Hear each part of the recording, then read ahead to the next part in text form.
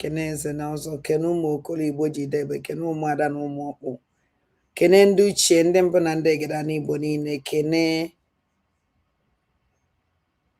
ahịa na-anọ ụbọchị naanị Igbo jidebe, kene mmụọ nwe ya ahịa, wee na-ekene mmụọ eke, kene mmụọ ya, kene mmụọ afọ, kene mmụọ nkwọ, wee kene mmiri nọ n'ala Igbo, kene mmụọ nwe mmiri, ekene mmụọ nwe mmiri niile nọ n'ala Igbo, ada mmụọ na-ekene, wee kene enu, kene anị, kene ezinụzọ, kene mmụọ na-emere Igbo ife na mmụọ Igbo na-emere ife, kene mmụọ eji wee fiwe ala Igbo, wee kene nne mụrụ Igbo na nna mụrụ Igbo, afọ mụrụ ọmụmụ ada na-ekene, wee kene mmụọ niile, wee kene aja ala Igbo na wee kene mmụọ eji wee fiwe ala Igbo, wee kene eze Chukwu okike abịama, ezi Chimada na-ekene, kene gị n'isi m na ezinụlọ m, kene gị n'isi Awarida Maazị Nnamdi Kanu na ezinụlọ ya, kene gị n'isi agbata obi na ezinụlọ ya, kene gị n'isi ụmụ aja niile zuzugbo ebe ọ na ha nọ na ezinụlọ ha niile, wee sị ka otito wee bụrụ nke gị ezi chi m ruo mgbe niile ebighị ebi. Ise ise ise ise. Ụmụ aja ka eke unu dị. Awarida Maazị Nnamdi Kanu, onye ndu anyị na-ekpere.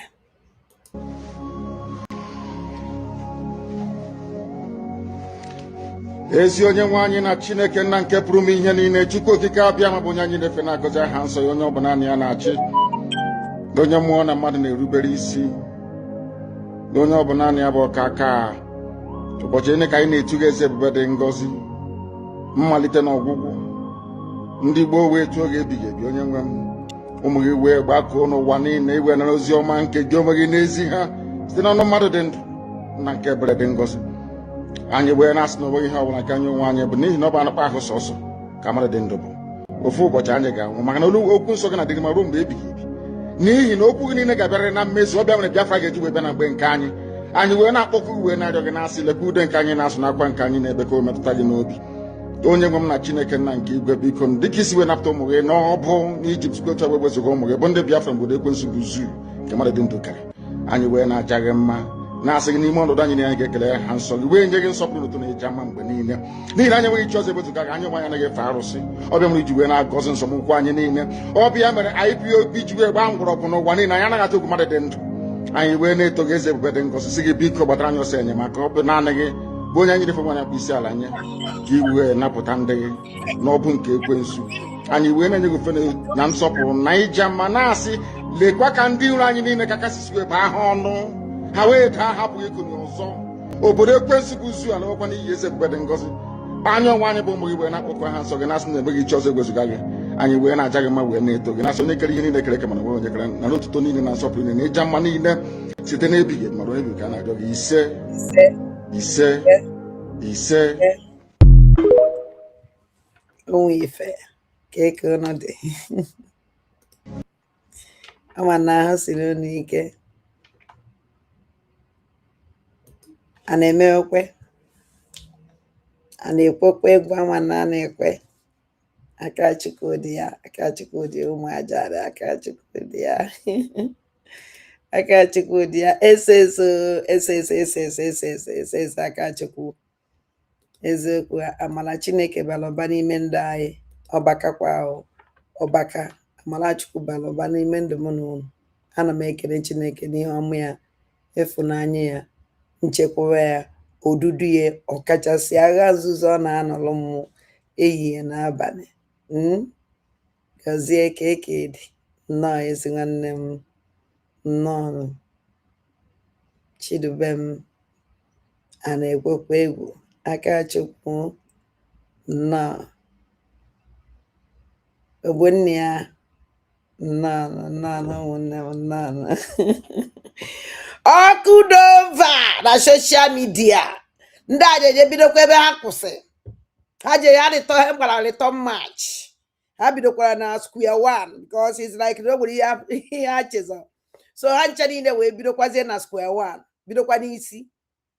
mana ha ma that na mụ nwa na onwe m across channel this mountain ebe a na-achọ ka a convince achala ugo ka ọ hafụ ịbịa join ya m ebe a na-achọ ka ha convince nnọọ achala ugo ka ọ hafụ ịbịa join ya m ọma that na mụ nwa ada ndị mbụ na ndị egede need anybody to join me so video ha kpọchabuola nnọọ ka ha jejere ewepụta o nwere nke ha wepụtara kịta onye wepụtara nke ahụ nnọọ onyekwa oh my god kedu ihe bụ ihe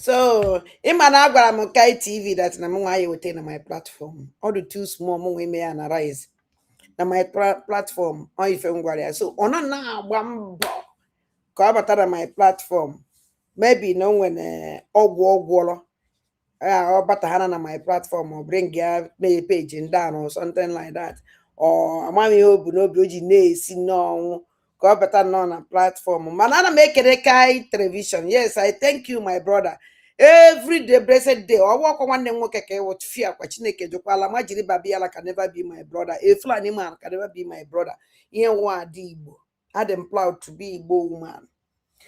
So onye ike gwụrụ ụnụ na mbụ gwa ụnụ na ebuo o ya agwa ụnụ na-ebighị ebi because nwaanyị a ọnụ fụrụ ebe ọ na-aya emenwe ife dị na mma ebe unu gịnị are you not ashamed ife na ọ na-emekwado ụnụ your madam na suffer nada your madam is sinking every day by day ihe na-ewepụta ọrụ ọma ọ na-alụ na-eme ka Biafra si mata na your madam is working very well nekwa ife ọma ọ na-eme nekwa ife ọma ọ na-eme nekwa ife ọ na-eme ọ na-eme ewere ebo ya ibo afụbe m unu wepụta ihe Ngozi Ọla bụ Gworo Fulani commander in chief of bandit melene ahụbeghị m ya.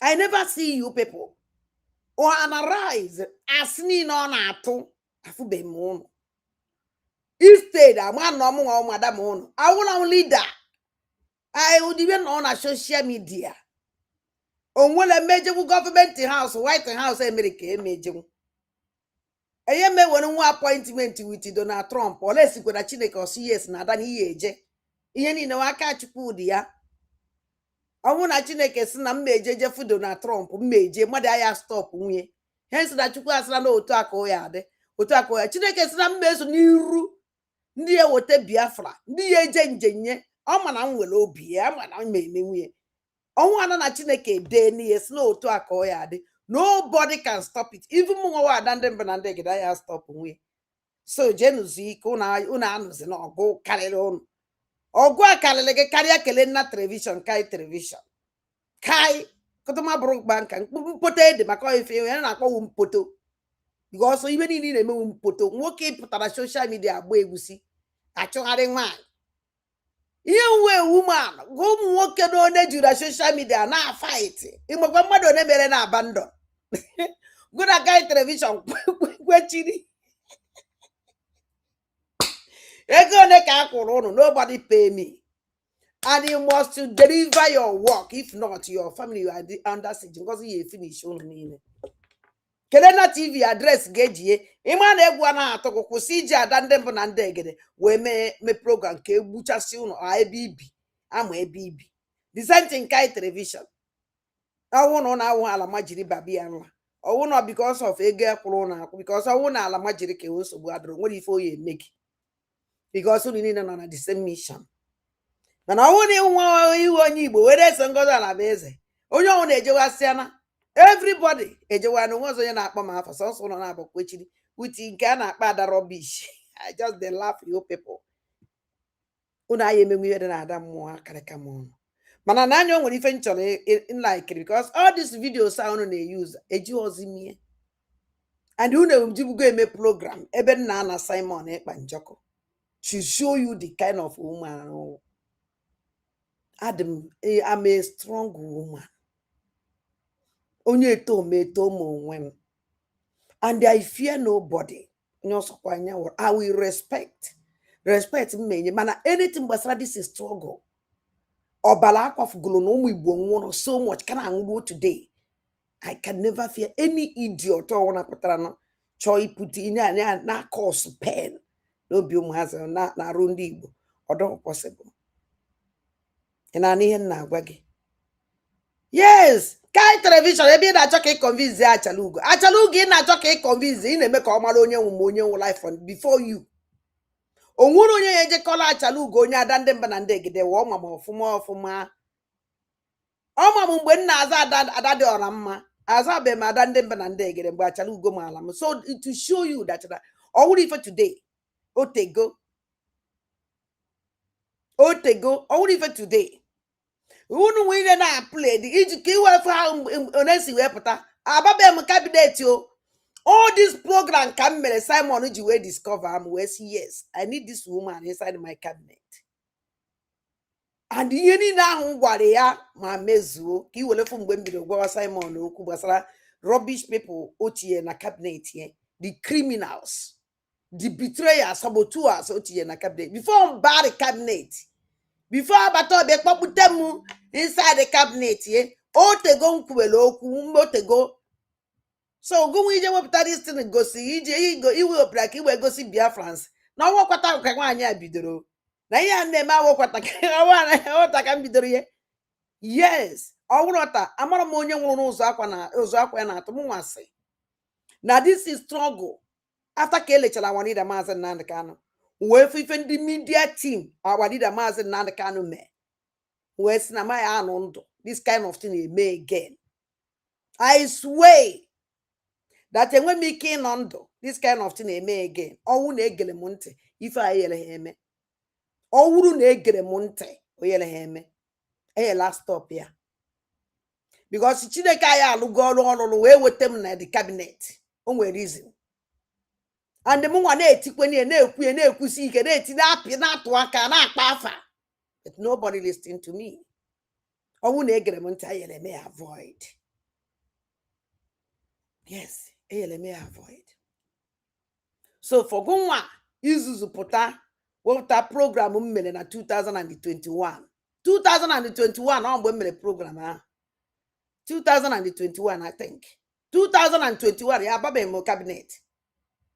Mgbe program m mere mgbe m batara na YouTube ọfụ mgbe m bido program ọfụ ihe nji mee program ahụ ọdụ nke my tablet ada na tablet or mobile phone ka nji mee show you that na ajọsụ mbido si afụ. Yeah, ajọsụ mbido si afụ. And the mụnwa kwesịrị iweta ịkpọ just ebe mma akpọ ka Biafrans fụ ihe mụnwa na-akọwa just only the place nkwulu okwu ka ndị be anyị fụ n'ife nkwulu da place ịbịara ewepụta akpọla Achalugo ka ọ dụki afọ ma na Achalugo ma mụ bifo ọgụnwa.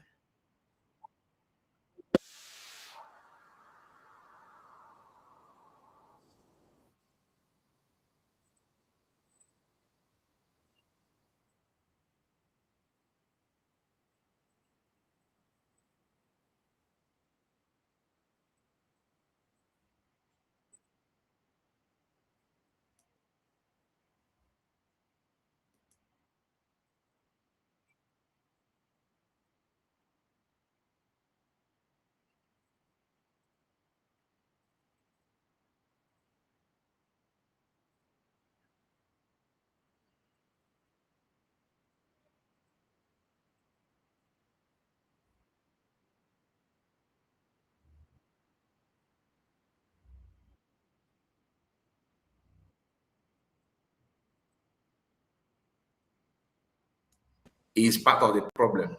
Why did you go to Finland with them? You went to Finland with them. So meaning that you falling back and talking now, first thing.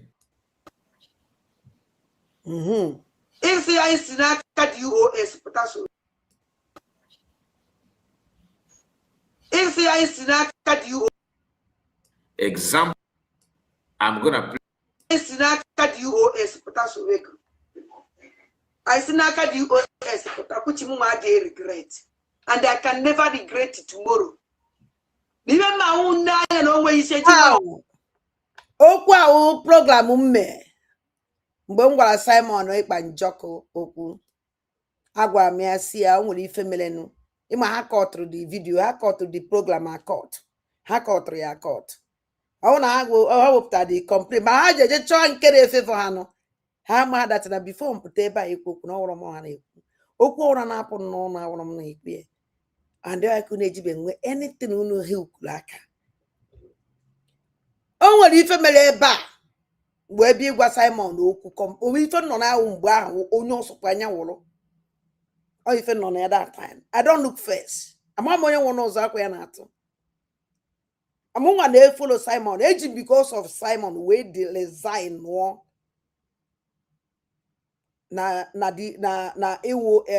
IPOB France. Among they jiri fego. I resign. Ego ni engine post all higher because na abanye mokpolo na phone. Mele for emergency meeting because on na phone na watch Simon Ekpa na my house. Aba emu we kpa mu na when am we se na me yakwusi na watch Simon Ekpa program na my house. Inside television nke njide aka ego mu go na akụ tax ya ka ya asem kwusi na watch ya abia gwa mi fe ma watch na bem na akụ ugwu uno. They were right. So from today I was in member on. When I can see we po wele ego nji send ele nne na ya anya because ozugbo we jidere awarida asonyo na jide ego be kwesi ka send ego because I want I send the money. Onye awete we kwesi ka send ele nne na ya anya ego ozugbo awarida maazị Nnamdi Kanu nwere nsogbu pam asonyo na hold go down send ego na ya send zi na account nne na ya anya onye aweta account enyezuru m account eto ekwe me send forward nne na ya anya send wele receipt tinyela na group sana my nwozikwa ego nji kuchi nke aka si we cancel everything we so Simon fully so nwere ife mere no mgbe ihe no egbo Simon me nke do mma agwa mi o me nke o me ana nke o mere do mma agwa mi o me nke ado mma ama mi bebe mebe nweta be ebe ngwara si achụsisi ụmụada na ya bịa emebia na ya bịa emebia afụla ndụ mpịawa azụ ondo okwu ndị okwu anaghị ekwu okwu ndị okwu ndị anaghị azụ anaghị anụ ụka ondo ekwucha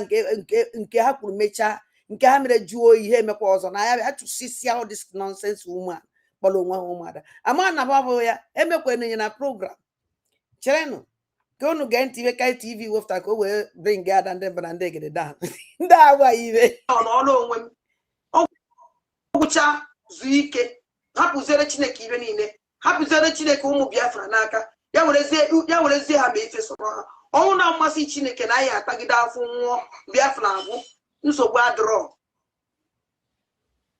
mana Simon ihe awụ ihe nkwu na 2000 and this video mere na 2021 or beginning of 2022 ababe m cabinet mgbe ahụ this program kunu were for that na afugo mo ihe a live from the beginning ife amelekita ọnọdụ anyị nọ na ya na afugo m ihe mgbe n'isi na mbido izizi bido tibe mkpue this idiot jewefta na amaghị ekwene ka osuso na-esogbu wuri ife na dịrị m nwa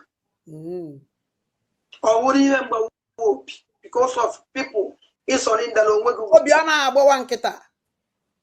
You have to ibekwa na your program si madam obi ọ na-agbawa m nkịta because of the rubbish people criminals oji wee sọrịnda onwe obi ọ na-agbawa m ọwụ na disgrace say na agbata obi is not a disgrace to me because o mere a wonderful job gara ọwụ na ọlụ ọfụgba ebe a ka o yela awụla a disgrace to me agbata obi emere ife ya o mere wonder by then onwebedo ibe o merele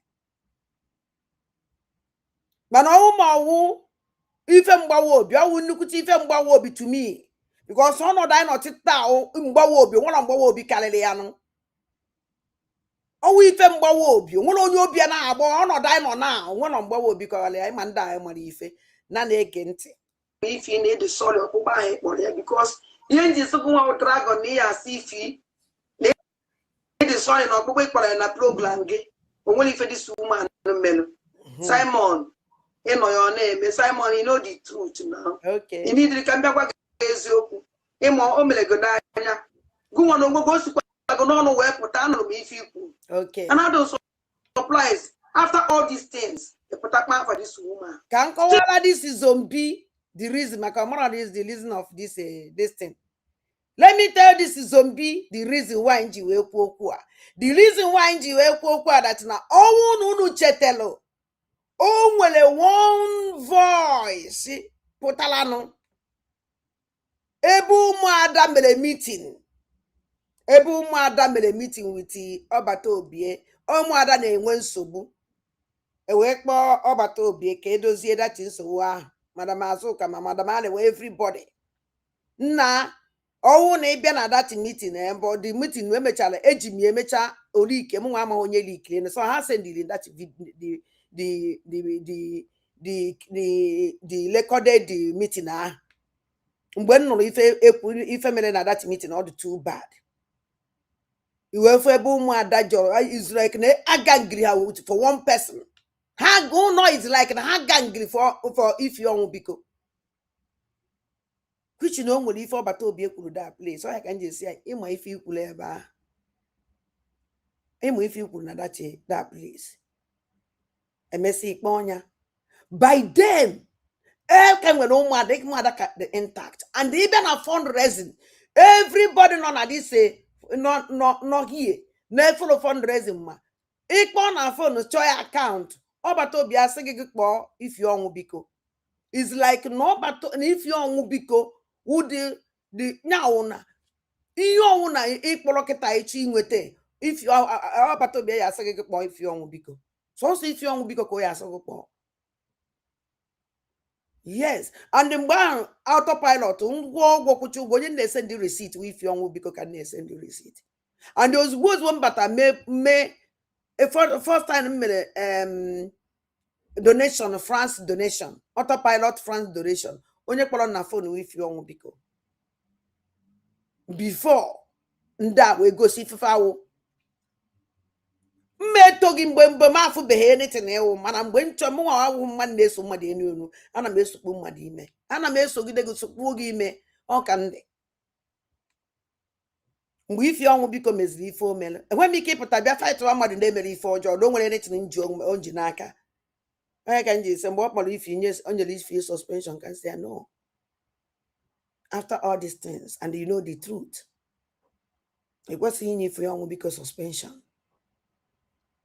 Before if you ọnwụ biko fuck up or from that suspension if you ọnwụ biko pam we turn against her immediately na na-ege ntị and ya nwa onwe ya amakwara the reason nji kwu okwu a and onye zivuru message amara go the reason nji review a message nji made this program. By then ababe na cabinet. By then I will be a member of ababe na their nonsense evil media team. I call it because he need another place for evil betrayers. The only good person another place we could na money could not for color if could not put an among pose rap of her. None again. Convince Gidegu.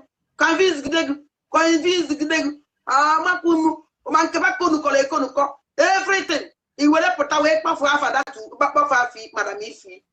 Kick off Madam Ifi, Simon Eka. Isn't need 100% happy. Now your program last program email. Simon asked. And now I email a mistake. Simon. And that John Massey. No one potassium na program I email and bossia. Need happy. Simon, I see it happy. Inside you, in a regret because you know the truth. Inside you, in a regret because you know the truth. Why? Simon, you have to go back to your God, though. Go back to that. Now, God. These useless people will put on this thing. Hane songozo la beze. Mommy. Omuron get the capable something. onwuro nke dị capable ịgwa ma ọ bụ ihe na ibe ị na-eme adịghị mma stop egwu a na-atụfa mana Simon ekpa njọ ka ị nwere right ịgwa ya na ihe o mere ọ bịaghị ibe ya emegunu and no threat of life shows you that na Simon ekpa njọ is somebody of nyawo no a law nyawo in fact is a leader. Likewise our leader Mazi Nnamdi Kanu ime ibe adọ o mee ibe adọ ma gwu ya onye ka eji enwe leader onye ka eji nwekwe na anyị and mụnwa wee journalist if I don't talk who will talk ka ebe nọzi na social media eme onwu niile eso Ngozi ọla bụ gworo flood call yourself a stupid media Ngozi ikwesịrị ọ na-eme ife na-agwụ ya ọ na-akọleti onwe ya maka ọnwụrụ na eme ya expose na-agwa ya na ife o mere adịghị mma onye na-apụta na-eme nonsense again na na-ege ntị ha agbakọtaghị azụ ime ahụ akwụkwọ Agadola mma ya agwago nwa Simon go back to your God, talk to them before your God will turn back against you. Oh, na Chineke Chukwu Chiga turn all back.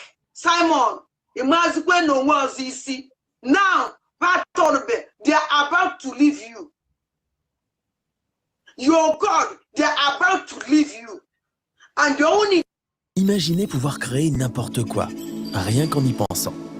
Voici Base 44. Now, this attitude, how this is. Donald Trump. Simon. Yes. Yes. All my right. All my right. Yes. I will protest. Esenye cartoon onya buri epụta kpagharịa. I will protest is my right. All my right ka ọ. Ndị amara ife. Ndị iberibe ama their left and right. Mami, enye ga-ego chingom ịgbafụta kọwa rubbish. Unu bidokwa na square one. Unu emechichicha. Disappear na social media. I can assure you people because I don't ready stop today. Talk less of tomorrow. More than maybe I'm more than every week. Ike Pentecost. Because what goes in Anna with ono. Even they made a daba. Or that, but they with the time now. They even they made a buy. They even they made bono unduzu. Unewiki with the time on way platform ne goes nank ne create awareness. Awareness only ne create unisha than them branding. Mpotede. Ekwe ka isi ede gozo si do serious. Because he no the ko onye isi ai. He achi ayi ofuma. Ichi ayi ofuma ma vo gi ike. Bam. And that made great. Eba. I don't know surprise. Now, why in the way when you tell this mobile, we go say that is true. This mobile is very, very important. I'm a journalist. I have many information. Yes. Go see that the man I don't match. I have what I want to have. And this mobile phone won't follow. True. You better mobile, I will believe. If the envelope mukri USB, even na dump, because ya mobile move envelope stock clear. I don't joke with proof. We will prove. Ejin nyafu.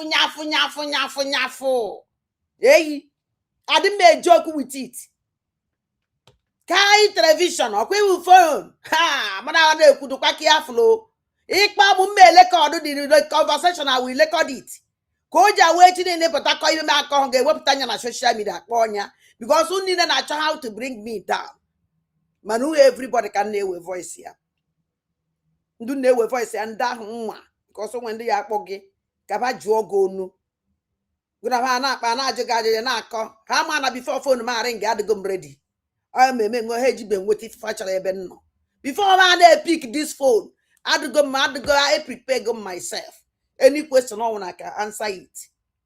I am waiting for actually. Gente. Now, Ekusiana. Because I told me be cover this nonsense, this man, be rubbish on a koja that rubbish or na platform. So if I can cholo, can no. Even this idiot who will bring God and them and they get down. And here I can stand in the reality today. And I can never change. Instead, it may change. I don't want to stand. na-aga sọsọ efe nchọ ka ịgwa gị imegide kwụsị imekọtara kwụsị bidokwa ebe ka ndị ọzọ nọ how many ka ebe ka ndị ọzọ niile nọ mụnwa dị winner unu nwawu a loser. Okay, so get out from my platform. So nonsense I chọrọ ịkọ ijere ịkọwara echi gị ebe a ya akọ ya here because I can't give you that chance to use my platform and talk rubbish. So no na platform gị gwa fada na ma bring gị anụ unu niile down ada ndị mbụ na ndị egere nwa aka abịakwana m ọzọ so I am na-eke ya unu ozi because without me onwe onye a watch program on without going ime ada ndị mbụ na ndị egere na platform gị nobody will watch it. Try as that awụ m ngozi dịrị unu madati na aka Chukwu dị na ndụ m awụ m ife na ndụ unu ụlụkwachi unu chika nwụọ dịrị unu because without unu nwa ị na-efono ị na-use my platform ihe eri nri aka unu wu lazy people lazy they nwere uru faba believe na ego na social media ka eji wee kpatifo eji wee zo ezinụlọ ya bas ndị YouTube gbara avụ va akwụzighị ụnụ ụgwọ ebe ya oshi onye ọjọọ ka anyị hapụrụ ndị a ụmụnne m ka anyị gaa n'ebe ọzọ asị nka nkọwalụ ka ngosi ụnụ ụhụ na nkọwa because ama na many people and they na-ekenekwana ya ụka television for him to bring this program. Ndị ara m enye ndị ezigbote ọrụ ịma ọchịchọ na-agbafa ebe a na-achọ ife ya ekwu gbasara ada ndị mbụ na ndị ege ọchịchọ na-agba ndị ya enweghị ohere eziokwu niile and ọ na-enye m joy ezigbote joy ndị ala ma jiri babia ala na-asị ya lie down lie down lie down that na ada enwere m time. That one I will come because your madam may GMA program na abanya. Mana before na may GMA program come go to megodo nke the month ya we see.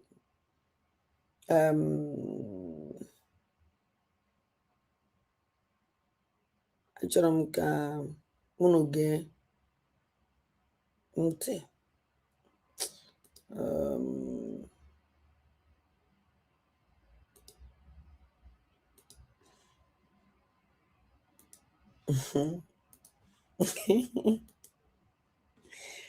hey, la hola vanitfia dande venande gera kwanso ke odelo mo wa wo sunu mu dede mmeme si uni uni kwete na na. Greetings, viewers and subscribers. This is BVI Channel 1, where we tell you nothing but undiluted truth.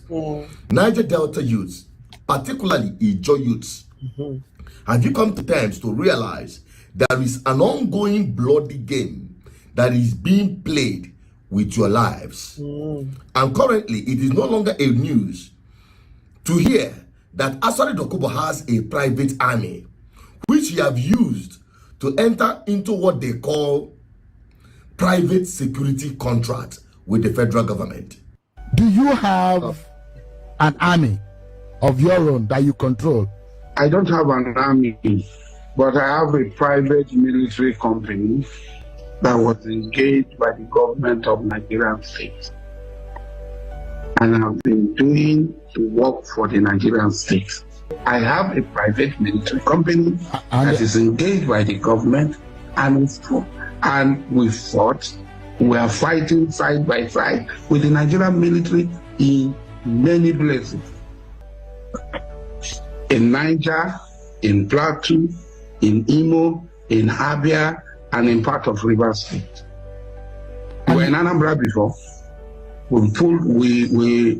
They pulled us out of Anambra. And currently, he is sacrificing the blood of Ijo youths at the altar of Boko Haram. And one of you brought me the report. Jusqu'à moins 50% sur tout le site avec les soldes de printemps de Belliani. Achetez maintenant sur belliani.fr. La plus grande sélection, des prix attractifs, belliani.fr.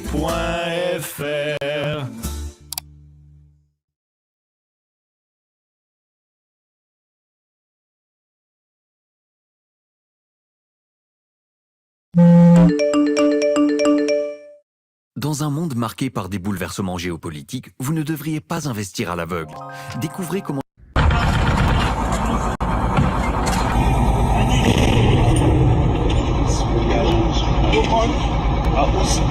Suicide bomber don't blow. Suicide bomber. Now that suicide bomber, you don't blow. I think the suicide bomber enter Kurokuro. All right, Niger Delta, I greet everybody, especially my job people. I greet honor. Zombie makalo kosi yoro we mo claim. Kusa boss zombie me mo claim. Leaders boss sempa mo claim. Make una take a look at this video we be say I want play for now. Before I go say anything.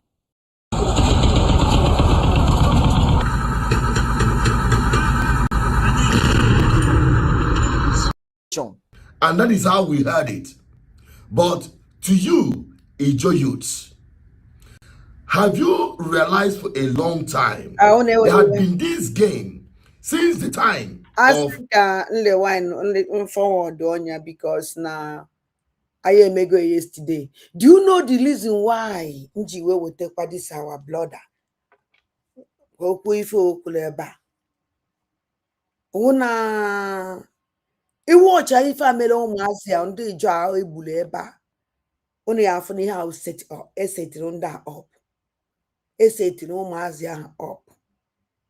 I've started up or set it up. Jobobusia that place. And the descent na started the Kubone make and goes on a base name. Descent on what if the same pattern. The same pattern can goes on a base name. Ewuno anonyi bode songozi sini songozi na nonsense ngozi ala beze. A man that needs is said to go nwegi ka egbuogi. Akpu mmiri na onu wele ekwie. Ife amelenda to asare dokubo umazi ijo. Because I want watch ya okwu and that guy kwuru that place see. That is suicide bomber. Emege explode, which means someone ordered that place. Oh man, order that place. And then watch at the movement of those guys in that place. If you find a meharia, ebina sanana we banana about even manada. If you don't go say no, don't less consign. If you don't need more the tank, no video. If the same thing can go on a base and a moment by the same time. Like in Paulo the day before yesterday, in Paulo yesterday. Omas na about snapper generation nonsense or no if for the kind of interview and a momazia, if for the kind of answer, Omazia Naza, if for that nifa plan deal. Then that branch and you know then them.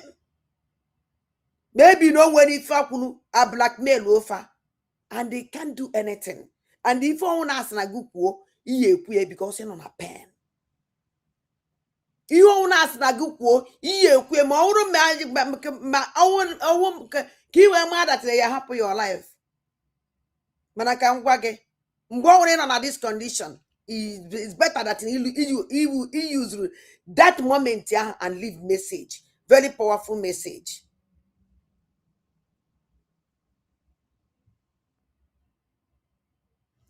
Inani na wage.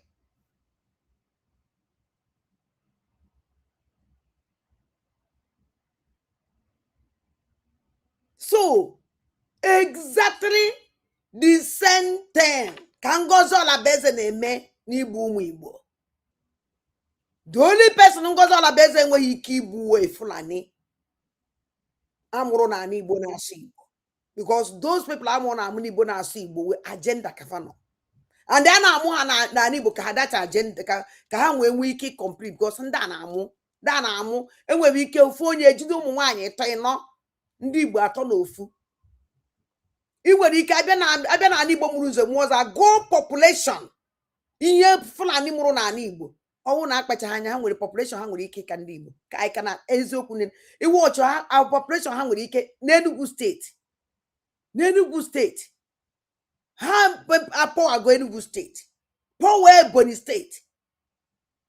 Ihe na target zikita ka ha power Anambra State, Abia State, Imo State, just ofu eriri juzi Imo State. Otu eriri and iwe weli and double hana kpama that eriri ahụ Biafran Liberation Army. Biafran Liberation Army wifeji kaji ani Igbo niile, in fact. Ani Igbo niile. Otu elili ahụ. Je. Adana mayo Chineke kele ụmụ Igbo. Ya biko, elili ahụ adọbikwana. O nwere okwu awalida Maazị Nnamdi Kanu kwuru. Ọ sị na ya na-agwa ụnụ kịta onye ọ na-abịa sinye ya ife ya eji wee fight. O nwere onye kwere enyi enu. N'oge luo na ife ya agwa ụnụ Satan go behind me. Because na mgbe a na-akpọ ụnụ na ọ na-aza ha. Ana m akpọ ndị Igbo mụrụ uze mụọ ọzọ. Onye ọwụ na binyite. Anyị niile binyitenu. Onye ọwụ na binyite. Ọwọkwa ndị anyị na-ekwukwa okwu ndị Igbo, ọwọkwa ụmụ anụ ụdị ndị IPOB London ajela ama jijiji. Anakọla akwụkwọ tuwusie. Anaba ama jijiji. Ọwụrụ ụdị ndị agha ye need such a man. I need ụmụ nwoke gbasiri ike naanị. Nwoke na-awa ekwu okwu ọda ụda. Ụmụ nwoke nwere onu nwoke ife anyị chọrọ.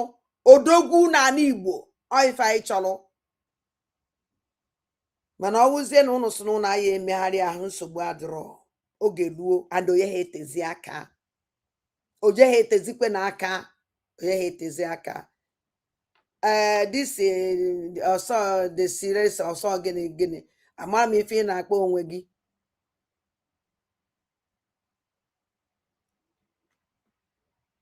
Ọwụ na idekwa ewepụ ngo from here. Amara na ị bịara distract m. Now ekwube m okwu na-continue na-ede ife ị na-ede. Ọ na-enyekwa m nsogbu. I will take you out if you continue. Insult ga na-akwa emetụ m n'arụ. Mana nọrọ hie ịnọ idekwa ịkpọkwa ofu iyi. Ịnọ ịkpọkwa ọzọ. Ịnụna ị na-ede like this enweghị meaning. I continue. Ama na ịchọ ka mee my program.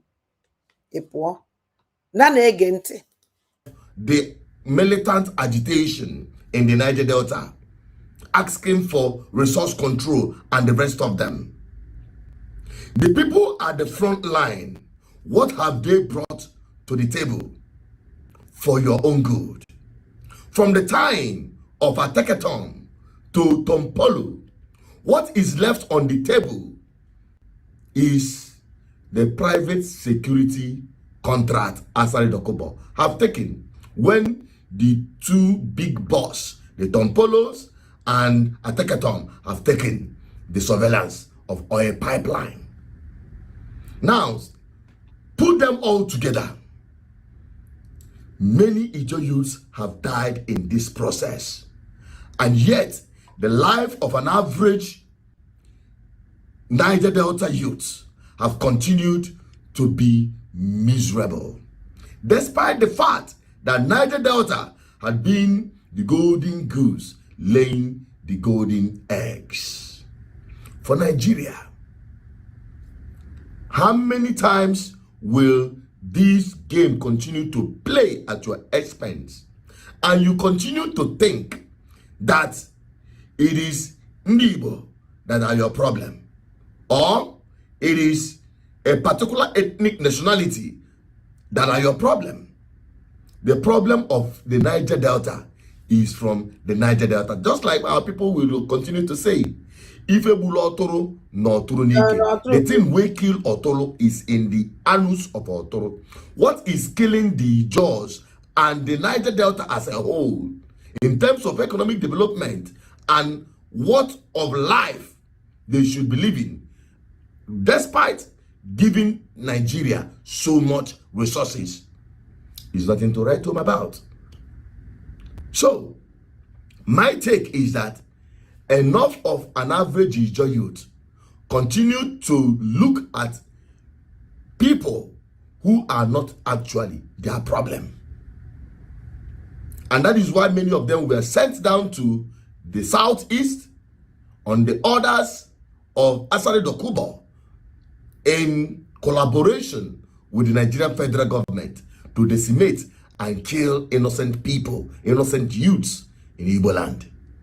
And many of you have thought that that fight is a fight against Igbo, but not knowing that you are all digging your own graves. Exactly. Stop listening to the worst of them all in the chess game, which is Asare Dokubo, whom many refer to as the toad in the creek. If they want to guide the pipeline, if they want to enter into security contract, let them put their own children at the front line. Exactly. Thank you, my brother. You get the game. I believe the message is passed. I'm here just to bring you this information. You can deal with the message and leave the messenger out of it. My name is Asuchelo Peters, your advocate for good governance. If you get this message and it makes sense to you, help me share it. The only solution to the problem of the Niger Delta is good governance. And it can only happen and be guaranteed if truly you have good leadership and balkanization of this country to regional government, so that you know go talk say person is after your own resources. I rest my case. My name is Asuchelo Peters, your advocate. Thank you, my brother. Thank you. The sus kasa the sus amama efe kpọrọ afa gị. Achọbụrụ m iwepụ gị mana m ewepụ gị nọrọ here. Because I na wepụ gị pụ eje sa that na ịkpọkọtara m iyi kpọkọta iwe wegịta nwekịta m wee wepụ gị nọrọ here kpọwa ya wee were iyi ya akpakpọbe m were iyi ekwu ekwube were iyi akọkịta iyi edebe anụbe were ike ya edebe before emene nke karịrị nke so nọrọ here apụkwana. Because if a man of family don't go anywhere. Oh yeah. Kai genu ihe ikuku na akwulu. Very important.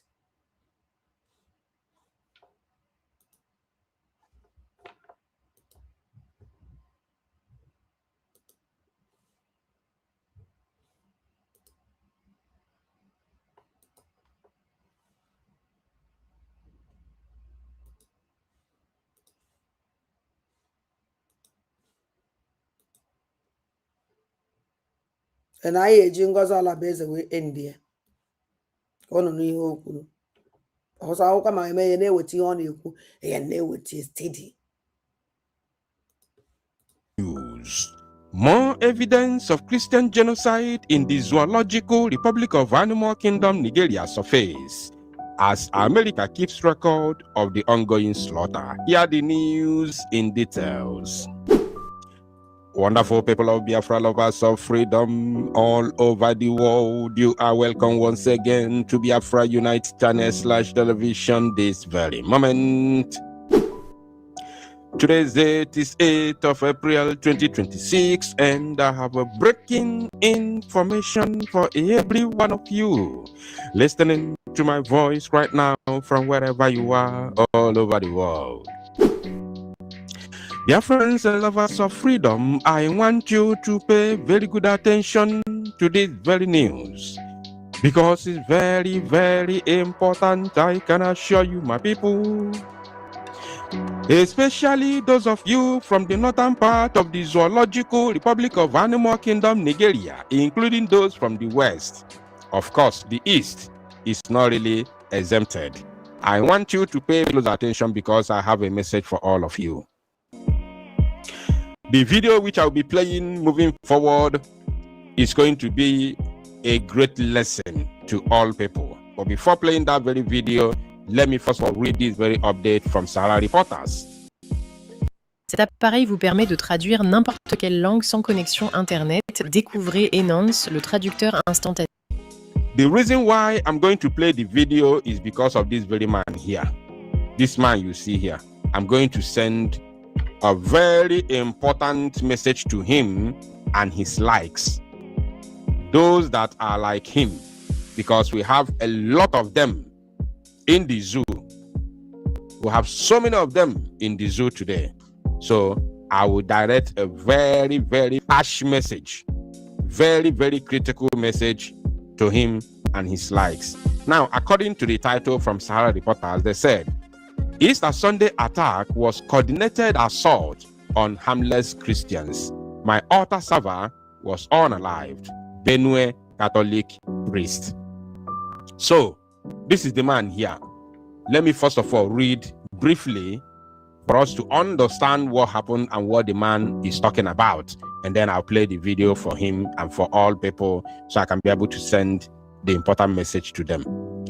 The visibly distraught cleric narrated how the horror attacks unfolded at the peak of Easter celebrations, leading to chaos, deaths, and the death of one of his altar servers and other worshippers.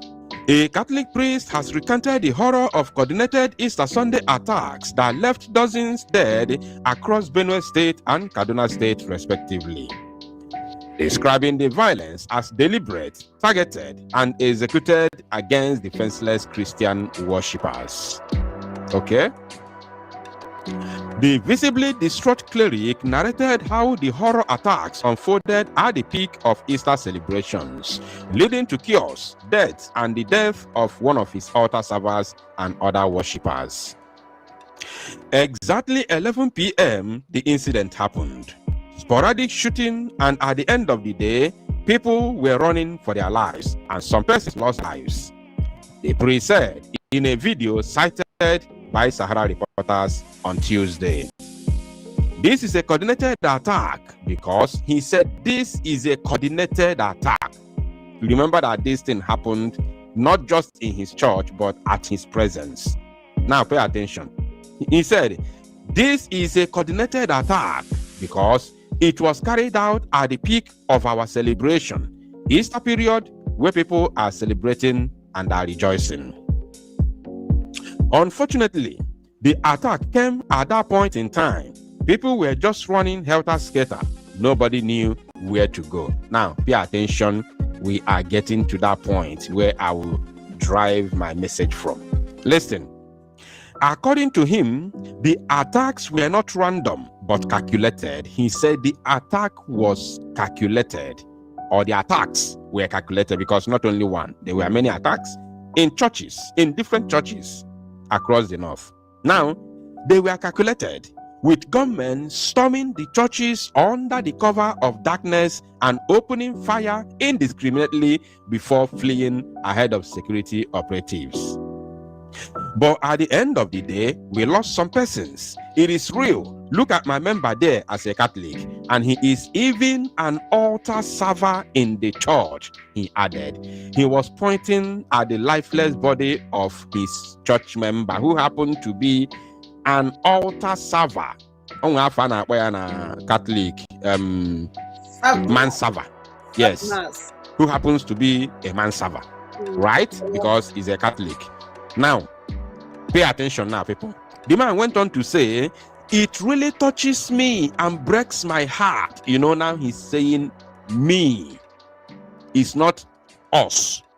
I want you to be picking something because my message will be brutal. My message is not going to be, I'm not going to pet anything. I'm not going to mince word. And not only to him, I will send this very brutal message to his type, because there are plenty in the zoo. He's a Catholic priest, a reverend father in Benue State. Now he said, it really touches me in Cameroon direct. It really touches me and breaks my heart to lose somebody that after worshiping in the church together just in the night, just because of the disaster, you came and you cannot see the person anymore, and two other persons from other denominations. Now, listen, my people. The man went on to say, this is the real deal now. Pay attention. He said, the priest, struggling with emotions, insisted that the killings were intentional and specifically targeted at Christians observing one of their most sacred religious celebrations. This is the cocoa, the point. Let me take this again, only here. The priest, struggling with emotion, insisted that the killings were intentional and specifically targeted at Christians. Look at that place. He said, specifically targeted at Christians. Jetez vos fossiles lourds et inconfortables. Les fossiles, c'est fini. Aujourd'hui, on utilise tout ce mascara métallique. Wham! So, do we now have Christian genocide in Nigeria? The question has answered itself. Exactly. Yes, we have Christian genocide in Nigeria, especially in Benue State. Now, in conclusion for this reading, before playing the video, they said, that is just what we are experiencing. What we are experiencing. Not that is what we have experienced in the past. No. He said that is just what we are experiencing because it is ongoing. It's still happening. And there is no any sign of it ending anytime, any day, or anytime soon. That is what we are experiencing. I can easily term it an intentional unaliving of people. Somebody on his own will intentionally come to unalive you. And as a Christian, you are celebrating. Now, I don't want to go on and read. Remember the words of this man. He has unequivocally told the whole world that there is a Christian massacre, a Christian genocide in Nigeria, and especially in Benue State. Now, pay attention. Let me play a certain video for you. From that video, I'll then send my message to him and his likes, because there is a message for them. Pay attention. I speak to you. I am a man of the cloth. So I am a reverend father. So being in governance does not take that away from me. I am still a reverend father. I came in as a governor, as a reverend father. I am working with the fear of God and the compassion of Christianity and humanity. And at the end of the day, I'm still going back to the church as a reverend father and a good Christian. So that is for the record. We need to understand this. In my state of Benue, we don't have any religious, any ethnic, any racial, any national or state genocide. We don't have that. Do we have a number of insecurities in the state? Yes, we do. But it is not a genocide. Someone would need to go through there to check the United Nations definitions for this. Have we lost a number of people? Yes. We have at different stages. If I've given you a background of the challenges we've had many years ago, we're talking about the agro-pastoralists. Now, this man just talking rubbish. His name is Alea. He's the, of course, the sitting governor of Benue State. He claimed to be a reverend father. He was a reverend father before becoming governor or before becoming a politician. And he claimed that after he finished serving as a governor, he's going to return back to, a church to continue his reverend career. Now, he was a reverend father before becoming a governor. This is not the first time we are seeing a so-called man of God becoming a politician or all the time. Nandu ye take Christian turn wafer to a watch. Wonder pastor, ndu father, ndu bishop, ndu Chukwu Selemensi, kejovika bido already. All this is so called Ndishoka. Often won't do ye mean. Ebe this man who a reverend father. Number one, what if it was a reverend father with a politician with the politics? A reverend father. You know, we will this thing. Only this man who a Benue couldn't say this the reason. When this kind of attack. The reason why when this kind of attack na Benue. Because of a reverend father who is a governor. On a cage is a woofer in the hanging nazo. I'm very sorry. One day, Unuyane Basi, I done them banande get a kuponive. Ibo ya go that na hey, no before you go Bible, you actually know back and the man no Bible would do the main one. Now the one main one or the other one. Or if I am one, good drop zikwe nka inakwa eso m icho so mi so me inakwa eso m nka gbasara gi ejewala m no kwa ebe aka ya no the love of be ka ndị mmadụ na love ha patara oji awụ pụọ na ndị ana na-eme nobody is complaining fa na ora ewediwe iwe ihe akwụkwọ ndị na-akụrụ fa aka majority carries the vote ihe afọ majority eso because of the love ozugbo a na-abata eme ya onye isi emebe ya onye isi o na na-ege ntị na na-ene anya ife ya emenu ikuku na na-ekwu occupying a public office. Yemi Osibanjo was a pastor. He was one of the big pastors in was he Redeem or something? You can correct me in the comment section. Yemi Osibanjo was a pastor. He became a politician, and as a vice president, deputy president of Nigeria, the Fulanis used him to destroy Amoteku.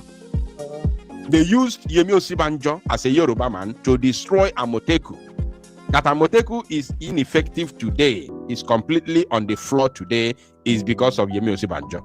We saw everything when it happened. Now, this man has become a politician, an APC member.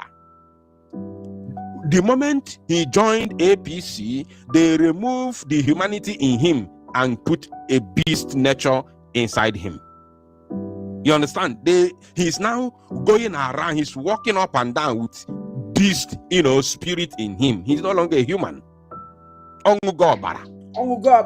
man forget Chukwu. He has nothing to do with God anymore. He has nothing to do with humanity anymore. Oh my God, Ikukuna, thank you very much. Because when you speak my mind, in fact, inside my heart, if one of these people will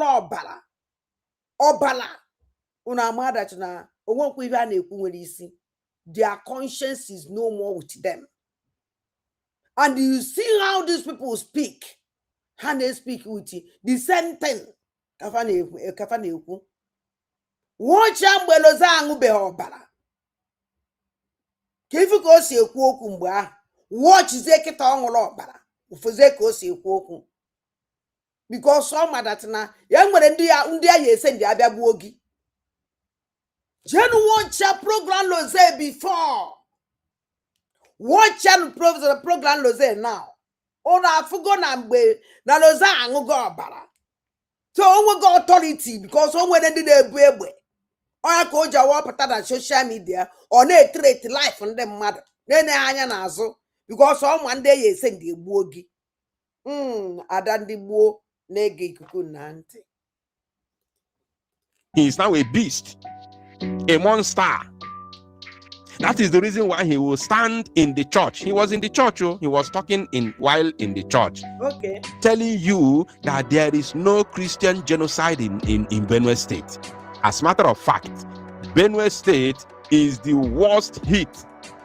When you're talking about Fulani terrorism and Christian massacre, genocide in entire Nigeria, Benue State is the worst hit. Because I'll give you an example. It is only in Benue State that you go into villages and communities, you find out that the original owners of those villages and communities are now living in IDP camps. And yet, their houses and their ancestral lands have been occupied by foreign Fulanis. It is only in Benue for now that the Fulani oligarchy is living up to their dream of taking over Nigeria and bringing in their brothers and sisters, their cousins and nephews, their relatives from other African countries.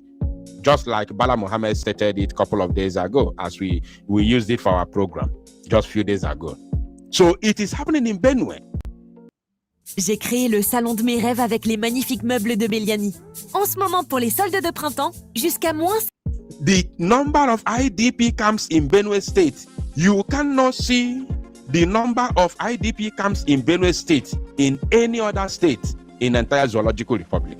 Even in Borno State, even in Zamfara State, Benue State has the highest number of IDP camps in Nigeria.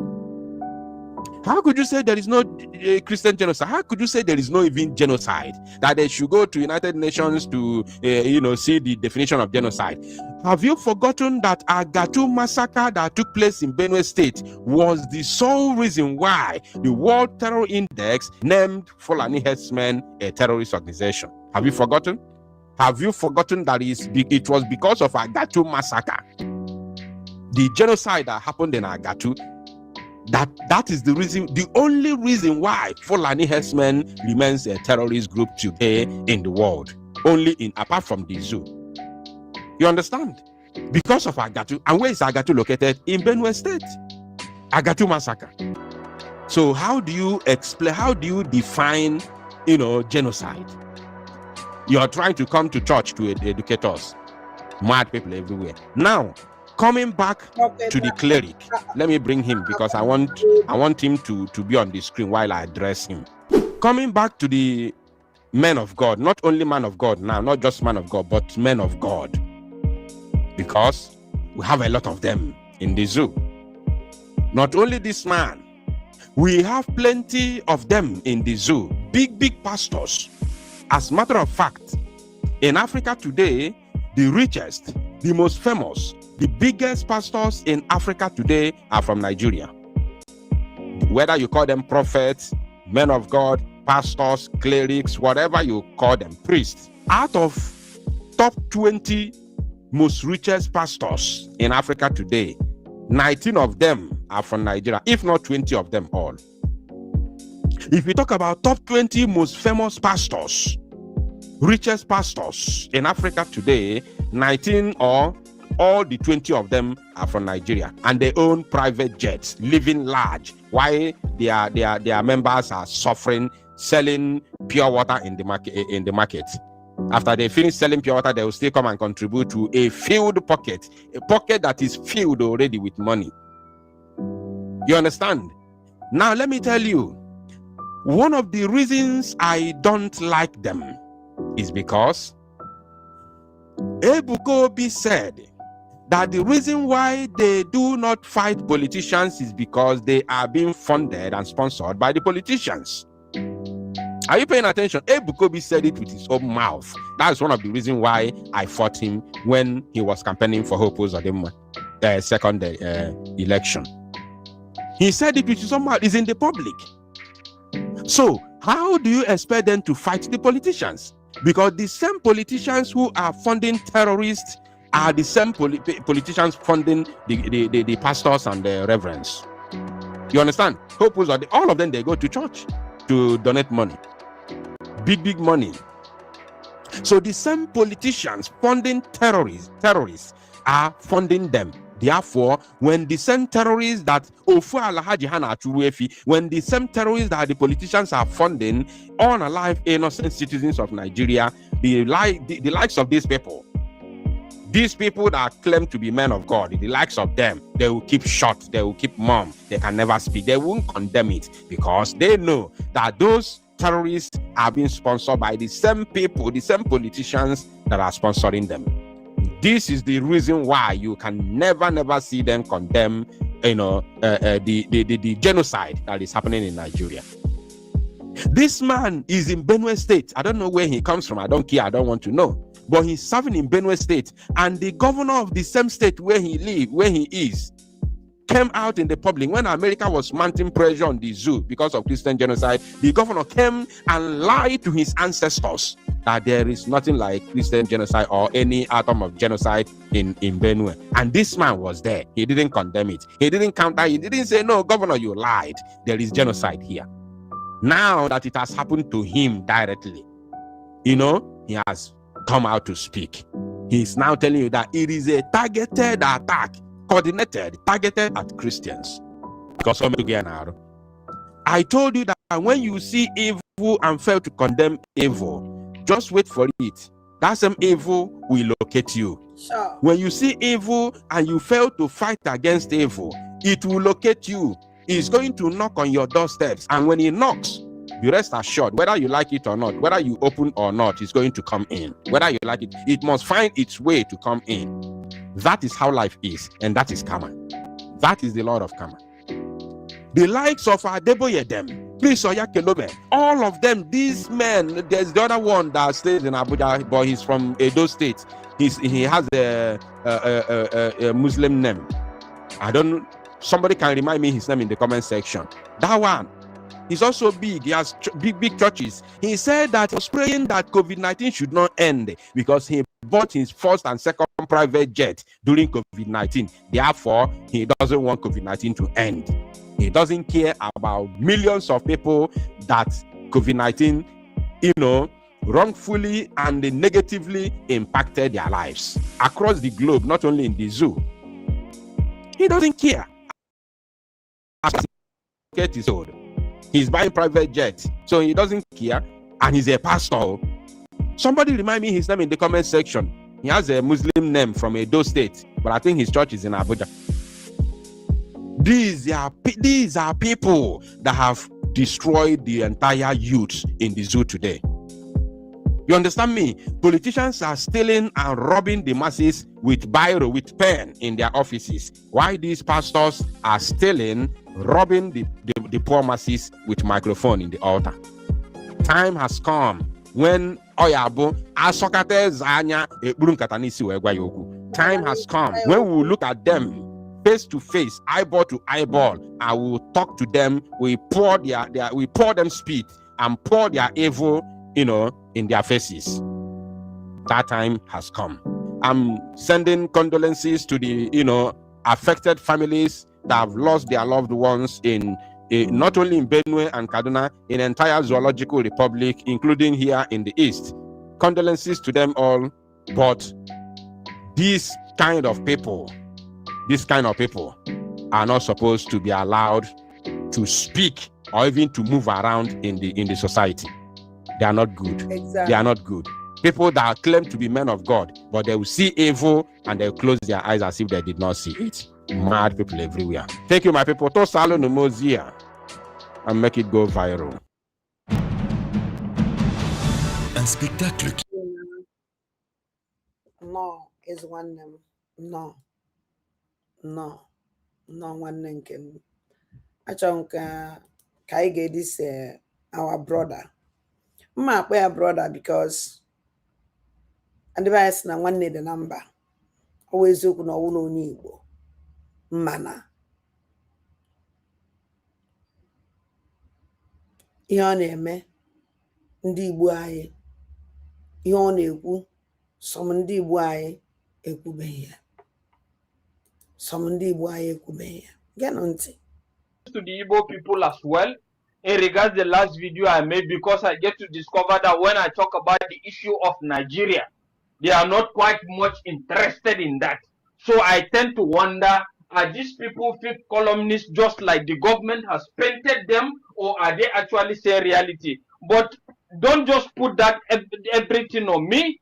I like seeing things for myself before I establish a mindset. And if I must tell you the truth, I have actually seen the reality, and the reality is the fact that with the present reality of Nigeria at the moment, I am telling you, the delusion of one Nigeria is going to remain nothing but a mirage, nothing but a scam, a collection of an adventure that is all about annihilating people that doesn't have voice and actually promoting people that by virtue of their restless prig have actually succeeded in producing children that are going to remain a disaster, not just to this present generation, but to the next generation.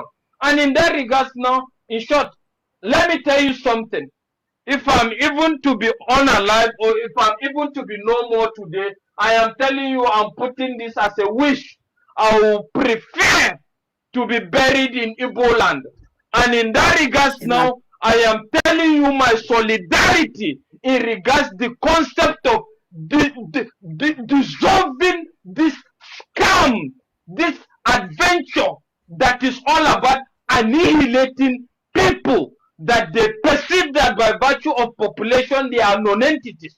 I am telling you. And in this regards, together is either we buy all for this thing, or at the end of the day, the right thing must be done. My apologies to you as well, but let's forge ahead. Let's forge ahead. I am telling you, at this point in time, I've established a mindset. I don't care any idiot that is talking about everything. Give Yoruba man his part, or regionalize it. Give Igbo man his part.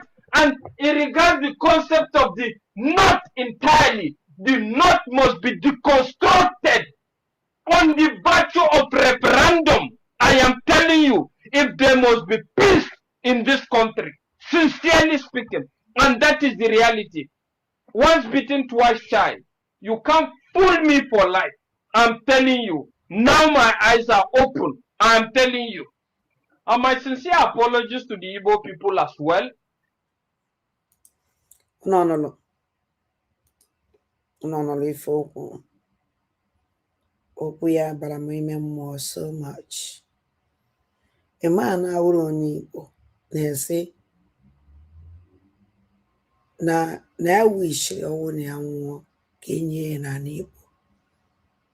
Show you that na of how powerful Igbo people dey, and the kind of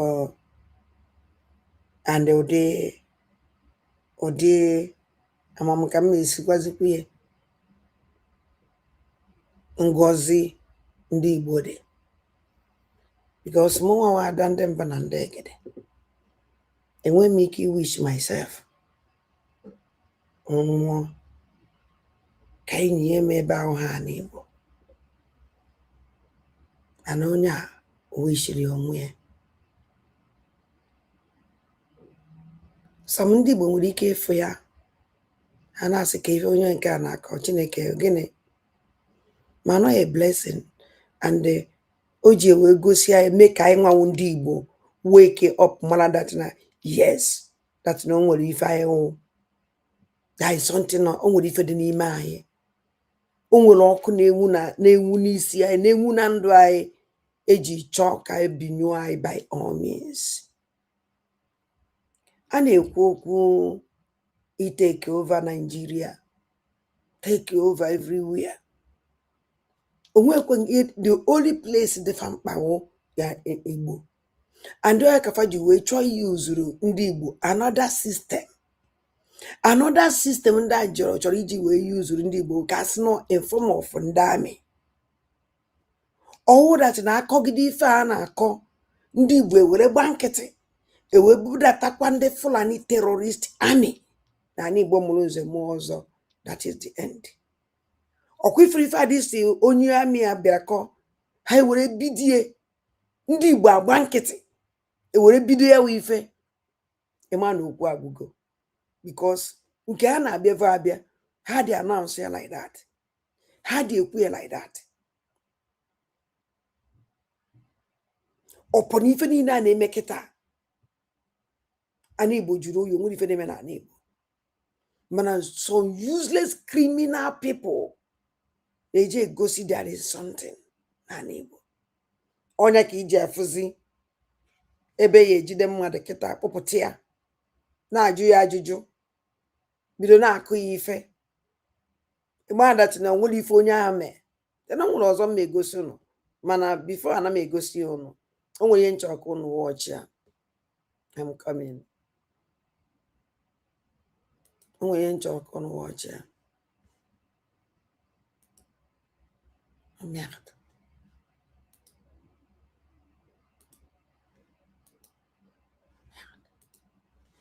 O nwere ihe nchọrọ ka unu watch ya.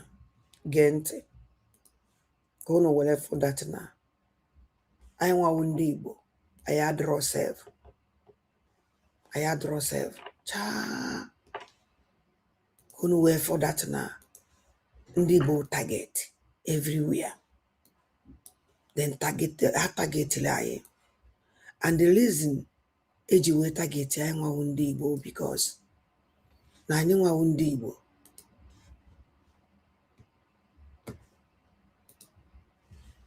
the reason why eji wee target anyị nwawu ndị Igbo. Achọrọ nke unu gee ntị ka unu n'ife this our sister kwuru going on between Ndi Igbo. A lot of you are not aware of what is currently going on between Ghanaian traders and Nigerian onion sellers. Okoto, Domba, Ndibo, Chunu Mwanya, Chunu Mwanya. And of course, it's not trending online because Igbos are not directly involved. If it were Igbo matter now, everywhere would have caught fire. Regardless, I go talk about them because the gods of Igbo land are working overtime. Karma is at work. Yes. Listen, in Ghana, Nigerians are commonly called alata, meaning pepper sellers. This name comes mainly from the Yoruba traders, who are well known in Ghana for selling peppers, onions, and other foodstuffs. Over time, the identity became attached to Nigerians in general, especially those in trading. Now, during the Ezindigbo issue in Ghana, when some notorious Yoruba no voices were pushing narratives against Igbos and encouraging Ghanaians to act against them, things escalated. In the midst of that crisis, one of the actions taken by some Ghanaian traders was to block Nigerian onion sellers, that's the Nigerian onion traders, from operating freely in their markets. But here's where the irony comes in. The people who were mostly affected by the move were not actually Igbos. The real victims were largely Yoruba and Hausa Fulani traders, the same alata people known for selling onions and peppers. Many of them suffered heavy financial losses as their trucks loaded with onions were left stranded. It was a painful loss for them, all because Ghanaian traders insisted they should stop trading and return home. Meanwhile, as we all know, Igbos are not heavily involved in the pepper and onion trade. Igbo traders are more dominant in electronics, spare parts, and other technical goods. So while the intention may have been to target Igbos, the consequences ended up hurting others, ironically, their own Nigerian brothers. Now, in response to the shortage created by blocking Nigerian traders, many Ghanaian traders decided to look elsewhere for onions. They turned to Niger Republic as an alternative source. However, that move came with its own complications. Ghana already has strained relations with Burkina Faso, partly due to issue of mistrust and regional tensions. Because of this, Burkina Faso reportedly refused to allow Ghanaian traders pass through their territory to reach Niger. This left Ghanaian traders with only one viable route, through Nigeria. So they passed through Nigeria, went to Niger, bought onions, and were on their way back. But upon returning, the Nigerian army reportedly stopped them at the border, reminding them of how Nigerian traders had been treated in Ghana. As it stands now, many of those Ghanaian onion trucks are being held, particularly around KB. The traders are counting their losses and expressing frustration, accusing Nigerians of being unfair and harsh. On the other hand, the Nigerian authorities do not seem willing to back down easily, given the earlier treatment of their citizens. Yoruba Rowan, have you guys seen it? Have you seen the consequences of your evil and devilish action? Yeah. I need Ghana there. On one side, in our church.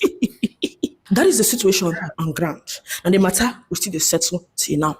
And once again, it is not trending because Ndibo are not directly involved.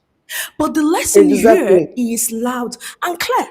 What started as an attempt to target and humble Ndibo has now grown into a wider trade conflict between two countries. If care is not taken, it could even affect long-term business relationship between Ghana and Nigeria. Exactly. And the matter will still settle now. Bye. Don't miss out. Register your kids in our Igbo and mathematics classes today.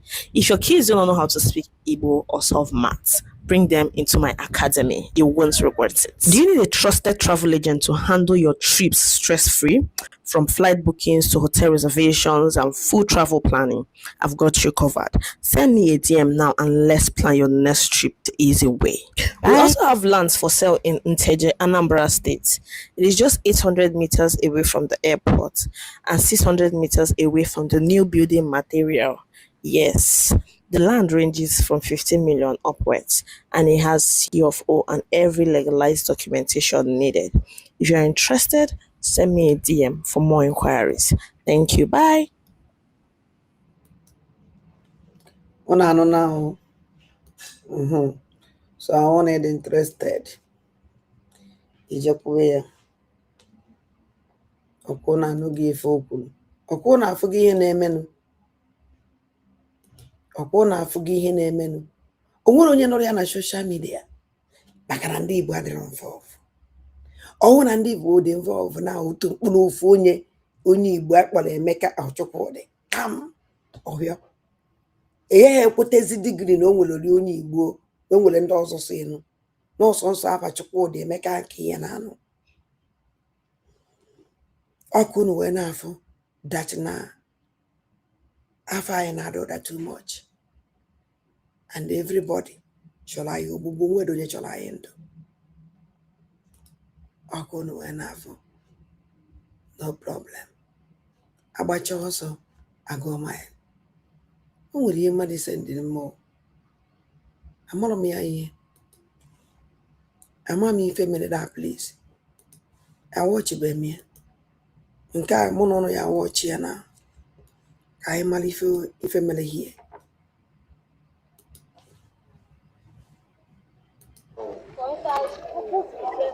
When one man don't come down from the keke, don't carry dollar, give that keke man. Eugene is video. Eugene, get video.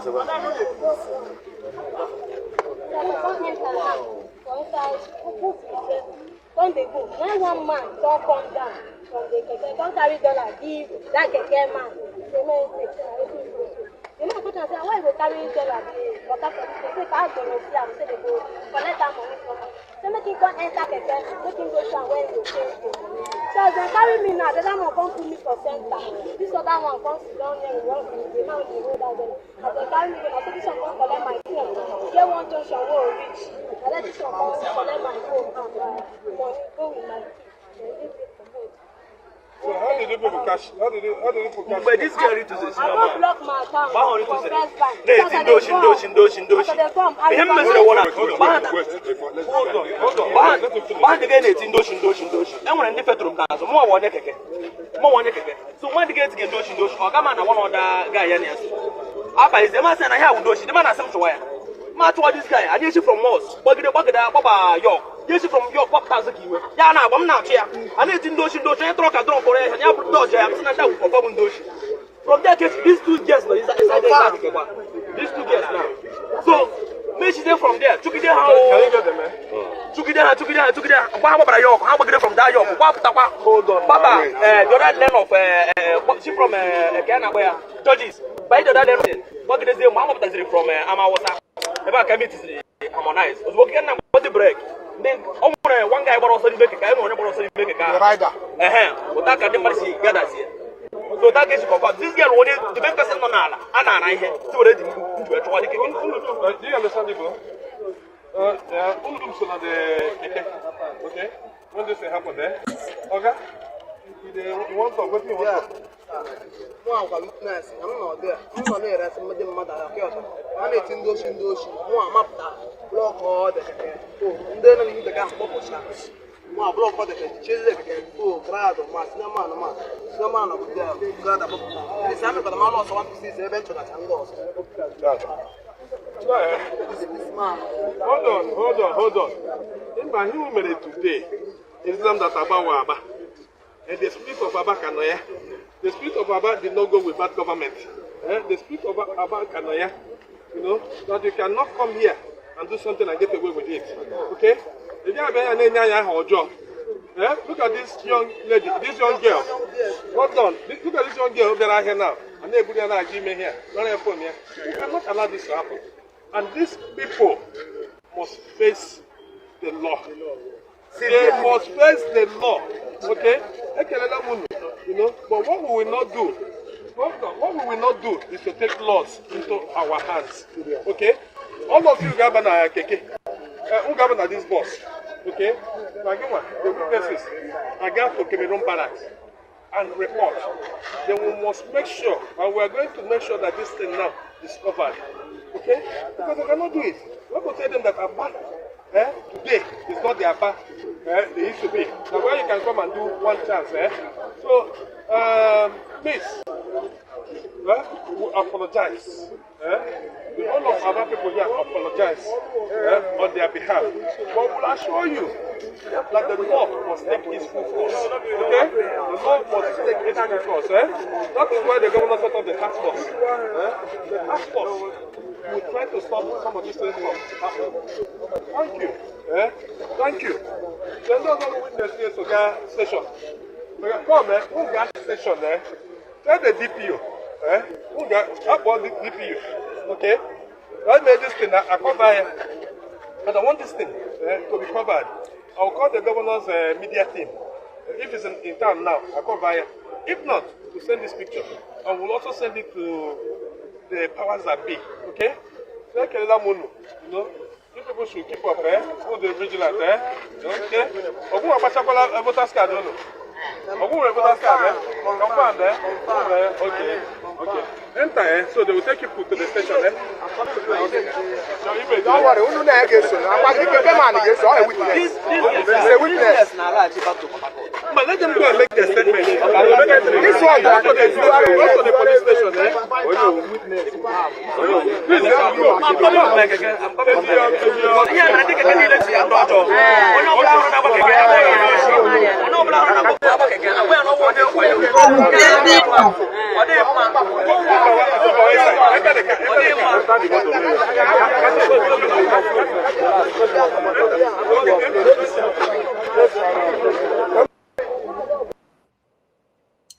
Fugo, this week, Kikuku na mere program, I think.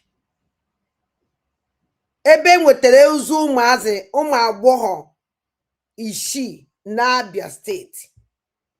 Egbukasịrị fa, bekasịcha fa, wekọrọ their particulars. Dump ozu fa. Fugie. The same group of people, can this man na say, na ye take law onto their hand. In an kidnap young girls. Young girls. This man or yasin that no her that in an Abia state, no one ebe with rozu mazi si, abobia, eburiko, because fenaro, or yasin yano ya. They tell you now, because kidnap a young ladies like this. Work up at say, Navana ever taking a law into their hand. Haje report or Haje kita police report, Jidefa. Ndebia report Kaya or Hapuzendu on the name if because I tell you descent. Obokalambo John, I want to book their voters card. I want this lady because OJ Banketa or the end of her boy to go away be a barrier or be acquired with victim. Okene Chineki, Ejiwa or Malako, yes, in a long way. Can they go to Chinek and all help all these criminals? Help all these criminal police and their criminal army. If I men look at the video, maybe. Own age the render he was yeah, jungle justice. So if I never before. A bit of that jungle justice. Mana only jungle justice will not innocent people. Let me show you people something. Can go to moon if that's the way you be man. So chere Emma yesterday night. I'm going to go see yesterday and can go sit on. Can there be bag of terrorist in Gozi? Jiderenda nde kwezi yeso hano. Tag abo fi Bobby Ibo. Abeba akabe na bakamoto. Then another one. Acho nkunu genti eba. Just were no ntinu meloche. Now hello me wedi now unne zo hendu nezo ejidunu na abale ejidun this night aha den higi wan ya again Anabel oh yeah be just were ntinu meloche o genti ifonya akwule eba. Now hello me wedi now unu ezo ihe ndị unu ezo. N'ihe na-enwe iwe now. Unu na-ezo ife ndị unu na-ezo. Atụla ndị anyị ga-ahụ. N'ife na-enwe iwe now. Na unu na-ezo ife ndị unu na-ezo. From there, abụ enyi gị nwaanyị ahụ ọwụ onye na-ege ntị. Ejide unu n'abalị. Ejide unu this night. Aha dị enyi gị nwaanyị ọgịnị. Annabel, onye ebe? Onye abịrịba. Ole ebe matara ya? Then gị nwa na oge ike obi. Na ọkwa na-atọrọ mashi n'elu ya. Abi? Na-eme ka nghọta na ọkọ zene gị biri gị ihe ndị a. Well, ihe ndị a wụ ihe ndị ezoro ezo. Well, all these things ihe ndị ezoro ezo. Abi? Guys, mụ aka iji gwu egwu. Ọma m na ụlọ ọfụrụ ihe dị n'ime akpa na n'anya achọ nka ibido disi n'isi ka unu were fụ dị kind of ibe a na-abịa egosi anyị na social media. Egosicha ya na social media egbuo ụmụazị ya. Anọrọ n'ihu gị wee condemn muo life mmadụ. Wepụta na social media gosi gị. Some people are not support this kind of evil. Na-ege ntị. Na ihe na-ewe m iwe dị na-awụ unu na-ezo ihe ndị unu na-ezo. Ejide unu n'abalị. Ejide unu this night. Aha dị enyi gị nwaanyị ọgịnị. Annabel, onye ebe? Onye abịrịba. Ole ebe matara ya? Then gị nwa na oge ike obi. Na ọkwa na-atọrọ mashi n'elu ya. Abi? Na-eme ka nghọta na ọkọ zene gị biri gị ihe ndị a. Well, ihe ndị a wụ ihe ndị ezoro ezo. Well, all these things wụ ihe ndị ezoro ezo. Abi? Guys, mụ aka iji gwu egwuregwu. Jide ha.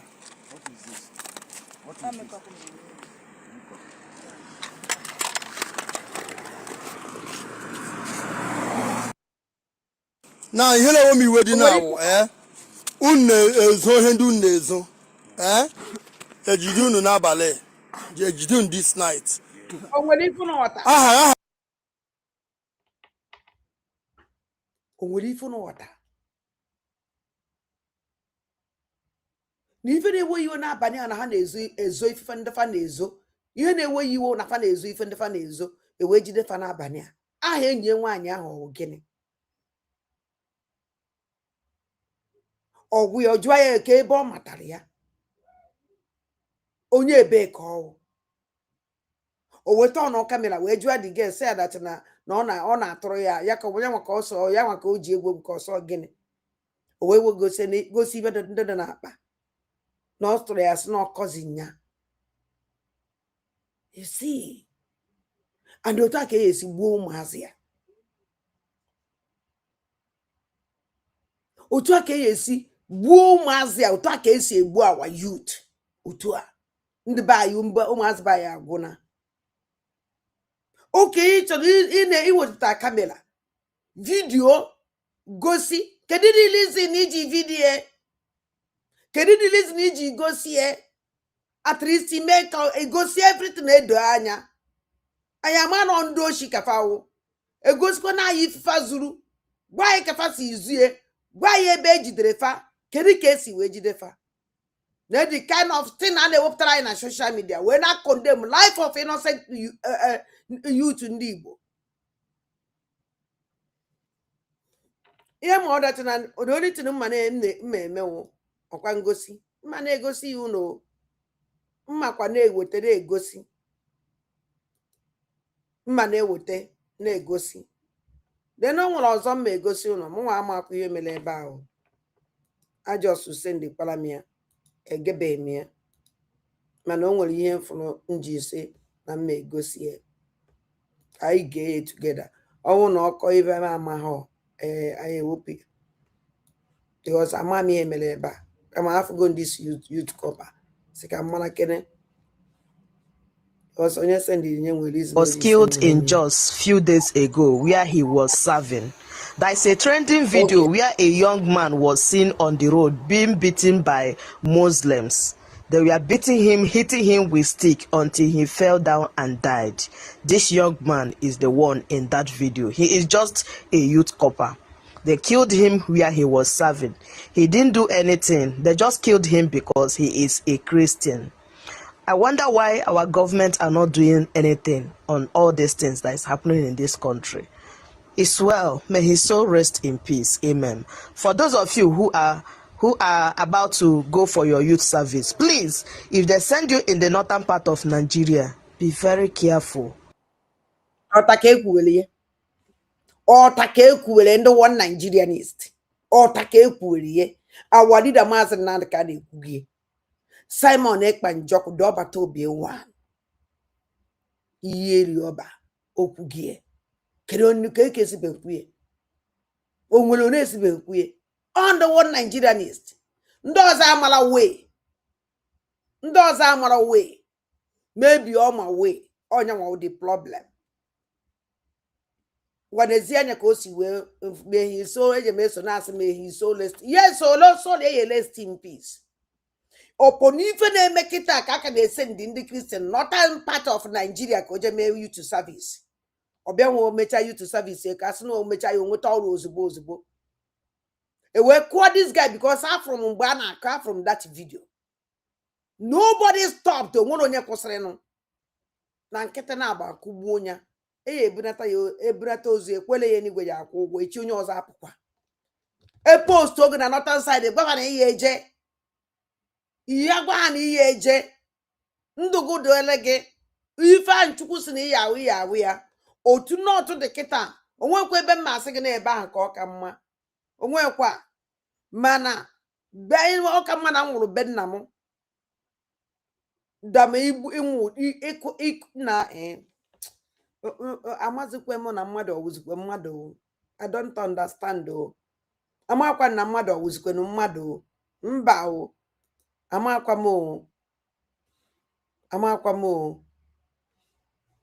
na mmadụ ọwụ mmadụ. I don't know.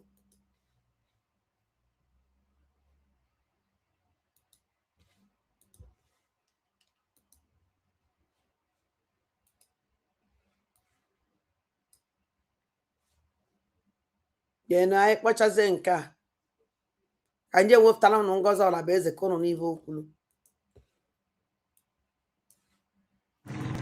You have complete house. One on the choosing. All of them down. Disaster.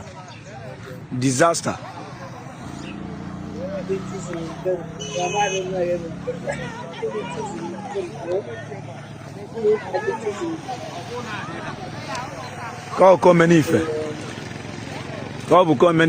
Both moon and Makani everywhere down. The whole Polunine, none also. Everywhere down. Neighbor Menife. Neko Menife. Near the big house, near the small house. Near the big house, near the small house. Everywhere down.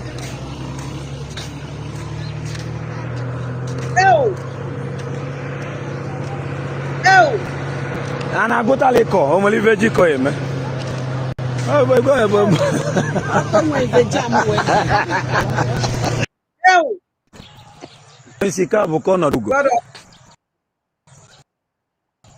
Na ukete budebe ebe ayandal. Ka ukono dugo mo ba tanki ndu na ba hopale bovu ugbe. Everywhere. No condo enough like this. No enough like this. Up your pallet down.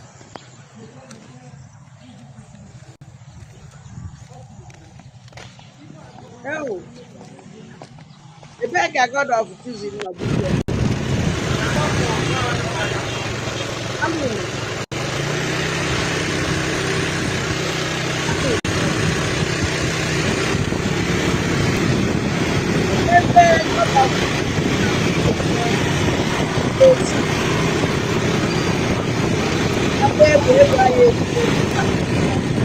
I'm okay.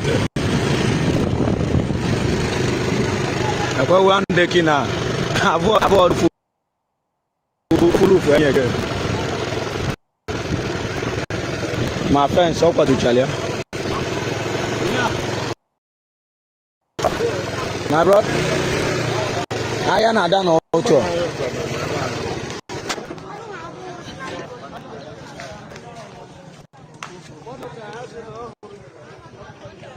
But you see,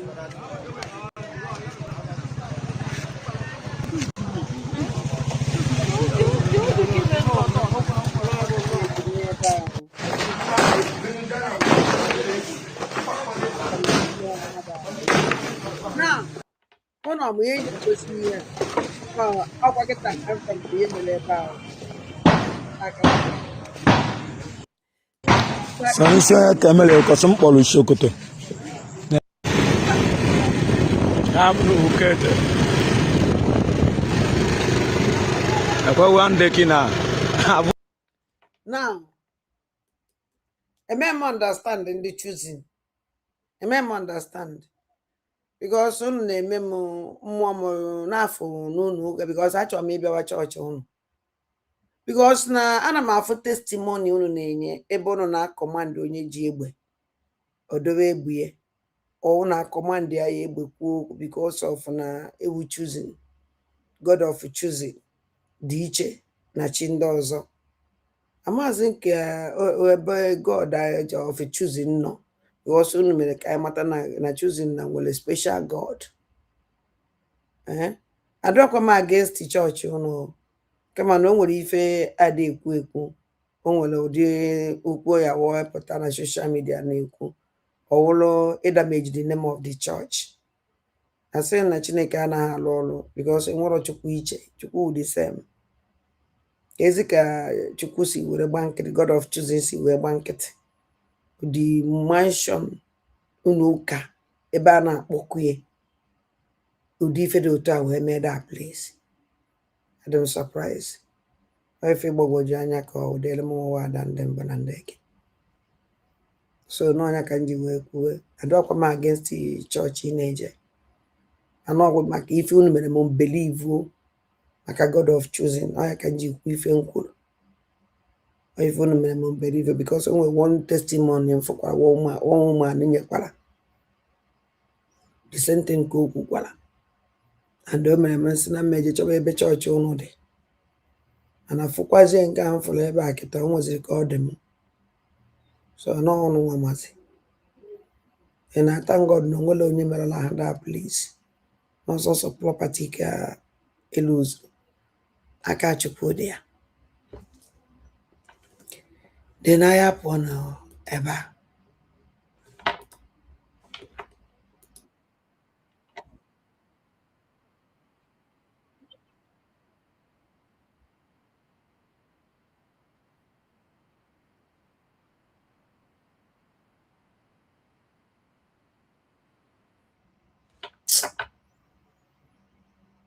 Ngwanụ tara anya ụta. I can't blame her. How can I blame her?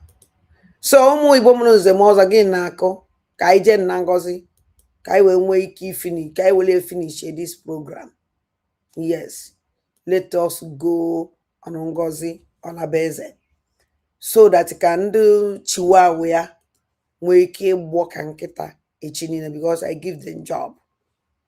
Yes, I give them job always. I give them job always. Then oh, if you can go so na force me channel me body from here and actually me me gbasara Ngozi Olabugwolo Fulani, commander in chief of terrorists.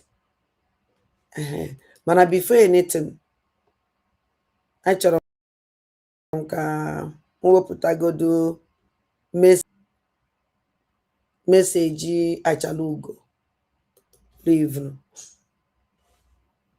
Achọrọ m ka mwepụtagodo the message, very important. Then mwepụtazie nya anyị wee jezie na Ngozi.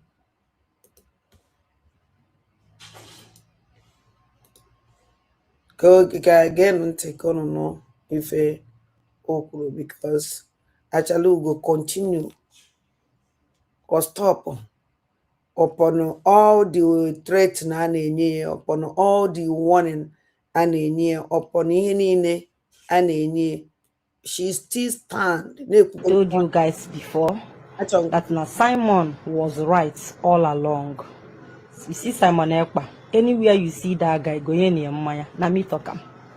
The same mouth inji cause ya kam gejikwa we ku asi he nkulu n'isi. We never knew that na these people were blackmailing Simon Ekpa. Today everybody have seen it. If they can blackmail me, blackmail others, people that left the struggle in anger. Today they are blackmailing Mazen Nnamdi Kanu. Think about it. If you are a wise person, think about it. Think about it. All the whole things they said that Simon Ekpa did was all lies. As a matter of fact, Simon Ekpa cut these people. Simon have never for one day blackmailed Mazen Nnamdi Kanu. Never. Simon will be sent to compare to these criminals. All these vagabonds on our foot today, in the as an inside DOS, bunch of criminals, blackmailers. They will bring you out na this struggle. Tag you what you are not. Bidone bully your name. Na circulate everywhere. Our people nda chugolu na this Biafra struggle. Obo na me siri kenda akane chubam. I'm telling you for free. That's na ma buy him bro. Na me wear thick skin. Akana me gbapuru. These people are a bunch of criminals, and when they steal something, they will tag you criminal. Simon was right all this long, all this while. Simon upon handing Zama, and none den Zama hakahabu. Gini na say today, haji we not tarnish the image of Mazen Nnamdi Kanu. Na Mazen Nnamdi Kanu hapu hego IPOB ka hamazwa. People that as in that was useless for 5 good years. People render were useless, not gossip, not blackmail people. They couldn't do their work as leadership. 5 good years, wega. Imagine what 5 years out of your age. 5 good years. Can you imagine? The people's time waste here for nothing. And they may underground work. Look at it, underground work, how to tarnish the image of Mazen Nnamdi Kanu. How to destroy him. The underground work, these cowards all along, all this while, to tarnish the image of the leader of indigenous people of Biafra. It's saying that na Simon had all rights. Simon on the right, all along, all this while. He was right. And there were a bunch of criminals. When you have pastor, in the Nzama, group of Nzama, will 5 years go to their various platforms. Isaiah Oba sister Isaiah Oba.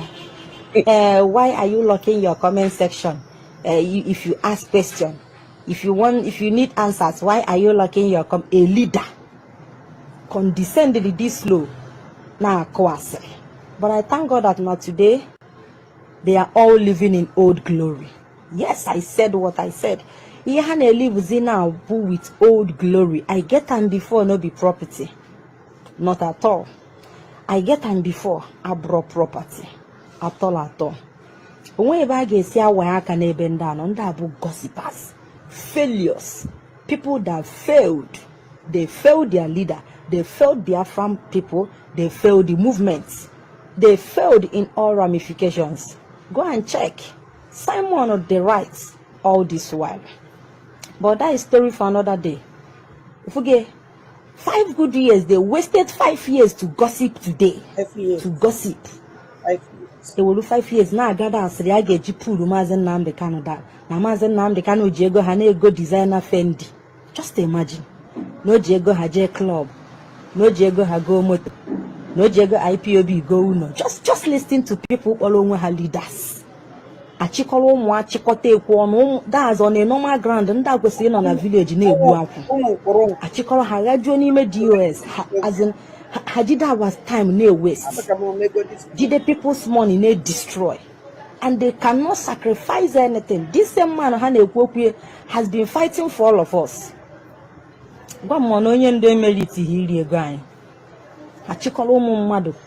All this while, name all hell. I'm a bunch of mock-up during a DOS. Well, my precious time. Now fighting an innocent Simon Ekpan all over. Sinam Nanu Chitero vagabond sog. Today, look at how they are paying us back.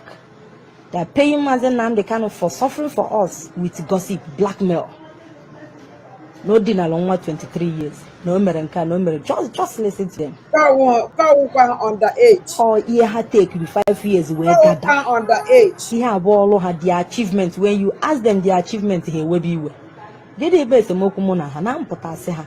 Can you hold numero achieve for the past 5 years? Because every from have a critical thinker. You can't just fool me. I do make paper.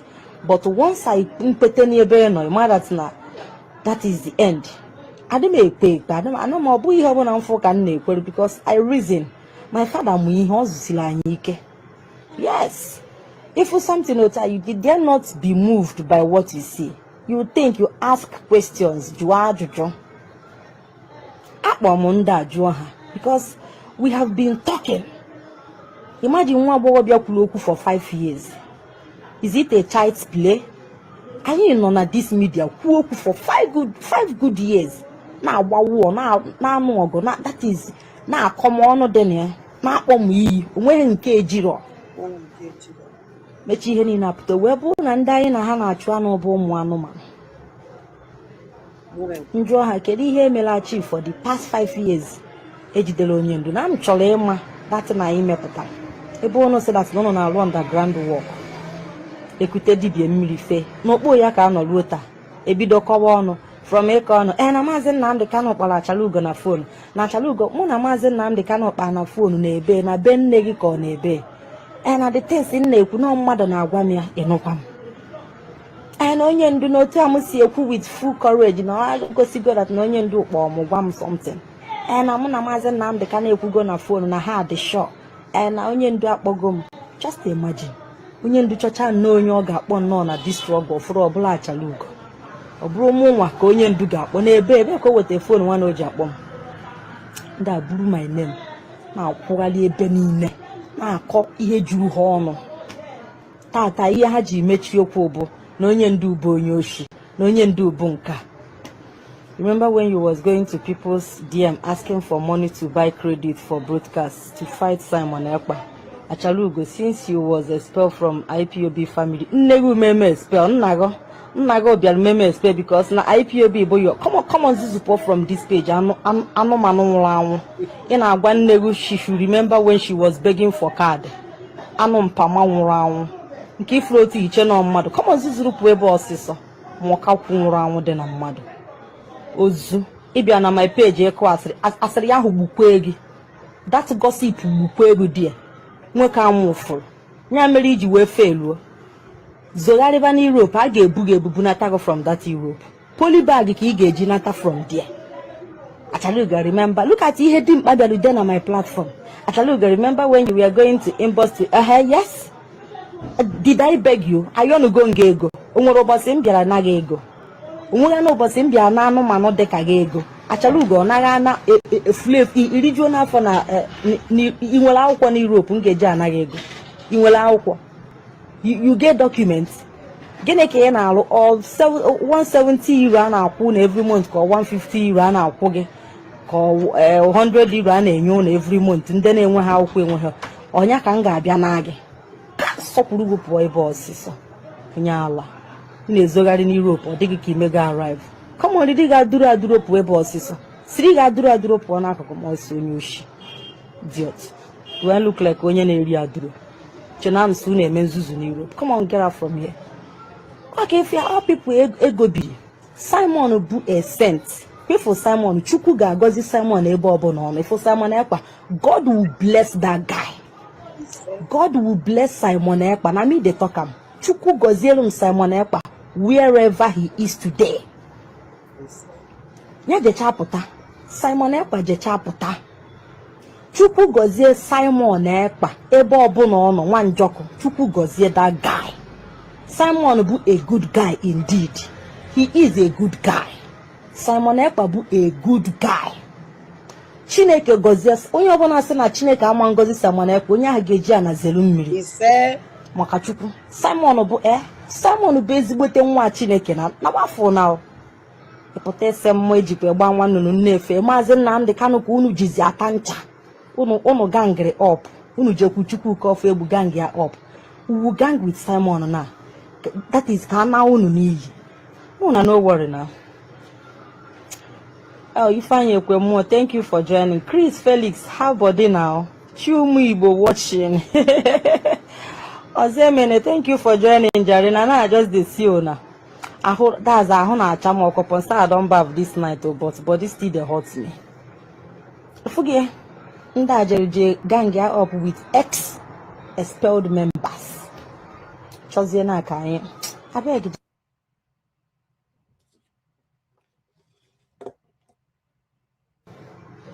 But as they na chozie ka ha bia pull anya down. Forget. Useless set of people. People na-enwere conscience. Lazy pull. Maazị Nnamdi Kanu ka unu chọrọ ịzọkwasị ọkpa n'isi wee rigoro. With which ihe anụnwa. Then unu nwe capacity.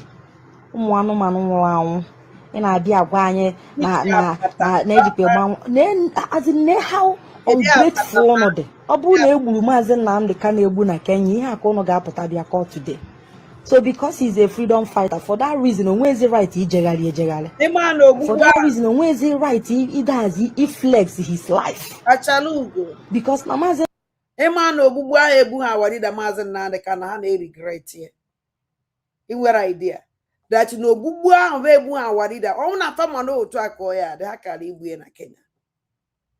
Hane regret Obubu Ebu Hawari the Mazen Nanda can Kenya. Ne continue ana mege gonti. Nnamdi Kanu na-achị anụmanụ dịka gị. Onwezi any right ibi ndụ. Ibi ndụ ya imagonu je club gba egwu wave away his stress and all that. Onwezi the right. Because na ọ bụ your leader. Ụmụ anụmanụ nwụrụ anwụ. Some of you unu zuchara ohi ma alụ na villages unu.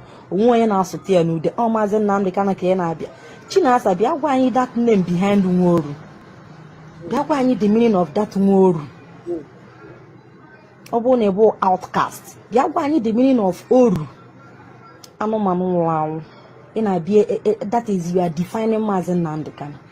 Some of you know gbachara akwụna n'alụ dị iche iche onwe onye na-ekwutie n'okwu.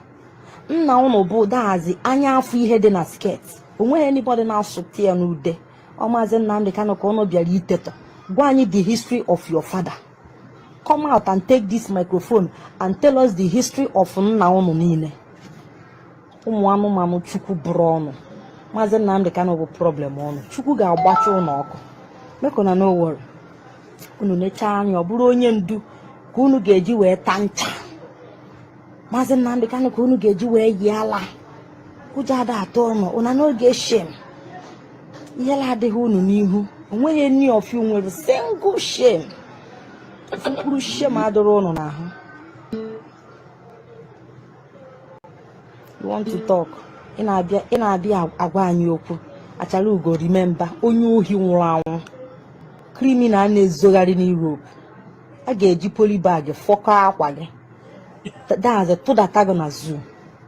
Repeated that no name. That's ọ bụ na eji polybag fọkọ akwa gị. Ngwa gị okwu next time. You see why I told you guys before that na Simon was right all along.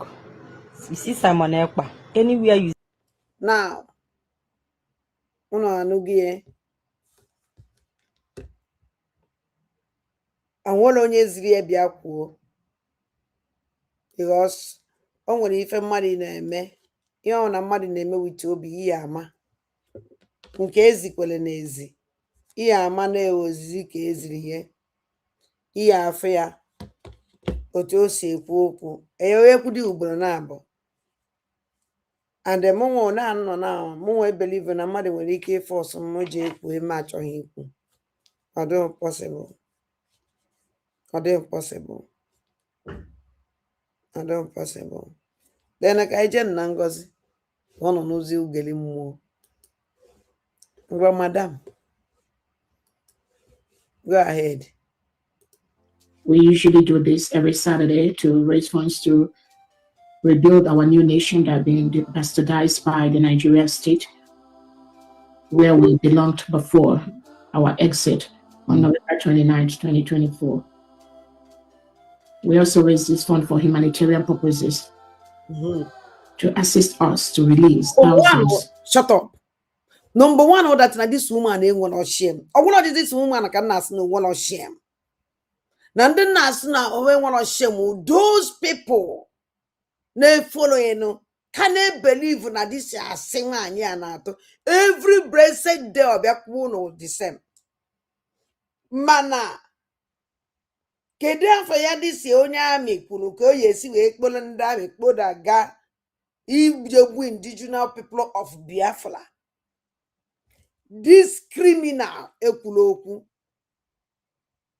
o tweet yenye serious warning create awareness tie nkunike no because of fortune ebo so o mepele onu gwa caterpillar the general commander elite squad Ngozi Olabeze elite squad terrorist Ngozi maka the name of Ngozi Olabeze terrorist is elite squad terrorist. Caterpillar pụtara gwa Ngozi Olabeze na ọ gwara ya je gbagbusiwe ndị Anambra steeti na ọwụ na o jeje gbagbusi ndị Anambra steeti ya esendie Fulani terrorist abịa gba ndị Anambra. This criminal nọ n'ebe a na-asị gị after ka Caterpillar bịa kwucha okwu okwuru and this idiot didn't debunk anything maka ọ ma na okwu nke tọrọ bịa teme or no wole nego suchie Caterpillar ọnụ Caterpillar mechie ọnụ because Caterpillar wee go anywhere money go or ife Caterpillar na-alụ mbọsị inye ya ego tifta number one na Caterpillar enwero shame onwe o send anybody o mechie ọnụ. Now this idiot are not here every time now bịara na-eme fundraising o je protect here the new nation. Which nation? Which nation are you talking about? Which nation? Yes, for you to live your new nation. Nke ọrụ na-akọ nke na north. O nwere ike ọ bụrụ na Jos.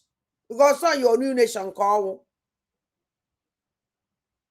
Aka ebe ọnwụ na agbagbusiere ndị mmadụ na-ebichie ọrụ aka gị na ndị otu gị.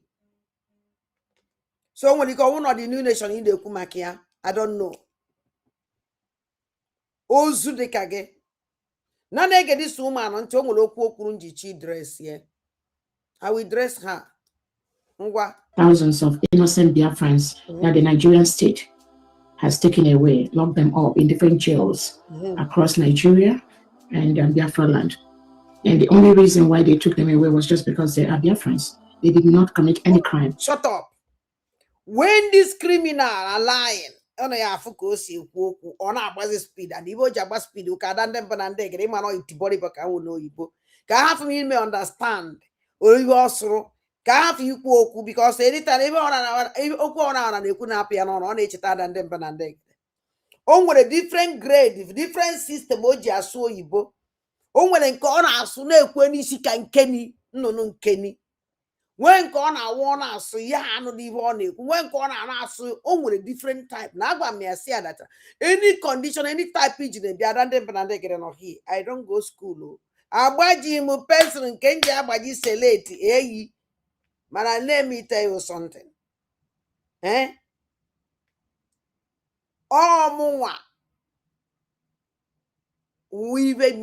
ife nyere gị nụ ọpọ na m adịghị intelligent mụnwa nyere gị. Now ị na-asị na alọkụrụ ọpụ Biafrans alọkụrụ ọpụ na jail niile all over everywhere. Ngozi Olabeze ọ bụrụ gị na alọkụ ha up. Do you know how many ụmụazị Igbo ịtọrọ nga? Ngozi Olabeze, do you know how many people in jail? Ngozi Olabeze, do you have sympathy? You don't have sympathy. Ebin with a heart. He send your terrorist gang group. Eja ajegba nwatakile mụrụ nwa ọfụ. Ngozi Olabeze chere godu ka ngosi godu gi.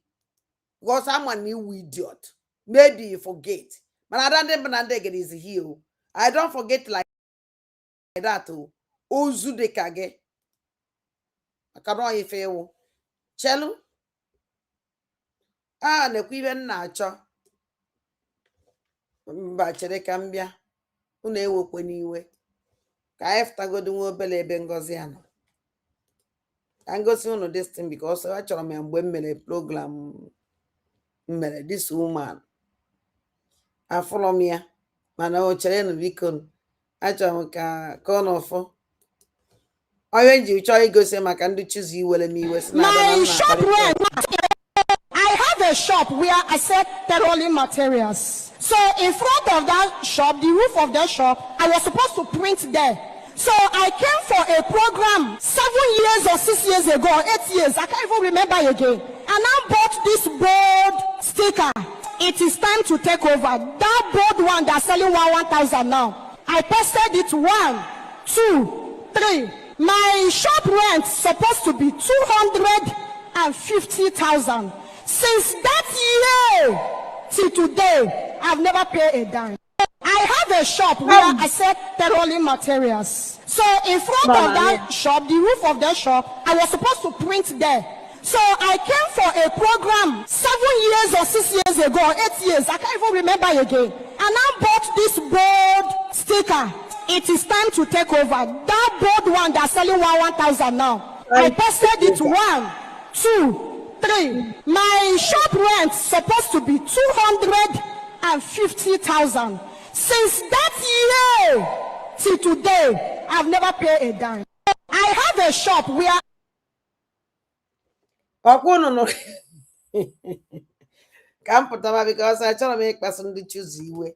Because if I analyze this thing, this woman no kuleba. Only key when they choose you. Man, it may be because of half you when they choose you. Half you with you. On your the problem. How can no choose no okay water?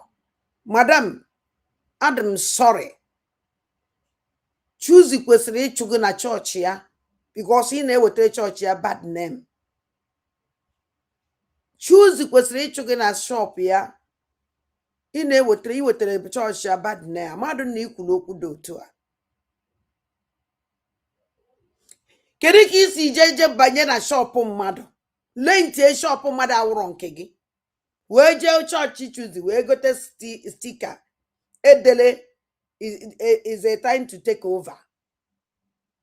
This is the time to take over. So take your over shop mad. This is the time to take it over. You go sticker, this is the time to take over. When man shop mad. My ozeto since 7 years up to today.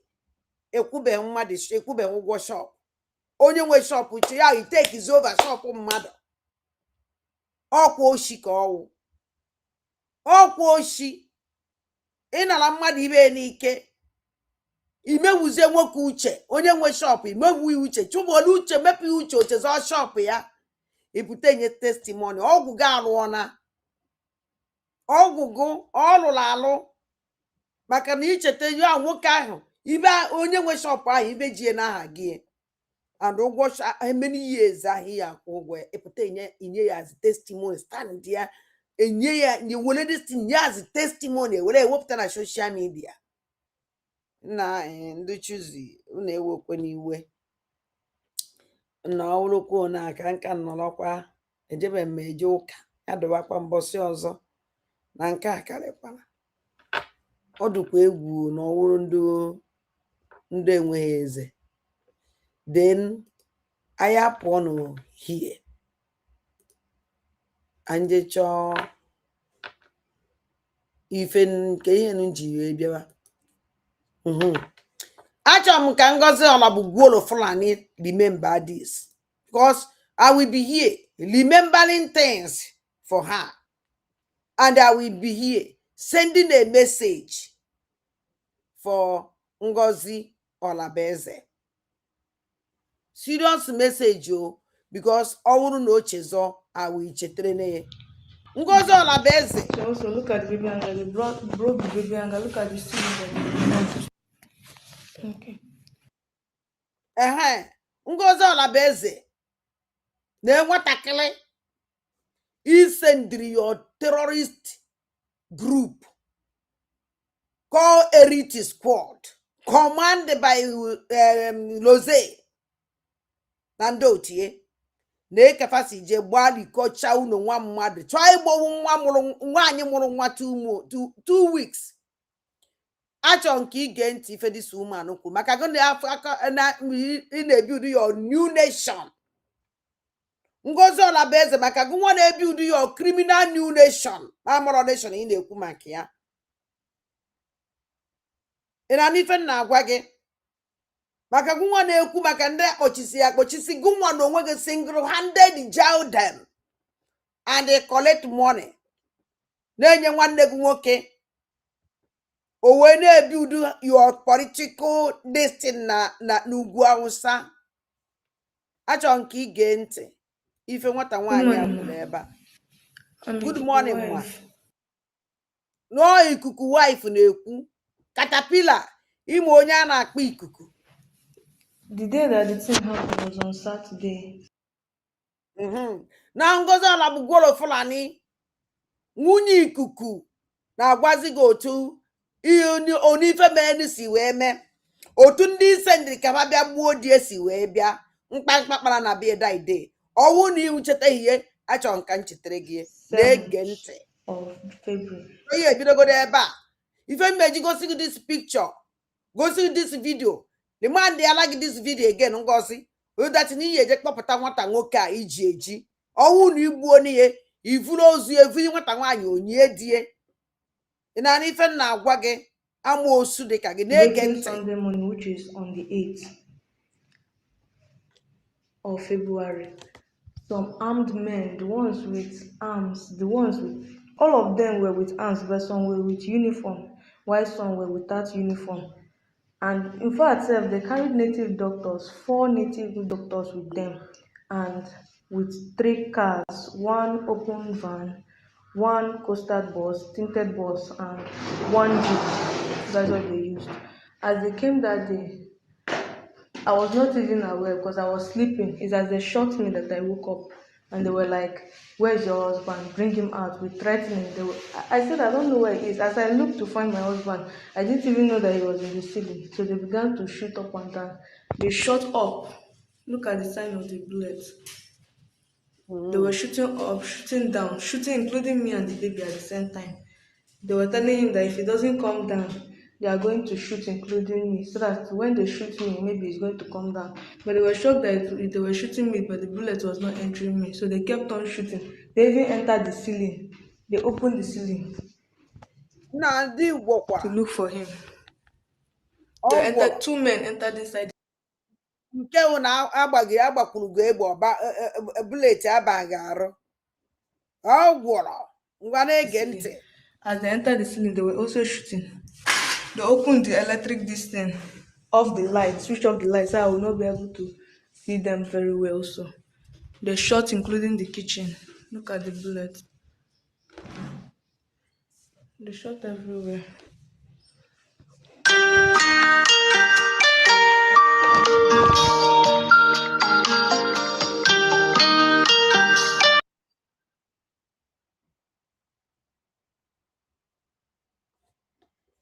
Ngozi Lady Part 2. You saying that they moved. Oh no! They scattered everything in the house. They even say they are going to set the house on fire. That if it doesn't come down, that if he just mistakenly means that it's me that they are going to carry, me and the child. That if they couldn't find him, they are going to carry me and the baby. I was like, what is it? They did not also talk, because the ones that were on uniform, they were on black black top and army uniform down, and what they wrote at the back of their uniform was Special Force. So that is what they And used and came with long AK. And okay, okuna anugie black. Ono for even mando ngozi mgbe ngozi wepụtara ndị amị ya. Kedu uniform fai? Elite squad ngozi kedu 4 years uniform ọkwa black. Weze betrayal ndị amị wee mezie ife a gosi unu that no ndị ahụ kabawo. Okay, now inezi anya ndị otu chi na-asa nwaolu, ndị asarị dokubo, gịnị ka fa na-eyi? Black. The same terrorist group, all of them. And again, achọrọ ka Ngozi gee ntị. One was with one long AK and 4 guns at the same time, with magazine also. So that particular one was the one shooting me. With 2 Hausa men followed them. One tied something on the head, while one did not tie. So that is what happened. They entered the ceiling. They began shooting. And the 2 Hausa men followed them. The Fulani terrorists. Kedibe Caterpillar kwuru. Caterpillar gwala anyị na Ngozi Olabeze, they send in the Fulani terrorists in their camp. Oifokwu. And the Caterpillar nwere mere ka anyị mara that na o nwere ndị Ngozi gbagbusiri agbagbusi, ndị a na-achọ achọ commander fa. Ọkụ ife Caterpillar kwuru. Achọ nke unu gee ntị. Achọ nke Ngozi na nke unu gee no Ngozi ga na ya. As they brought him down, they were now like, I should come out and see if he's my husband. I said that he's not my husband, but still they still carried him. They said that the person they're looking for is Ikuku. Finally, as they put him in the car, I did not even know that the person that brought them was already in the car with them. The person that brought them was in the car with them. Okay. As they went, they instructed me not to come out. They drove their car and go. As they finished, they drove the car and went back. I couldn't see them again. So how many cars they came with? They came with 3 cars. One coastal bus, tinted bus, white, pure white, with an open van and jeep. Jeep, black jeep. It's the jeep that they put him inside and drove off. And their car doesn't make noise. Just their light only that shined. Finish. They went. And they surrounded everywhere, both the back, the front. Even when I was inside the parlor, I didn't know that there was one in the window telling them that, look at her, she's with her own phone. Make sure you collect that phone. Because I would have been with my phone. They collected that one. And as I'm talking to you now, my phone is even on. Because I tried it the other day and it's ringing. My phone is on. They collected my phone, collected his own, collected 4 phones at the same time. Told me to unlock his phone and show them the password. That's how they collected it. So, ne nwatakịrị na-eke esi hoscha ya isi. Because I tried it the other day and it's ringing. My phone is on. They collected my phone, collected his own, collected 4 phones at the same time. Told me to unlock his phone and show them the password. That's how they collected it.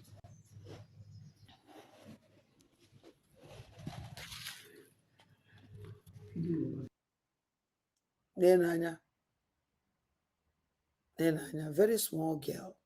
Very small girl. They also, if you can see my hair also, they also uprooted my hair. One of them, because the new knife that my husband bought to use and do work in barrack, they collected the knife back of our generator. I didn't even know what they wanted to use and do. So I know this and hitting on my ear. Ever since then, my ear has been paining me. It has been biting inside. So I went to, they were even dragging my hair, threatening that I should bring him. I said, you should stop that. I just gave birth. And the baby is a weekend. They didn't still believe it until I showed them the baby. They saw the baby, they were still doing what they were doing. A weekend. Ngozi Olabeze. A weekend. A weekend. One weekend. Ngozi. 1 week.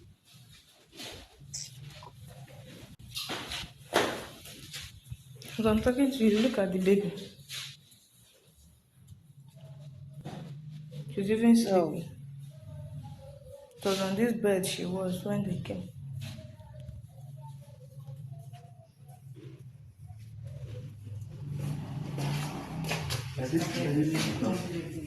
They tumbled everywhere down, scattered everywhere, everything. There was just some self. To the extent that I had to run that early morning because of the way they messed up the whole house.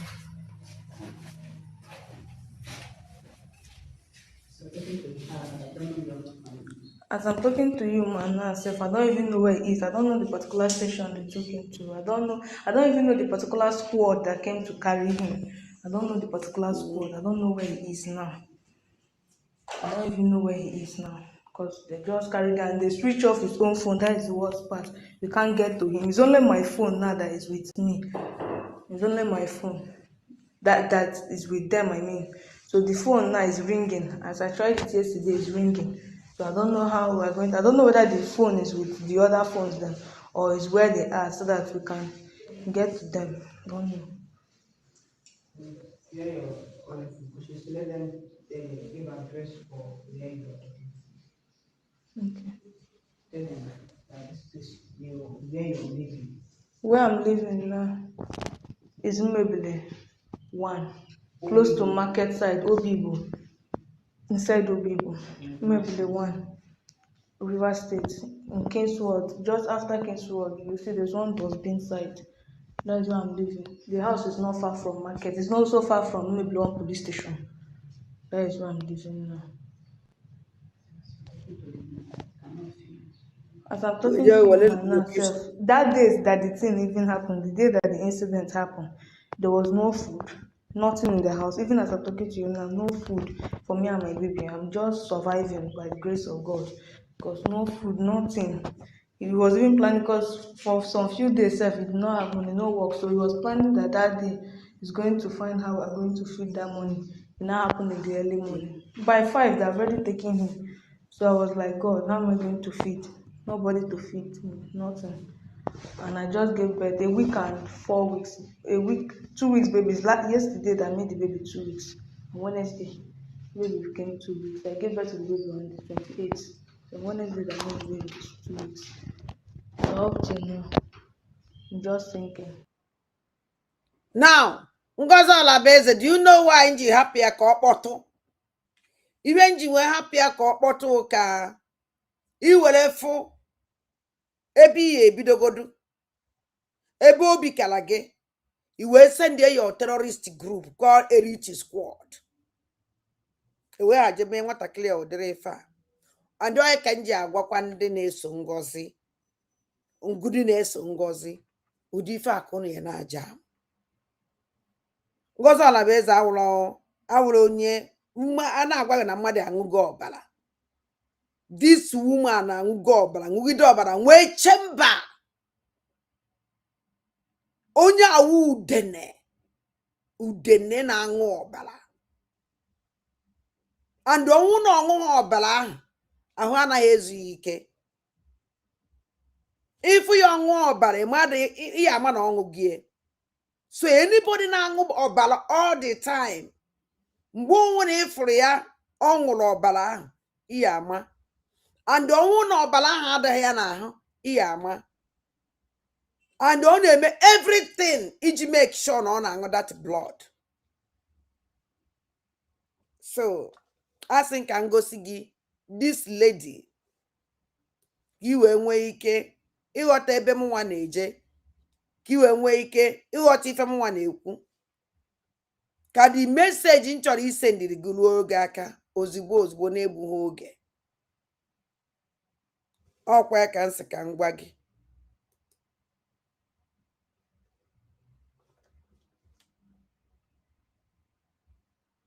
Ya asị na m egosi gị ya o. Achọrọ m ka ị continue your nonsense. No single crime.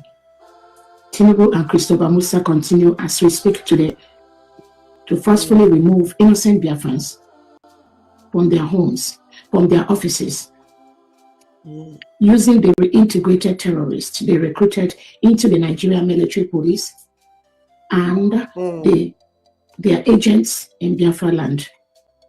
The militia organized by the delegitimized Southeast and South-South governors like Charles Soludo, Peter Mba, Oti, Uzodinma, Francis, and Fubara, the River State delegitimized governors. Tinubu and Christopher Musa are using these evil men to continue to forcefully remove Biafrans, innocent Biafrans, from their homes, from their offices, burn their homes, incarcerate them, kill them for not committing any crime. When no bato bie, ilebe ho bato bie na lego. Ebi chori complete your mission. Ebi chori complete your Islamization ka so gini ka na pa mission na Igbo. Ebi chori complete your terrorist agenda na Igbo. Mbo bato bie na ya. Ọ na-awụ ọbata obie onye ndị polisi jidere. Ọbata obie na-enye warning to release that person. Ihe ọnwụra na-eme na be ya, atrocity niile a na-eme na be ya, ọ na-egosi ya. How many did you show? Ngozi Olabeze, how many did you show? Ị na-apụta agwa Musa akpọ Tinubu. All the atrocities you na commit, as you claim, as on a wutegi, as on ya adania, as the man punarona name, why can't you show the Biafras, show the whole world what is going on in the countries that you say that you're the president? Onyo cho, ajiju kanjoroge.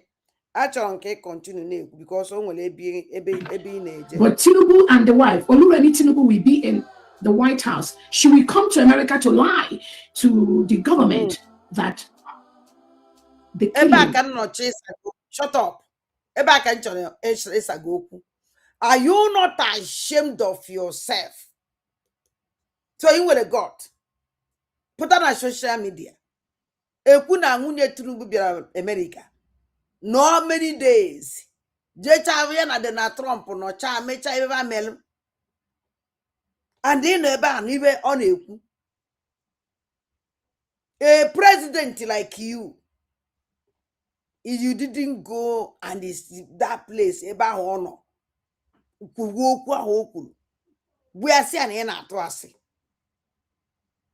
Gosi ya sị na ọ na-atụ asị, that na ọ na-egbu ndị nke gị. No nkete. Tinubu no chichichicha no na for how many months ka ọ nara?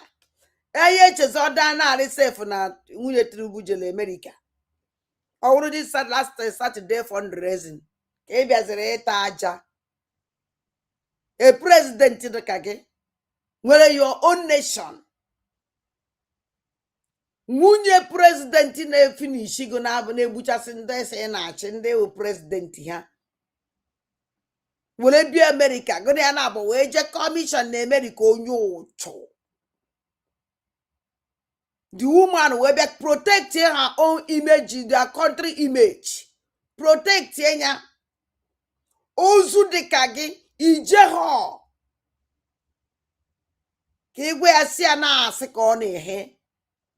Na country go. Na country yawa. Ne buchasi your own country.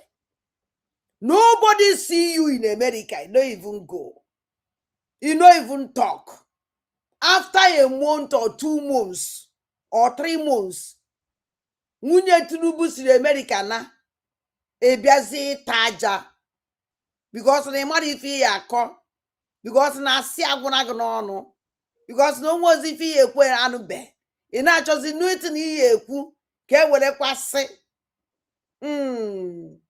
I just they watch you, they laugh. Shows you that maybe watch when you bad at all. Now, when I plan wakwana again, kunu esi we gba ani Igbo muluze mozo. Ngozi Olabeze. The only thing na agwa gị ogo gbudewe ndị Igbo. Go na loze. na katapila hafụkwa aja katapila na-ata kwụsịrị igbu ndị Igbo na ebe ka ọ dịkarịrị akarịa ọkụrụ ha egbu bude na ụmụ aja unu abanyela na Abia steeti igbu ọchụ unu abanyela na Abia steeti igbu ọchụ this girl mkpọrọ program ya agwara m ya say that na is better na ọ na-enye anyị feedback mana Ngozi Olabezo will eliminate that lady ha ya anala ya nwa ya gbuo ya because ha ma na agba ya nkịtị na o ya ekwu mmụọ agbụ ya nkịtị o ya ekwu mmụọ because o ya enwe Ngozi iwe wa ya eji wepụta ihe na social media na Ngozi will send her elite squad to eliminate her. Ihe Ngozi na-eme since na be anyị if you talk egbuo gị ikwu okwu egbuo gị ikwu okwu send the elite squad ya ogbuo onye ahụ Ngozi egbuchachara ụmụazị be anyị niile onye kwuo moto ya efuo nwunye Tinubu bịara America ebe ị nọ and ị nwere embassy na America nwee ambassador na America nwee everything na America nwunye Tinubu wee bịa America gụnwa nọkwa na America ije njefu ya ka gịnị ya na-agba gbazie ya mgbe n'ihu doro Trump your ambassador gị eje njefu ya ka unu gbazie ya mgbe n'ihu doro Trump ka ị represent your own otu nwunye Tinubu si wee represent nke ịgba nkịtị ọna after 2 or 3 months ị bịa na social media ata aja edeceive ụmụ zombies ụmụ chiwawa ị na-edeceive na-egedisi idiot ntị ebe ọ na-ata aja happening in Nigeria happens both to Muslims and to Christians. But Oluremi Tinubu forgot to tell the First Lady Melania Trump that she is part of the plot that are daily forcefully taking away innocent Biafrans from their homes just because of the new nation, the United States of Biafra, that have refused to cohabit with integrated terrorists that the husband is bringing into Nigeria. Oluremi Tinubu, shut up. Tinubu, Oluwale Tinubu ebiokwa America. O sikwe Nigeria jefu Melanie. O si America jefu Melanie. O sikwe ne America o sikwe Nigeria by flight jefu Melanie. Jefu Melanie o Melanie nkoro kpoziri ihe. Onye uchu dịka gị injenwu jefu Melanie bụya na dis woman bịa iwe nwere apata ijefu Melanie ijenwu jefu Melanie ịbịa wee president ofu amamu president ndị wawo ozu dịka gị ijefu president me ofuzi nwunye president after ka nwaanyị bechichala mecha ibe ọ na-eme n'ala onwe ịbịazi after some months ebia kịta ebe a ka asịkara ọ na-achallenge nwunye Tinubu ọ na-achallenge nwunye Tinubu you an idiot. You know that if you watch onwere ife pụrụ sọsọ ife pụrụ igbu ọchụ elite squad terrorist build kedu ife iji eme ahụ igbu ndị be anyị ebe igbu katala ọchị katapila wee pụta mana ọchụ igbu katapila wee pụta sị mba o na okwu esie ike ka ya chipụtakwa ka ndị be anyị marakwa ibe na-emenụ ịnwa na mmadụ agwụna Ngozi Olabezo ọchụ igbu katapila were pụta were nwụọnụwazie dị kip onye na-eji egbu ọchụ a na-akpọ labai ịma na onwe onye hụrụnụ onye ọbụla na-ekwu okwu na-ekwu ka isi egbu ọchụ onye ọbụla na-ekwu okwu na-ekwu ka isi egbu ọchụ wee je build elite squad terrorist gang group elite squad group terrorist group wee na-egbu ndị Igbo maka ịkpọka ndị Igbo asị You hate ndị Igbo with passion. You hate ndị Igbo. Na-epụtazi ebe a ata aja na nwunye Tinubu jeje gwa Melania na ndị ibe no na onwere ibe na-emenụ na-asị kwari na ibe nwunye Tinubu na Tinubu gburu Ngozi Ọnabeze ife igburu nwunye Tinubu na Tinubu egbubeghị half ihe gụnwa gburu egbu na ana Igbo mụrụ nze mụọ ọzọ ihe gụnwa gburu egbu na ana Igbo na this 40 state of Biafra Ngozi Ọnabeze especially ana Igbo Tinubu na nwunye ya egbubeghị half and igbuchabeghị continue kwa na-egbu wee gote pụtara social media ekwu okwu makwa ihe megidere katapila pụta kwuo okwu awụrụ obere ife ihe megidere katapila pụta tiwe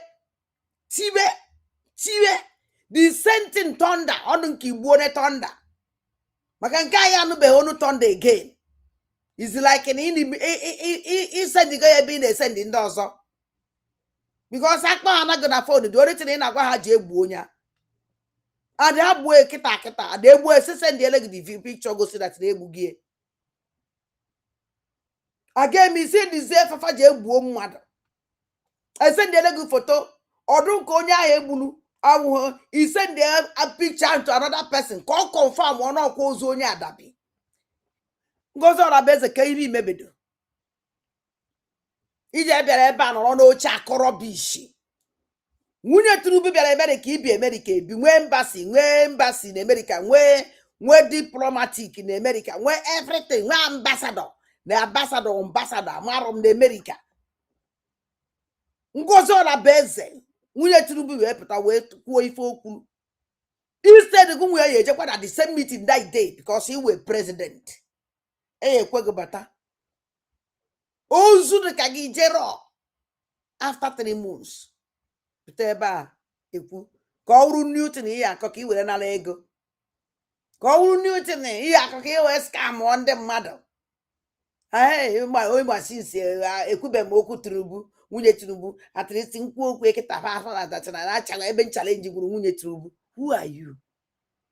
You can deceive the useless people here, but you can't deceive Biafrans ndị Igbo. Ngwa na na-ege ntị. We not tell that to the world. It is my job to tell that to the world, and I have evidence to prove that. Nigeria, Christopher Musa, Tinubu, Oluremi Tinubu, the wife of Tinubu, are part of the terrorists that are terrorizing the innocent Biafran citizens every single day. No, shut up. No, that I can assure you. The only people terrorizing indeed with Ngozi Ọnabeze, this woman here. That is why I call America to investigate for this woman. The only person terrorizing indeed Biafrans today is this woman called Ngozi Ọnabeze. Living in Georgia, she have one notorious criminal group called Elite Squad, terrorist. She used her Elite Squad to eliminate ndị Igbo, causing genocide in the Igbo land. Join with Asari Dokubo, Ebe Kodike, Chibuze Egwuatu, slave na Nnewi. Chukwu for ye Tibu. Chinasa Nwoyoshi, the dog of sellout group members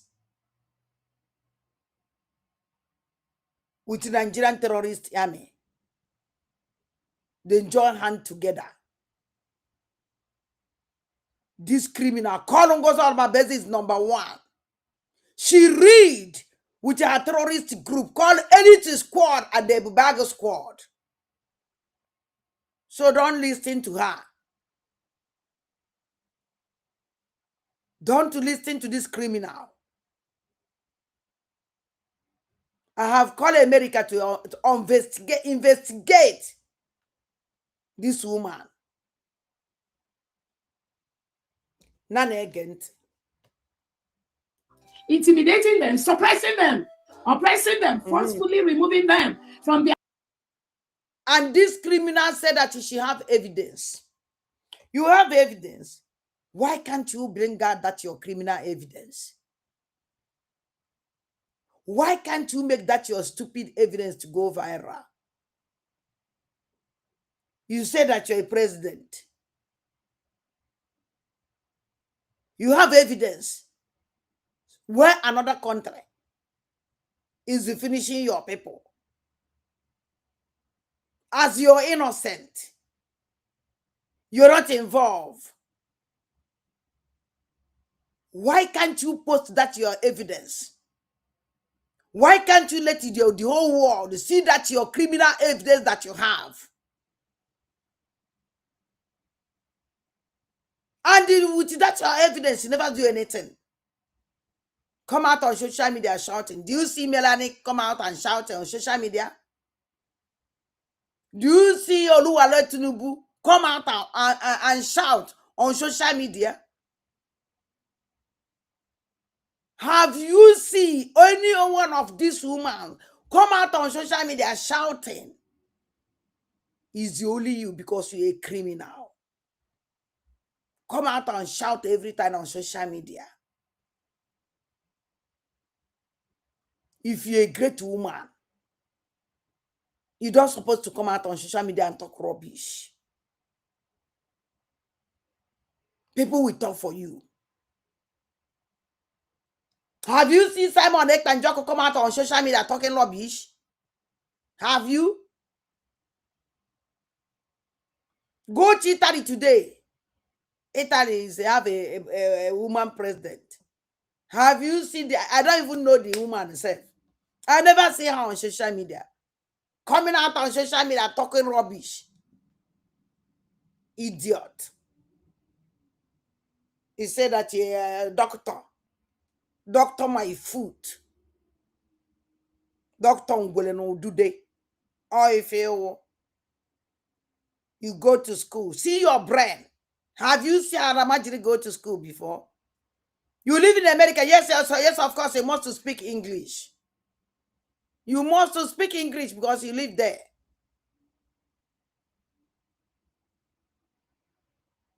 But you don't have brain. Nothing there inside your brain. The only thing you have in your brain is only criminality, thief. How can I steal? How can I scam people? And the only thing that you know how to plan, which community you go invade, which your terrorist gang group call elite squad and the Bubag squad. Idiot. Listen to this criminal. Their homes using the integrated terrorists that they brought into Nigeria, and their agents being hired by the delegitimized Nigerian governors like Charles Soludo, using people like Ike Guruago, who has on a public video told the world that he kidnapped innocent Biafrans in collaboration with Nigeria President Tinubu, Christopher Musa, Charles Soludo, Oti Mba Uzodinma, Francis Mulu, Fubara. Why can't you bring her to that place and show it? Let America see. He said that you see the Kengulago come out to say that she's kidnapped people and do this and that. They have the evidence. Why can't you bring it out? Rise. Go see some proof for now. Because we don't need everyday proof because your proof there everywhere on social media. Are you not ashamed of yourself? Actually, get this idiot. They all collude to forcefully take away innocent Biafrans from their home, from their community, for not committing any crime. No crime. Every day. Their only crime is they are Biafrans. Shut up. Or can continue to get this woman. And they do not want to cohabit with reintegrated terrorists brought in by these people. That is their only crime.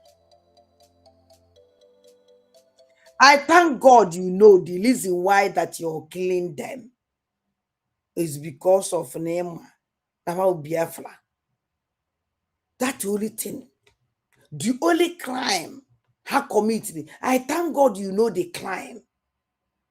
The only crime these innocent people committed because of Nafa Undibo was all about Ogusia, Nafa Biafra. Ogusia the reason Iji Bufa. Because you vow that this Biafra Habia. And anybody standing for that Biafra, he would the person. You see, that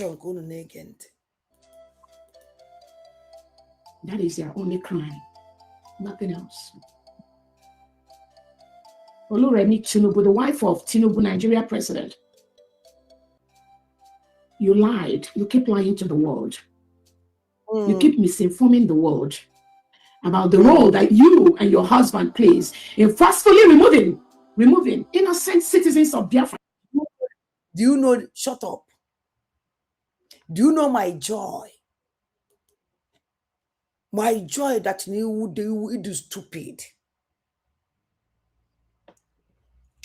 A woman came to America. Since getting to 3 months now, this woman come to America. And she's still almost 1 week or more than 1 week in America. Ngozo Alabeze, you are in the America also. January, February, March, April.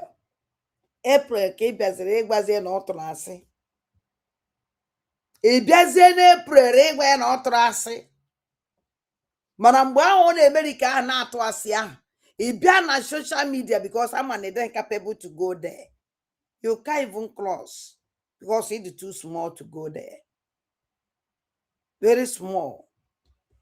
Ngozo na beze bia na social media mgbe ahụ nọ na that America na edibo nku asi ọ na-atụ na social media because all the only place in nwere ike ijedebe because your career finish on social media. Even this woman a na-akpọ Oluwale Tinubu amadị na ị na-eme exist. Ọmadị na ị nọ the self. Mana mgbe ike adị ime ife nweta mgbe ahụ nọ that America na-atụ asị ahụ. All this is zombie chihuahua as people on social media. They share the rubbish in on there. And they were nkịtị. After some months, so ngozo ala beze months. E putaze na social media. Eto mari onwe gi. Putaze na social media eto asi igbucha. E putaze na acho onye na-eko ye n'isi.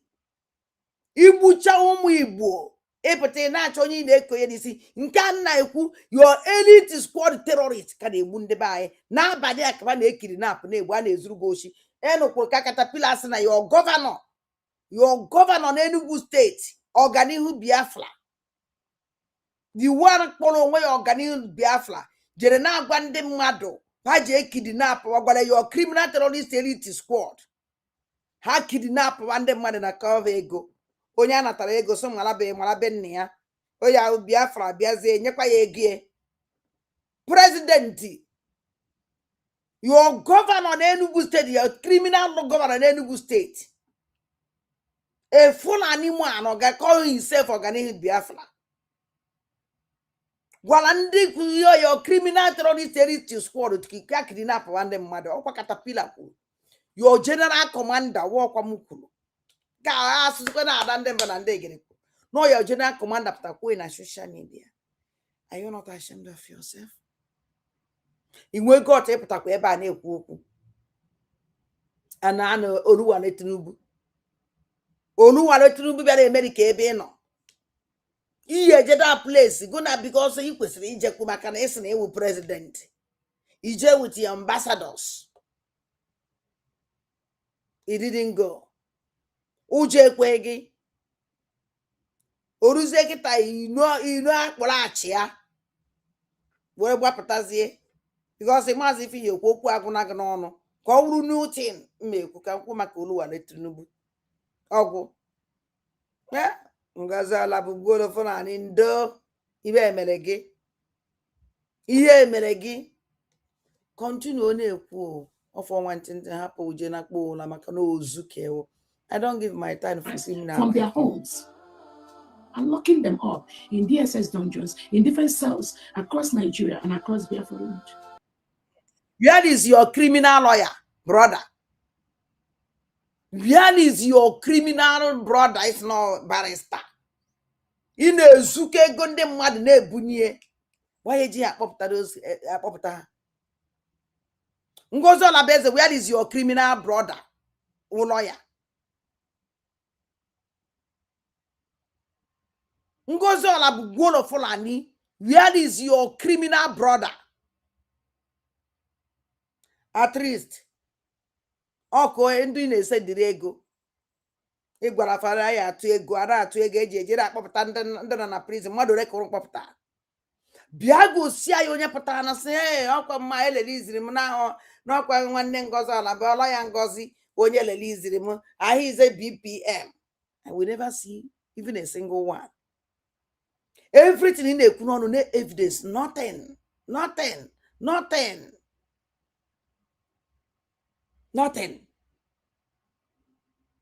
And I get this on your 20. Ginako was major Luigi. These young men and women have not committed any crime. Their only crime is they are Biafrans and they are protecting the new nation, the United States of Biafra, which is where they want to belong, which is their new nation. How can that's your new nation? That's your criminal new nation. Because your nation is a terrorist nation. Or Biafra Kemuasinia. The US Billy Church Card nation is a terrorist nation. This one nation, imagination nation. I'm on a board. And I may exist before. I'll go that now. Oh no, belong on this terrorist group nation. Your nation now a good nation is a bad nation. How can I belong in a nation? And a good nation by only leader of that nation. Ngozi Olabeze. How can your nation now a criminal nation? Your nation now a terrorist nation, USBG. Terrorist organization nation led by Ngozi Olabugwolo Fulani. Now your nation now a nonsense nation. No nation undo cho. No a bad luck nation. No a useless nation. How can somebody belong in your criminal nation? A worthy person. Wonya by you. How can somebody believe in your nation, Ngozi? Is a worthy person. Nguma. The only lazy. Your elite squad.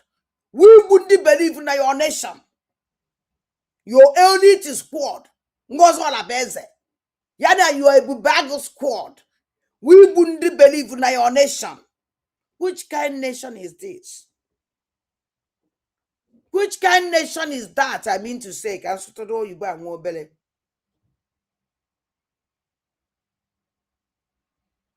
Ajiju can not joke a criminal like you. Biaka ezami a chonk ezami onyo shide kage ekperima. Biaka ezami a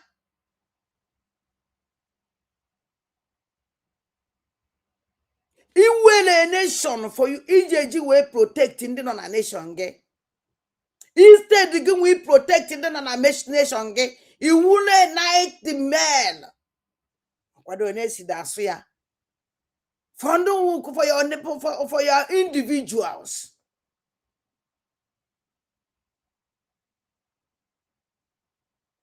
Your work is for protect them. Only buvebu. Alpha men na fa believe nage. Alpha men na fa na esogi. Iwe na egbu na egbu fa ka igbu kpo. ịpụtazi ebe a kparịa Oluwale Tinubu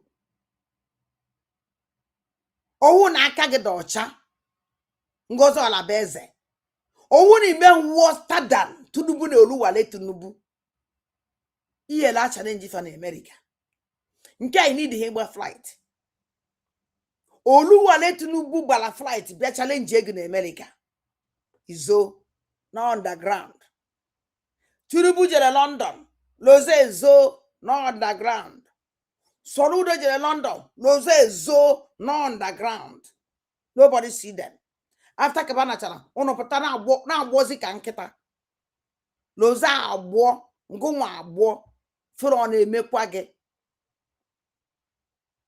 Are you not ashamed?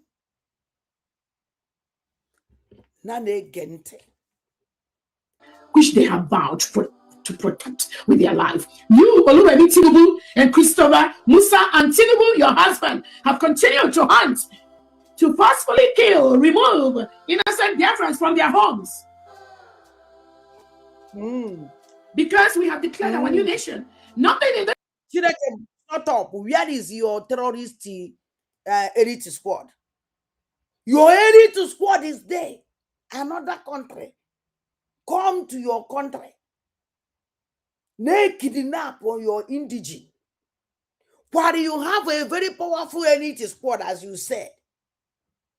Thank God you have a elite squad, very powerful. I'll give you. Man, that elite squad in another place. I better kidnap indigene, your citizens. No move and they will color their organ. Oh my God. You feel me bugo na chigi, me buaka ge. Ngwane kukwa. Your elite have elite squad. You have a powerful security. Elite squad. They are there. Doing nothing. Another country. Another person from another country.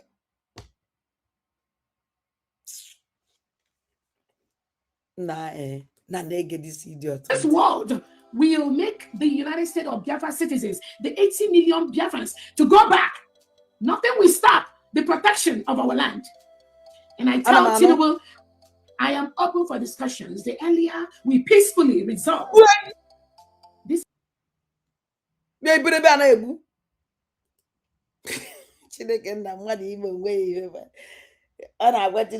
Open for discussion. Yes, even in Kenoro, need to open for discussion. Number one, if go see that in a very powerful elite squad, they are doing well. So you're open to discussion. In what I've discussed, Nigerian terrorist army. Na Igbo munu nze mozo kejebu ndi Igbo. Onya ka iji wepụta this message. Because the first thing you could about that is elite squad. Thank God that you have a very powerful elite squad. So your own discussion that nego na ebunye ndị na-abịa igbu ụmụ Igbo ka ebunye gị nke gị otunu si wee ke 20 billion this man this one this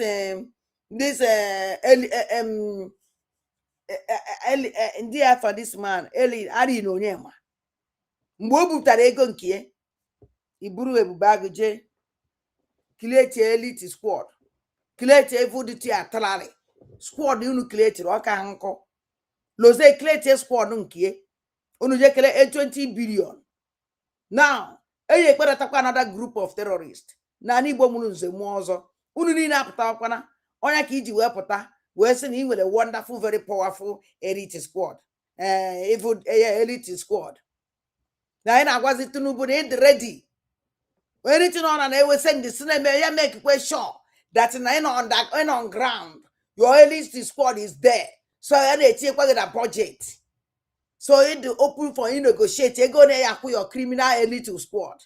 We know the game. Like Caterpillar si we gwa gị yesterday. Caterpillar gwara gị sị gị na Udene na agụ nwa na-enye ya information na unu ma no ma the game. O kwuru ya ekwu. Now then is like no go one they knew the information. O jemi for na eme na ana Igbo. Na ha ma the game. And all the same game and ka chọrọ ịzụ iji agwa Tinubu na ịdị open for negotiation. Ka ị negotiate ego na ya akwụkwọ na ya elite terrorist squad. Ka abịa bụ ụmụ Igbo. Let me tell you something, Ngozi Olabeze. Okay, for this one, nke a kunu nke a ya wụ the final battle. Okay, for this one on na chije na ani Igbo mụrụ nze mụọ ọzọ. Oh my God. Eba ka anyị anọ masị Chineke anyị nọzikwa ya. Ebe a ka unu ya nọ mara dat na Chineke na ndị Igbo nwere chi. Na chi a na-akpọ a na-ekwu na Igbo awụrụ mba na enwere chi kachi. N'ije nke a ka unu ya unu je chichichicha unu anyị ejezi again. That I can assure you. Bring all the group of terrorists niile enwe na Nigeria kpọdata na ya Igbo. Oh my God. Anyị ejiri anything. O nwere ife ndị Igbo nwe. O nwere ife anyị eji wee fight unu. Mana unu ya amadat na mmụọ ya anụla anyị ọgụ. Mgbe akụrụ ya amadat na ikuku ya anụ ọgụ. Ya ebinye n'ụlọ anyị ọgụ. Mmiri ya ebinye n'ụlọ anyị ọgụ a. Aja n'Igbo na ya ebinye n'ụlọ anyị ọgụ. Ọkụ ya ebinye n'ụlọ anyị ọgụ. Osisi ya anụla anyị ọgụ. Abịrịba nọ na ya anụla anyị ọgụ a. Ngozi Olabeze. Mụnwa wada ndị mbụ na ndị egede na-agwa gị ya. Ngozi Olabeze. Ebe a ka unu ya ama dat na ife ndị Igbo eji obodo ọhụrụ na ala Igbo nwere ife a na-asọ. And n'ihe a na-asọ ya nwe ife nwere ife n'izi na-eji asọ ya nwe ife. Ebe a ka ihe a nọ mara dat na mmụọ mere ya mbụ ya emekwukwa ya ọzọ. Ebe a ka ihe a nọ mara na mmụọ ụlọ Igbo ọgụ na mbụ ya anụkwa ya Igbo ya anụkwala Igbo ọgụ again. Okwu a na-agwa gị osi n'ime adala obi m apụta wee na-agwa gị agwabe ngị ụdị okwu a before. This is the first time m na-akọwala okwu n'isi like this. Agwagbugo gị n'ikuku ya anụ ọgụ, mmiri ya anụ ọgụ, ọkụ ya anụ ọgụ. Mana nke a ka na-agwa gị na-eti aka na-asị nke a ya awụ nke ikpeazụ. Unu anyị abazi a n'Igbo again. Unu anyị abazi a n'Igbo again. Unu anyị akpọfuzi ọbara ụmụ Igbo again. Unu anyị ebuzi ụmụ Igbo again. Arịrị ụmụ Igbo akwụsị ga-akwụsị na nke ọgụ ije a. Ebe ahụ ka unu ya amadati na ọgụ eji ọfọ adị agwụ ike.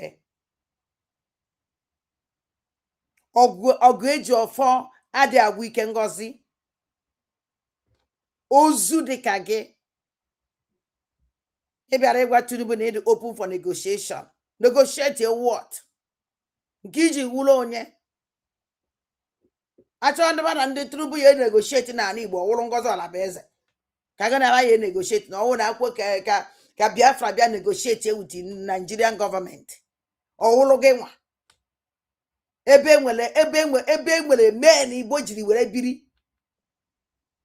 Na fight for ụmụ Igbo from since anyị amadụ ndị fawo.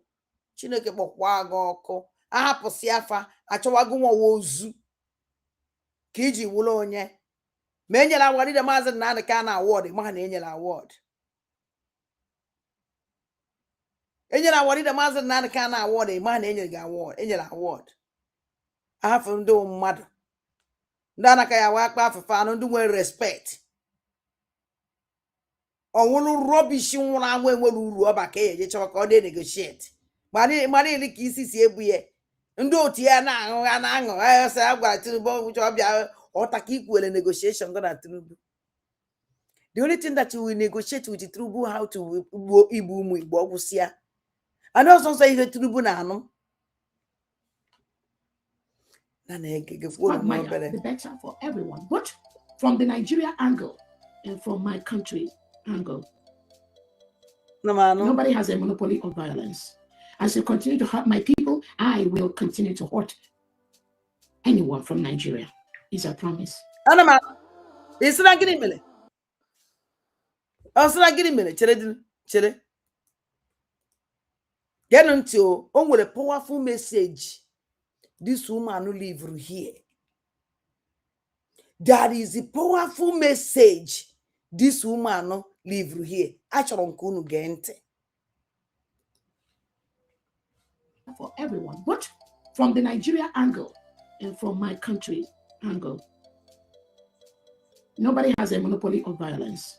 As you continue to hurt my people, I will continue to hurt anyone from Nigeria. If you continue to hurt my people, I will continue to hurt anyone from Nigeria. Achọrọ kun think ya together. Think ya.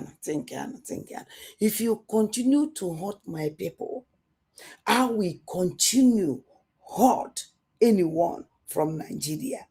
John, this woman, mmadụ one ka ọ huntụrụ na from Nigeria. Mmadụ one ka this criminal huntụrụ from Nigeria. Achọrọ ka unu tagharịa okwu a. The only people this woman na defend from any terrorist. Onye the people of this criminal. And all those people ka ọ na-ekwu maka ya.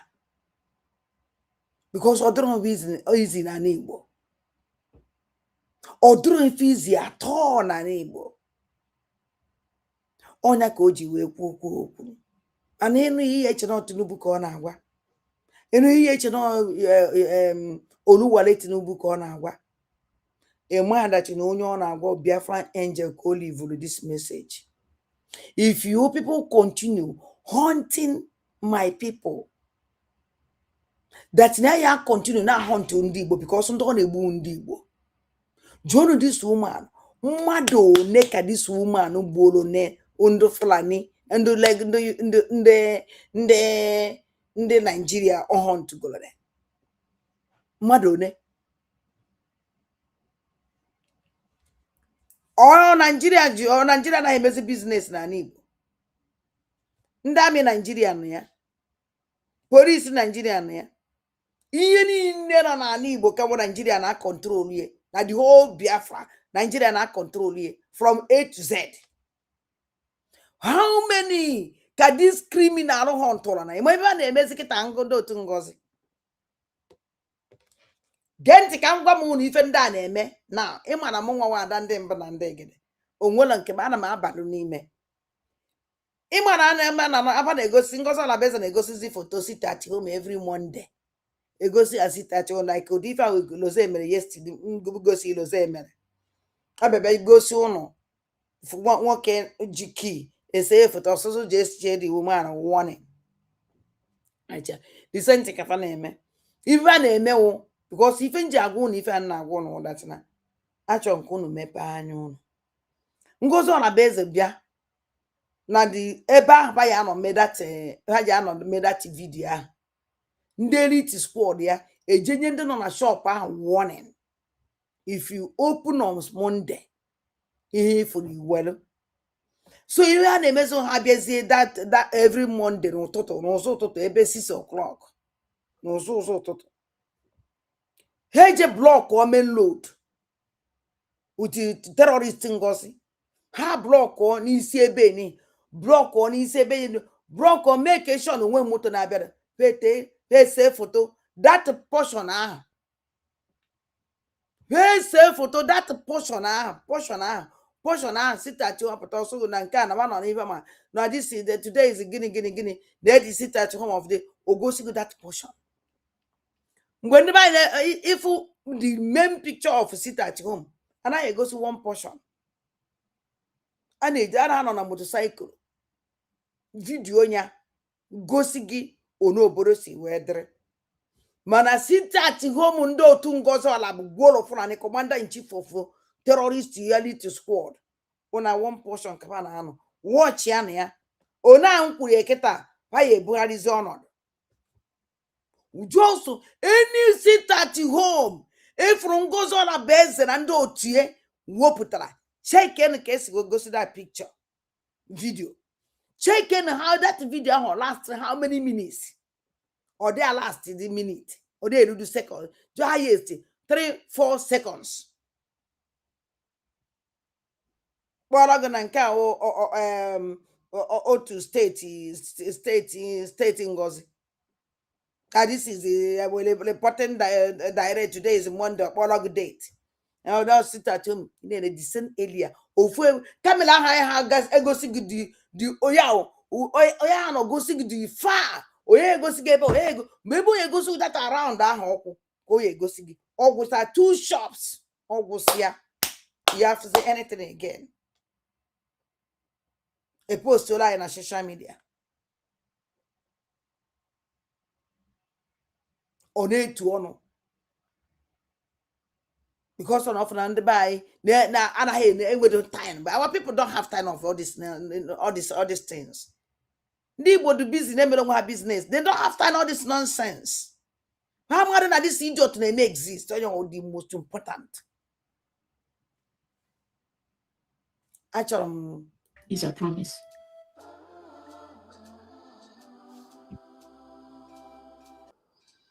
do you know how many times this idiot to come out on social media promising Nigeria? This criminal come out. Soludo can never have an election. Election. She vows way. Election. Lose vows way. Election. All the promises. And only one answer promise. Oneke omele. Even a single one. Well, can you home putana? Can you for this idiot or this criminal assignment? Nothing. The only place they specialize we boom, we terrorize we put a fundamental in a community. Today I got a call from some innocent Biafrans that were locked up by Fubara, the delegitimized governor of Rivers State, the Nigeria agent in Rivers State. This innocent Biafrans has been missing for the past 2 years, some of them for the past 1.5 years, some of them for the past 1 year. I got a call from them. They were a group of young Biafrans. They called me and they told me how Tinubu ordered for their arrest just because they were Biafrans. And Oluremi Tinubu, the wife of the Nigeria president, Tinubu, supported their arrest. They took them from their homes, from their quiet communities.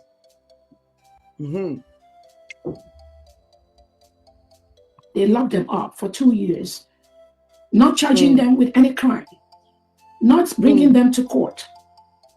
Nothing. Tinubu has ordered, just lock them up. If you can. Shut up. Shut up. Idiot. I have a call. Group of Biafrans. Nigeria. Because I have go to Fulani with a call. For a group of Nigeria. Everyone Obujere no River State. Akaiboye Buje. Kwuru na Igbo mụnze mọzọ. No River State and River State okwa ndị Igbo mara asaba awụ ndị Igbo so hapụ ha. How serious this woman the way na atụ asị ya. A group na atụrụ nga tochie. Onye na makabasi nwete phone. Wee kpọọ Ngozi Ọlabeze. Were gara and the Tinubu support ya. Nwunye Tinubu support ọnya. Ha? Nna ahụ mụrụ nwata nwaanyị ya ndo. Chia nne mụrụ gị ka nna asị ya ndo. Ya dị very sorry. That is a woman. Chochichala no ifo ya afụ n'ụwa ọfụrụ. Onwe mụ rubbish. Like you. Ọkwara ọnwụrụ nwoke ka ịwụ na ife ihe eme na ya iwu nwanyị wee mee ife nwoke ya eme n'igbu ọchụ Iwu nwaanyị wee gbuo otu nwoke agaghị egbu. Ọwụzie na iwuru nwoke. Ịma na o nweziri onye na-ekuzi ume. Ego enwere kọrọ. Ọ na-ekwu kịta iche na ọmụma ya na mmadụ na-ekwu. Kwari na ndị tụrụ nga na-akpọ gị sinsi. The people ịkpọtụrụ nga ka their family na-akpọ gị, you never pick their calls. You block them. Ha kwuo na ha ya eme gị expose, you send their elite squad to eliminate them, to silence them. Or if you na-eme ngozi ọla bụ eze, or if you na-eme steady. Now ka akpọziri gị na akpọrọ gị na phone. Ebe i mepere ọnụ ijeri ene wee gwa ndị elite squad gị na ego eji ego iji azụ ụmụ gị wee nyefe nri. Amari na Caterpillar so na ndị grup ịgwara okwu ahụ. Na ha ji emewe kidnapping. Ha ji emewe kidnapping. Ọ wụrụzie mmadụ ya nọ na nga ịchọrọ ịdị na happy na akpọchisiri ndị Igbo.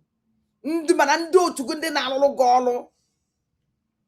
Ndị otu gị ndị nyere mission eje kpụrụ fa eji eji up to today ladies beme. Kedu after this nonsense this thing? Ka ibe na na-akpọ this hey, ihe na na-akpọ ya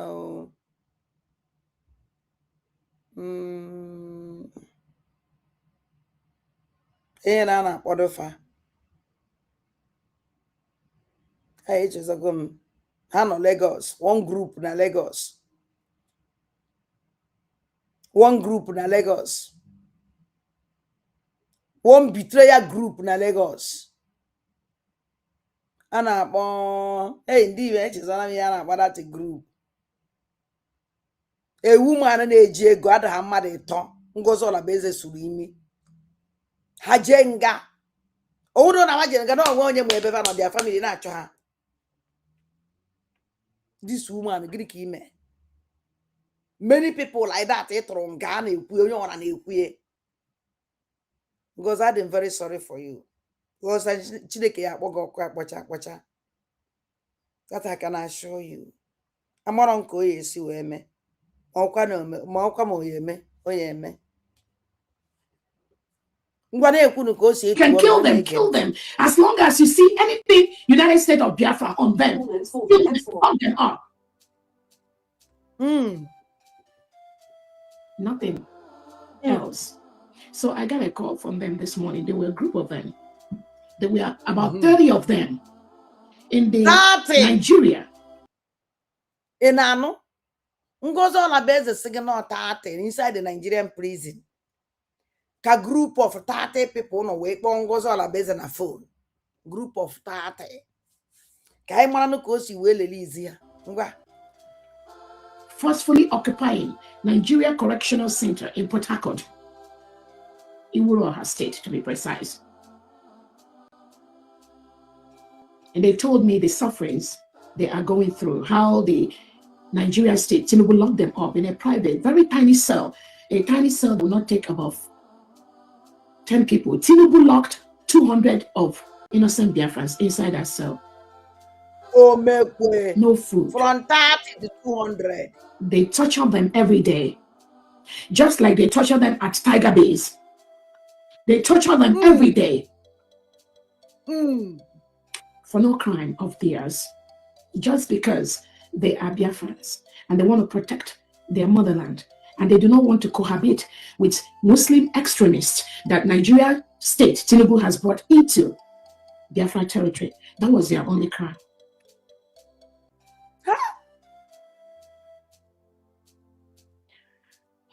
Oluremi Tinubu, the wife of Nigeria president, continued to lie to the world that the husband is not terrorizing Biafrans. And I want to tell everyone listening to me that Tinubu, Christopher Musa, and Nigeria politicians with the delegitimized Southeast and South DSS, Nigeria police, Nigeria military, to lock them up. You see them in Biafra territory. That is the only solution. anywhere you see anything Nigeria in Biafra territory, you must ensure you destroy that. That is the only thing that will make us leave. The killing you see in Jos, in Southern Kaduna, in Zamfara State, in Borno State, all these killings is being engineered by Tinubu and the wife. Just like those innocent Biafrans, over 40 of them being incarcerated by Tinubu at the Iwura police station in Port Harcourt. They've not committed any crime. Now, Cheledunuru in Port Harcourt, Bologo had 30, from now 40, before a measure 200. Niwulo police station. Very tiny place.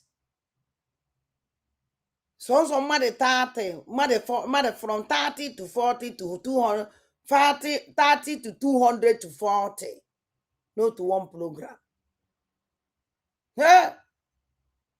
30, 200, 40, not program. Ngozi, paridewo onwe gị. Paridewo onwe gị. Nna na-ege ntị. Ị na-achọ nnọọ ihe niile ka ịgbagote. You can never get up. That I can assure you is a promise. Kwebụla ebe a ịkwụ, ebe a ka ihe akwụ. Ihe eji ya anana. I can assure you that. Hello?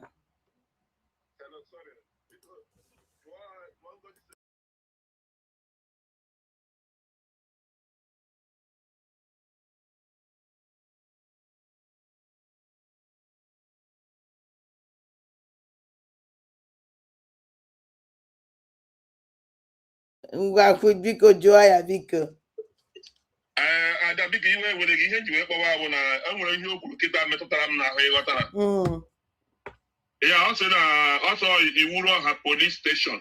And kịta o kwuru ya mụnwa na onwe m gbara na Google kịta were gọgụrụ Iwuru Ọha police station na Port Harcourt ọ naghị eme exist. Mba bụrụ ọkwa ihe ọcha anyị dị serious na dịsi ihe ọ na-akọ uche anyị dị ajọ ọsọ na-amụlịtọ kịta o kwuru and ọ bụrụ na m na-atụ asị biko ụnụ enwere ụmụaja ma ọ bụ na onye ọla na-ege ntị. If you are listening to this broadcast right now, please help me to Google Iwuru Ọha police station in Port Harcourt. I don't know if Port Harcourt is a state or in River State or I don't understand. Is there anything like Iwuru Ọha police station, please? Here we stand in the truth and the only truth will set us free. Exactly. Eziokwu Chineke. And when Iwuru Ọha police station, ụmụaja biko onye anọghị m na Port Harcourt, ndị nọ na Port Harcourt ha kọwara m ndị nọ River State. Enwere ebe Iwuru Ọha police station dị. Biko adọ ya njensi ka m kwuo biko. Nna ndo ezi nwanne m. Wow. Ụmụnne m ose etie biko onye ọbụla nwere smartphone nwee Google jee na River State or Port Harcourt ama also na River State jee chọọ jee Google ọnụ ma enwere police station a na-akpọ Iwuru Ọha police station biko Iwuru Ọha police station and they were na port ndị bi port ọwụgo na ibi port ị nwere mmadụ na port kpọọ ọnụ ndị ahụ bi na port ahụ jụọ na ya na enwere Iwuru Ọha police station biko all very important. The only thing they say, they do not want to cohabit with Muslim extremists that have been brought in by the Nigerian state in that part of the world. Because of that, Tinubu ordered for them to be locked up, to starve them. They don't eat nothing for 2 years. For 2 years. Oluwemi Tinubu has locked these innocent Biafrans up with the husband and the Nigerian state, and we cannot allow that. With your husband, though. That will not continue. Chele? Also, now with you going chele. The only thing they say, they do not want to cohabit with Muslim extremists that have been brought in by the Nigerian state in that part of the world. Because of that, Tinubu ordered for them to be locked up, to starve them. They don't eat nothing for 2 years. For 2 years. Oluwemi Tinubu has locked these innocent Biafrans up with the husband and the... Oh, uno nano. Asan can return way back.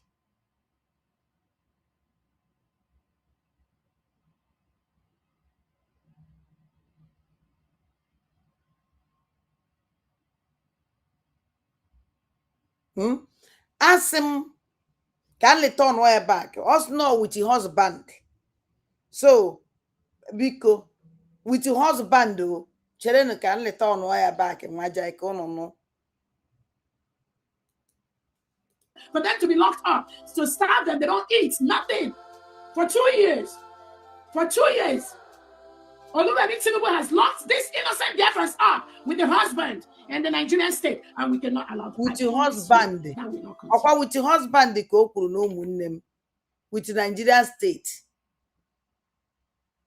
With your husband, you in Nigerian state. With the Nigerian state. Yeah, one up with your husband and with the Nigerian state for 2 years. Or before also no 2.5 years. Also not 1 year, 2 years. Now also others that 2 years. Na na-ege ntị. Okwu siri ike ebe a. Na-ege ntị.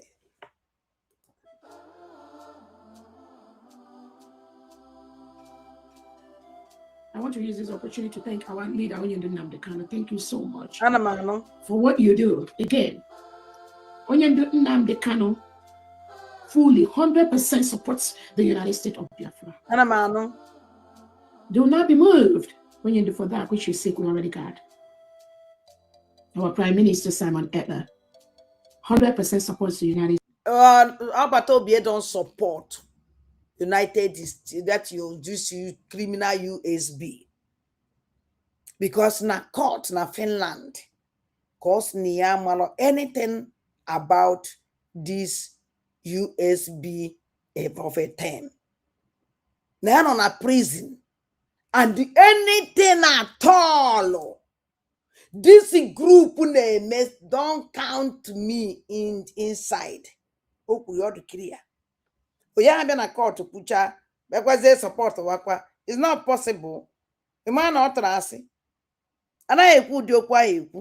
Nobody does that. Now, do it to the Yama Biafran government in exile. Apart from Biafran government in exile, Niama has another one. Any group on an Niamaro. Please, set in at this group. Do you know the reason why? Because the atrocity you committed. Each of the TNA saw Batobie. Now, the second, let me tell you something. Our leader Mazen and the Kana Madden may exist. How will you recognize your stupid destiny? Do you know something? You know nothing. Our leader Mazen and the Kana do or not they and now they kutoku get all. How will you kutoku? Guinea on a no and something that they may exist. How can somebody put on a something on I may exist? Our leader Mazen and the Kana do it and all recognize the Kangwagi. Evid. A man named Mandana or Evid. But Evid cannot offer. The licensed son. And if you California Mefa, I don't call licensed son on the judge form. Our leader Mazen and the Kano Conde and the Kiara Bodoha. And the veteran the castle veteran the Mammy Anna Boapo. Other group a to Olek organizer. And Dojinya Egwu. And I even now waggy. That have suffered a lot about what the Mazen and the Canon. And I support those three groups. I support those three groups. Let me tell you something. Our leader Mazen and the Canon, they woke 100 men. And I near now waggy.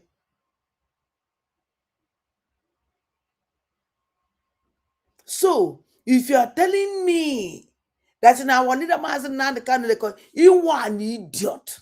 Number one, he puts the why are you every time I make a malana organizer again?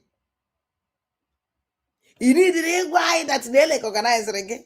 Nobody organize you. Nobody. And they can never recognize you. Our did the mazin and the canon at your way to Ijibu. Our did the mazin and the canon gonna lose. Now plan kunu yesi ejebu motor shop. Unu bua motor shop. Etinye ni se wadi the mazin and the canon ekwa. Otisi wegwa caterpillar. Ya jeje gbari ye. If Finland embassy na Abuja. Nye 4 million naira ko weje gbari ye. Finland embassy na Abuja. Okwa Chineke anyị nọ n'ọrụ ngozi ọla bụzie egbolo Fulani. Chineke anyị nọ n'ọrụ. Your plan are na-eme ya expose by you people. Unu nwa na-emekwa unu expose. Aja na Igbo na mmụ Igbo ji be ebe na alapụta unu. Abonide maazị Nnamdi Kanu gana loze. Na plan kunu yesi wee je gbagbuo lawyer tụrụ ya nga. Ka e wee sị na abonide maazị Nnamdi Kanu onye nyere order. It can never work. Na ene ekwukwa ahụ and ike agwụgwụ m. The state of Biafra government and the people. Anyone telling you anything outside of this is paid by the Nigerian government. And what is their plot? To disturb this freedom which we already got. Unfortunately, they came late. Kanamano, you got your freedom and you still in exile. And you got your freedom. You don't capable, Jeff Melanie. Trump. You got your freedom. You don't capable. Where you with your Tunubu, Oluwale Tunubu. If you want a freedom, are you not ashamed of yourself? You get your freedom on social media. Do you see the country where the freedom on social media? No, he really say. Even Amazonia, do you see the social media? Look at you. Utuaki yes na gochono. Okwamuwa. Ngosi ola bugolo fulani here na gochono every day. Are we day here? Mana pohari gotaka mesi na tono ukukuso. Agimando uchibegi. Agima momu chiwa wa ikweju na social media. Ifere eme. So we recognize our leader, Onyendo Nnamdi Kanu. Anamano. And our Prime Minister, His Excellency Simon Ekpa. They are the reason for the season. They are part of the injustice being meted out to Biafran people by Tinubu and the wife, Oluwale Tinubu, and the Nigerian state, and the Nigerian politicians. But I'm telling you. So we recognize our leader, Onyendo Nnamdi Kanu. And our Prime Minister, His Excellency Simon Ekpa. They are the reason for the season. They are part of the injustice being meted out to Biafran people by Tinubu and the wife, Oluwale Tinubu, and the Nigerian state, and the Nigerian politicians. But I'm telling you, we will not allow that to continue. We thank them for their resilience, for sacrificing their freedom. Then sacrifice. Then sacrifice. A serious sacrifice. And they continue on that sacrifice up till now. And they will win, whether you like it or not. Sacrificing everything, sacrificing their life for this freedom which was declared on November 29, 2024 in Lahti, Finland. As the chief of staff to the Biafra Republic government in exile and the de facto government and the United States of Biafra government, I want to tell the world, anyone listening to me, anything outside the leadership of Dr. Oroboese, the United States of Biafra cabinet, the 40 state governors in homeland, the commissioners, the envisioned elite squad, the heads of missions and the stakeholders, anything outside this is fraudulent. I will not be involved in that. As the chief of staff of the Biafra Republic government in exile, our organization, the Biafra Republic government in exile, collapsed on 29 November 2024. Anything that represent or tend to look like Brigade after November 29, 2024 is fraudulent. I was the chief of staff. I collapsed the brigade on 29th of November 2024. anyone from anywhere that want to get any information about Briggy, about de facto, about the USB, you must, capital must, come to me. Anyone telling you, pretending to be anything outside this is not fraudulent only, but also agent of the Nigerian state. Do not fall into their trap. No, even this woman who pleba. I'm on no didn't to no meloche. That's near collapse brigade. Near collapse brigade. Now, this criminal near collapse brigade up here. Mana oje kwara n'ife mu ya adekwa that brigade. Now brigade o nwere ka o si wee kwue. Do you know imagine I bother myself na this kind of nonsense here on a cool that na all that na this idiot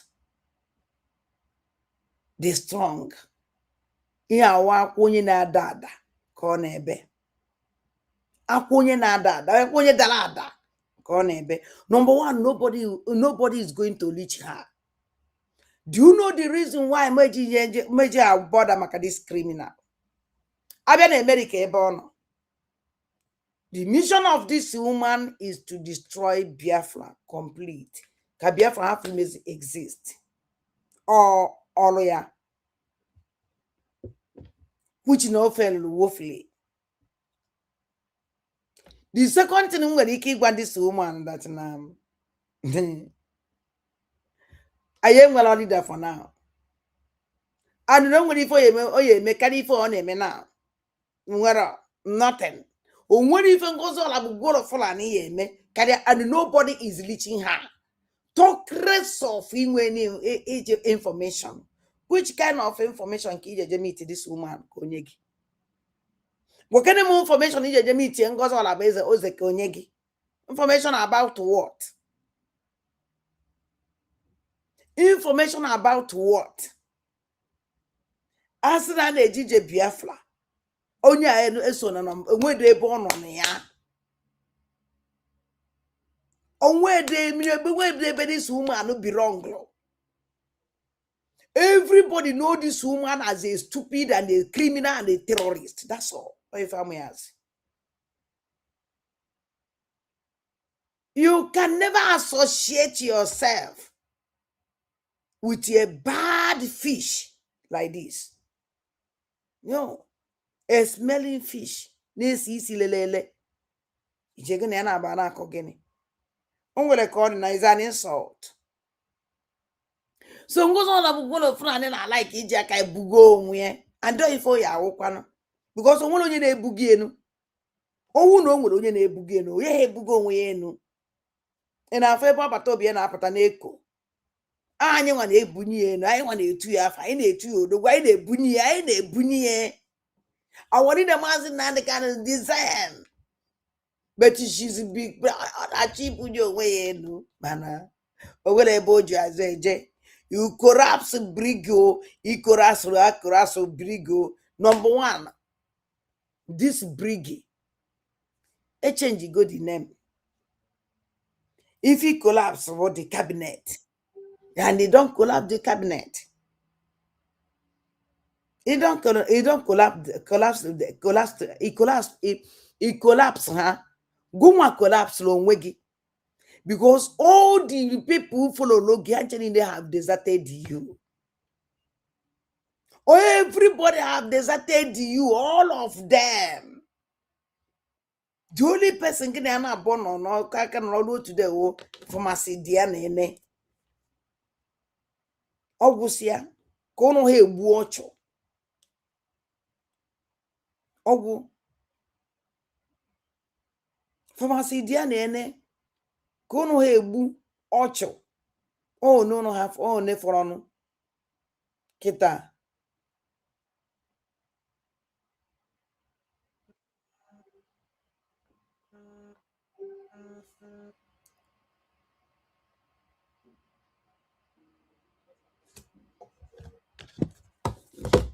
Ella.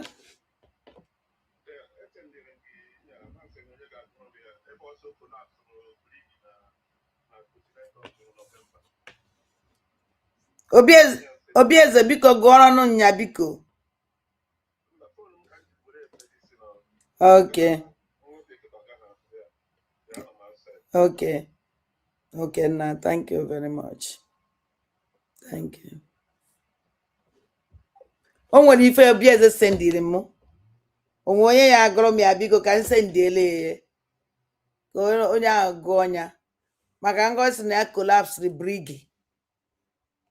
O nwere ife Obieze sendiri. Na Obieze ịdọkwa nnọọ ịdị nnọọ destin na njem ahụ eziokwu niile. Nwa m ka isi eme some certain things ị na-eme. O nwere onye m use brain ya agụla anyị ya sendiele meseji ka m sendiele gị biko ana m ayọ biko.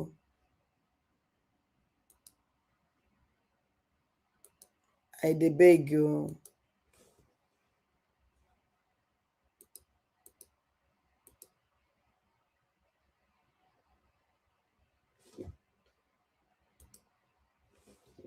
Onye o nwere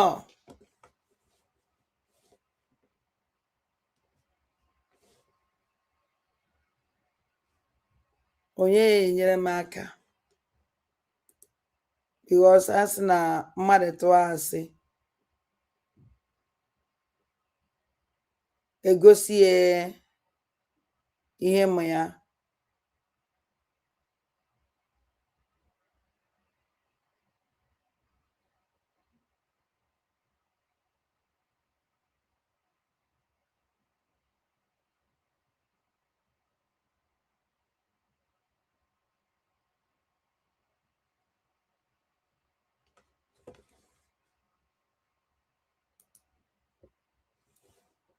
So all maka Ngozi son that na ye dissolve go brigi.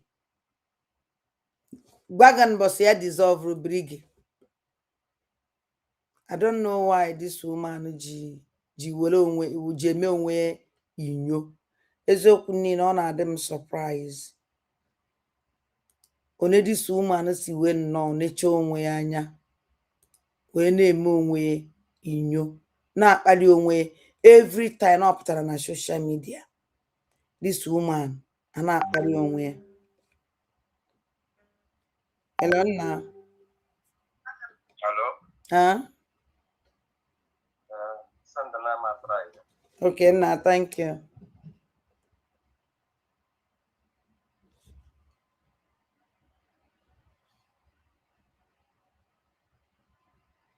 Esendigoro gị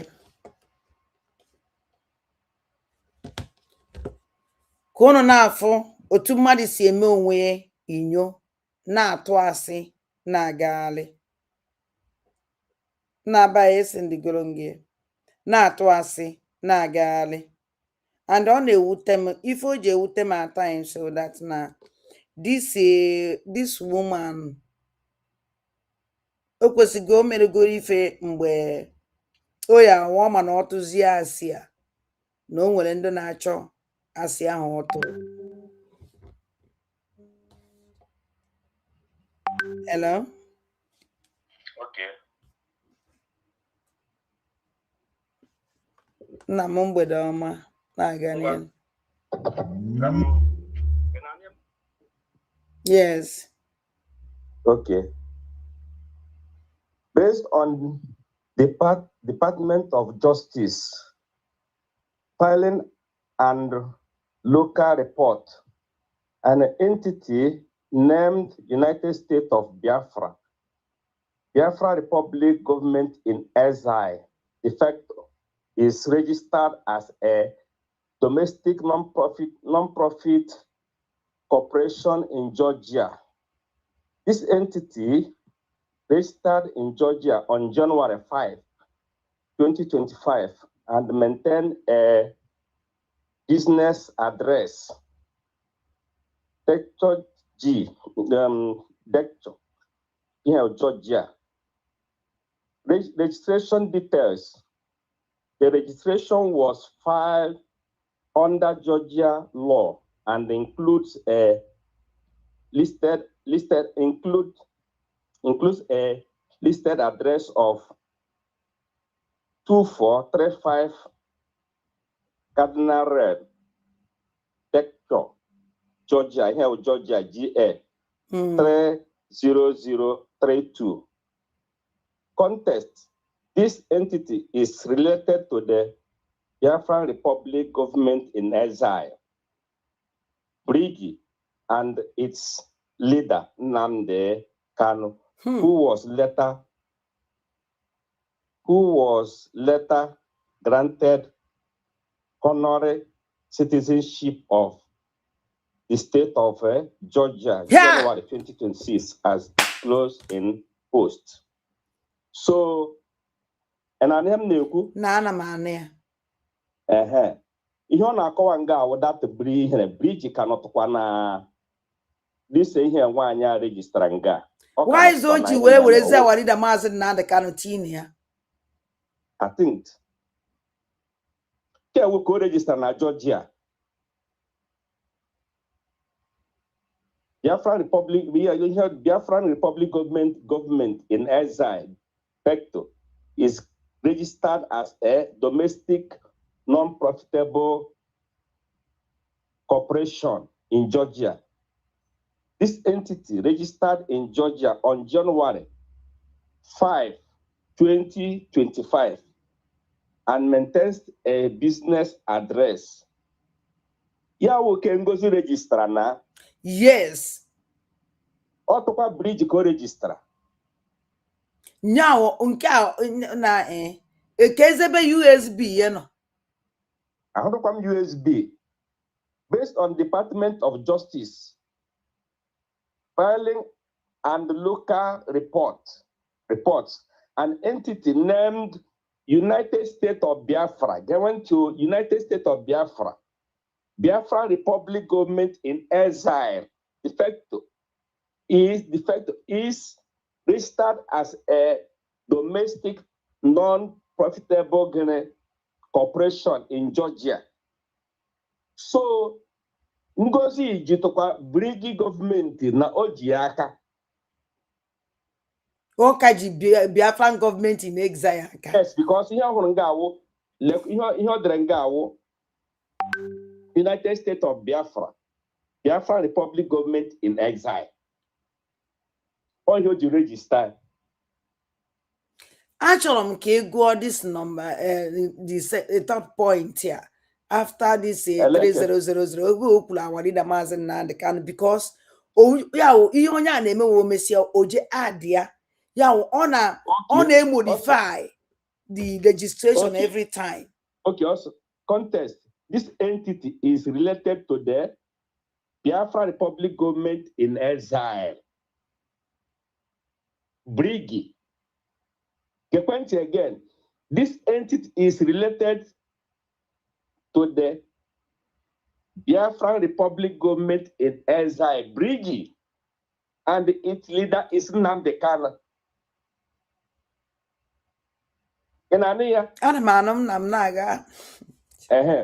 Who was later granted honorary citizenship of the state of Georgia in January. Oh, that is Ogahana change again. Oh, no, because we just added this our leader Mazen Nnamdi Kanu because it watch at the date or declare. They said the boy before already started this thing. Oh, we don't care you for who you are doing.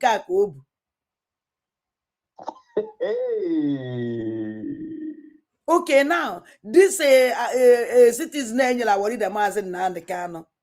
Because what they just here no better now. Yeah, I can now gwage. Now goes on a base well no she. Man, yeah, we criminal. Hey, registration details. The registration was filed under Georgia law. Okay, and includes a listed address of 2435 Cardinal Road, Dector, Georgia, Georgia 30032. So this register last now because January 2026. coming na January 2026. Yes. I went down here also, which means if you are here now, this thing the Okaji bridge we're now USB. USB. Cheregodo obieze na akpọ. Cheregodo. Hello obieze. Anna, voice again na apụta na-ekwu. Yeah, iji wee help our brother. Ihe ji wee send ihe abụ. Ihe ọ na-akọwara ya about that is registration aha. Ihe register about United States of Biafra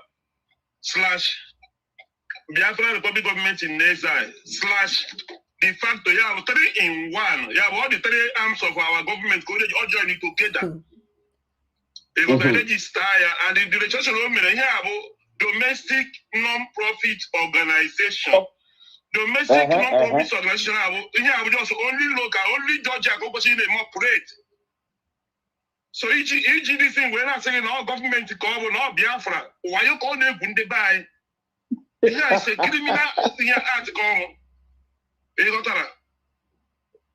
Hi. Hey. Yeah, have domestic non-profit organization. Domestic corporation. Even one of the national safe, or one of the whole of America, oh, you have just only Georgia. You got a domestic non-profit organization.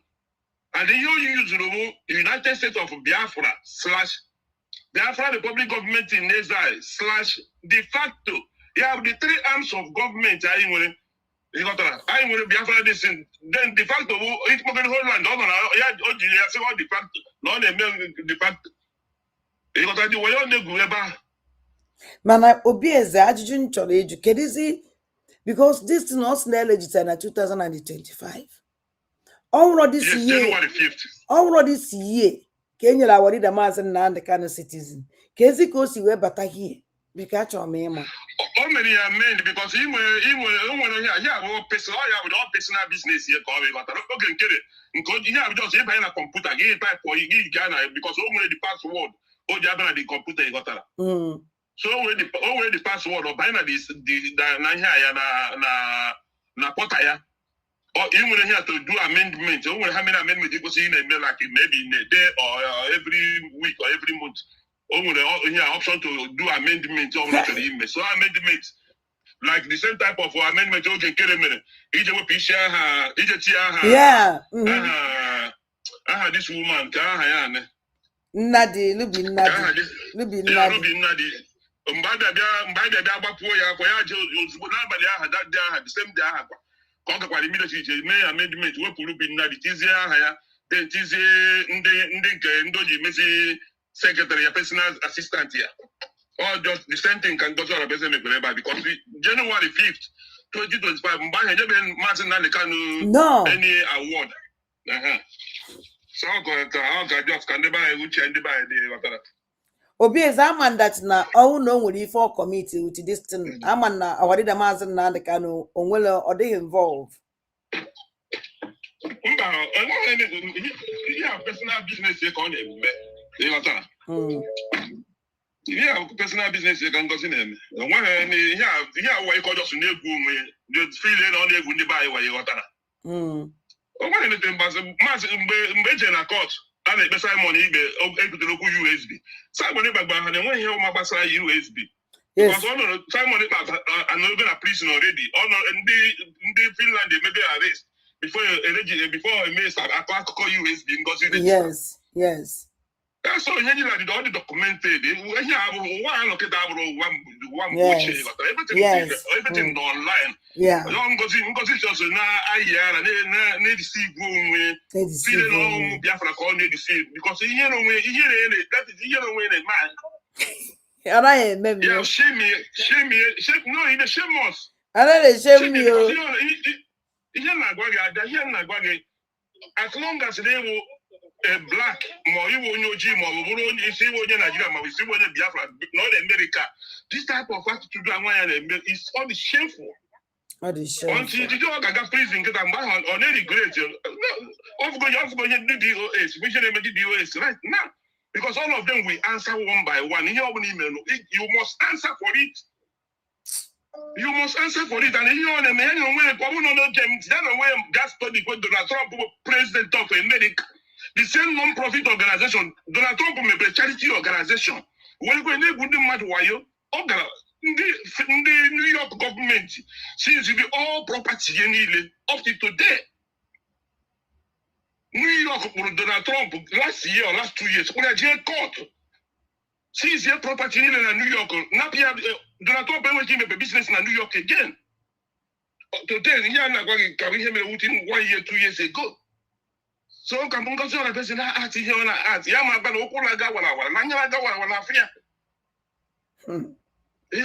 don't be deceiving our people. Life involved. Why are we gambling? All those personal business here. You have personal business, non-profit organization, domestic non-profit organization. Domestic. Then when you say domestic non-profit organization, you may play in Georgia. When they name operate, it's not country common in Nigeria. Na Biafra land. They deceive our people. Right. Eh? Biafra Republic government in exile. We have to be registered. And also one of the board of trustees of that government.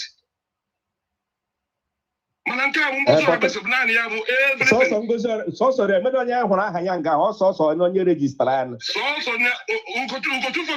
program 2 days ago. No personal, no everything. No secretary, no treasurer, no everything. So if you are following Ngozora Beze is just deceiving you. It's deceiving you. We live here in America. When them working no. My sister can happen in maybe I will come back. It can happen. I'll just our brother name go continue on it. Yeah, the sick. Wow. Now I'm gonna even menu finalize I'm telling you, since that is believe me. Listening to this woman all that now. Oh, we say some okundo kuleba. The ma iwoputia.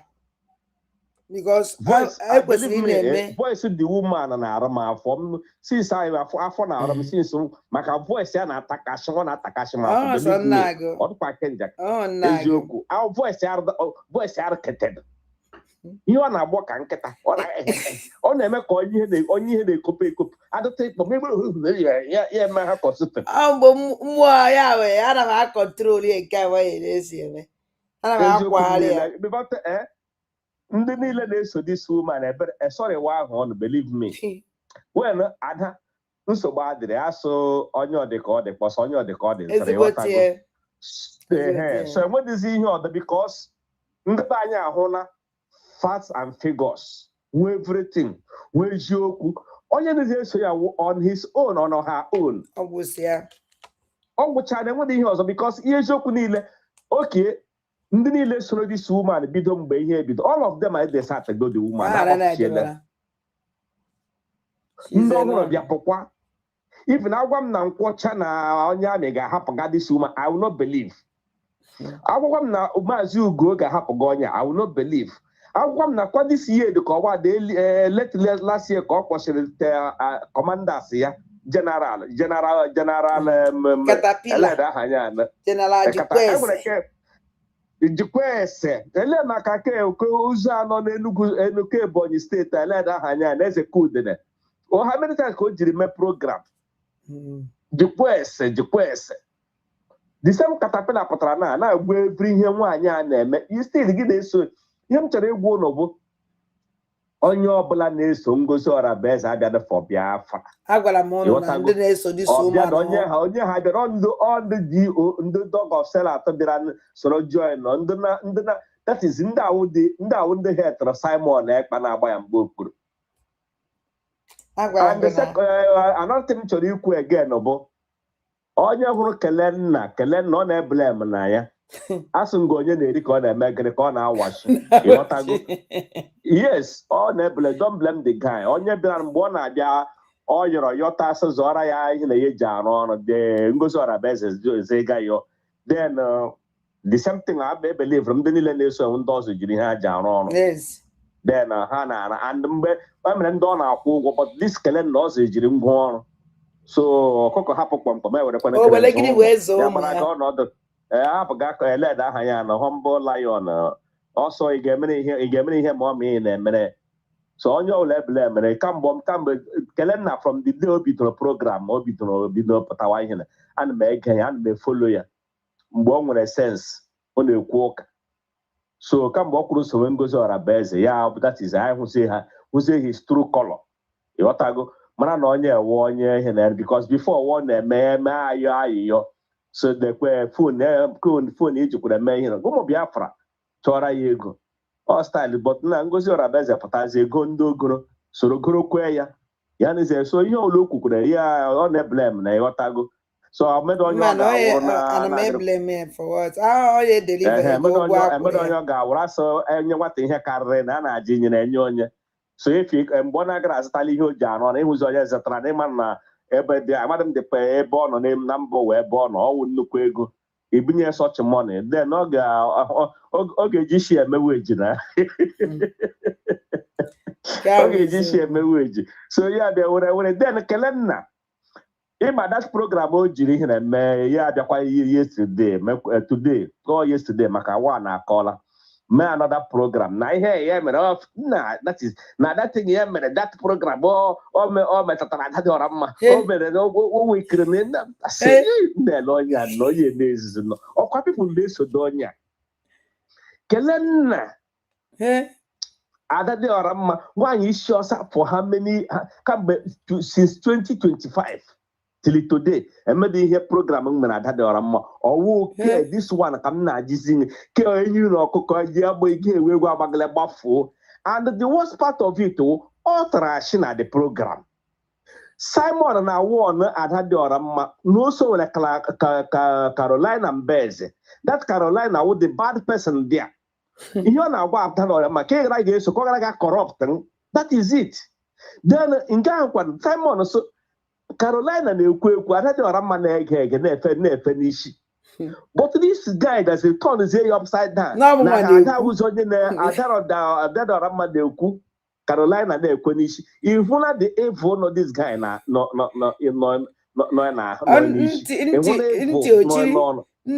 ntị ochiri ndị ọ na-agwa ndị gele iwe ọkwa kpọrọ ya akpọ ha ga-enya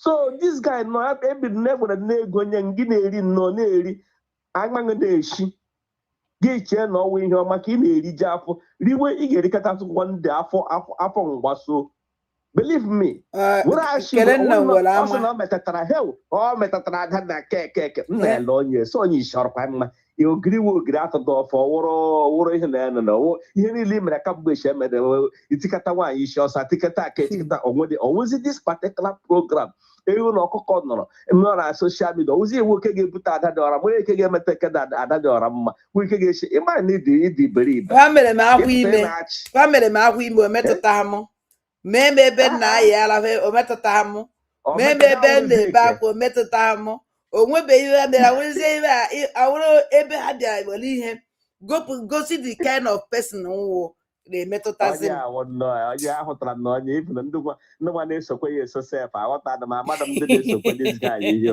believe me amadụ m ụdị brain ọnụ nwere na ụdị isi esodị m ya agara m jos ndị ha na-ịhụ sọchị ndị iberibe na-aga na social media ha amapụta amere onye m na blọk amapụta the first topic ị ga-apị mara ihe ị ga-ekwu mara everything so m lecha anya sị ya lee nnọọ ihe onye na-ebi and people na-aga na-eso ndị na-eso dịdị na-eso nwaanyị ndị na-eso ndị Fulani and some people na-esokwa akwa ndị otu m na-anọkwụkwa ebe ahụ na-ege ibe ọ na-ekwu ọkwa ịghọtago uche na ma ọ naghị enye m nsogbu ndị na-eso enu because na some people na-eso enu afọ ya na-eji ege is it surprise if mmadụ ịdị stupid like that. Eziokwu, Efukwa stupidness nke of the kai guy is too much. Efukwa nke kai TV mekwara today.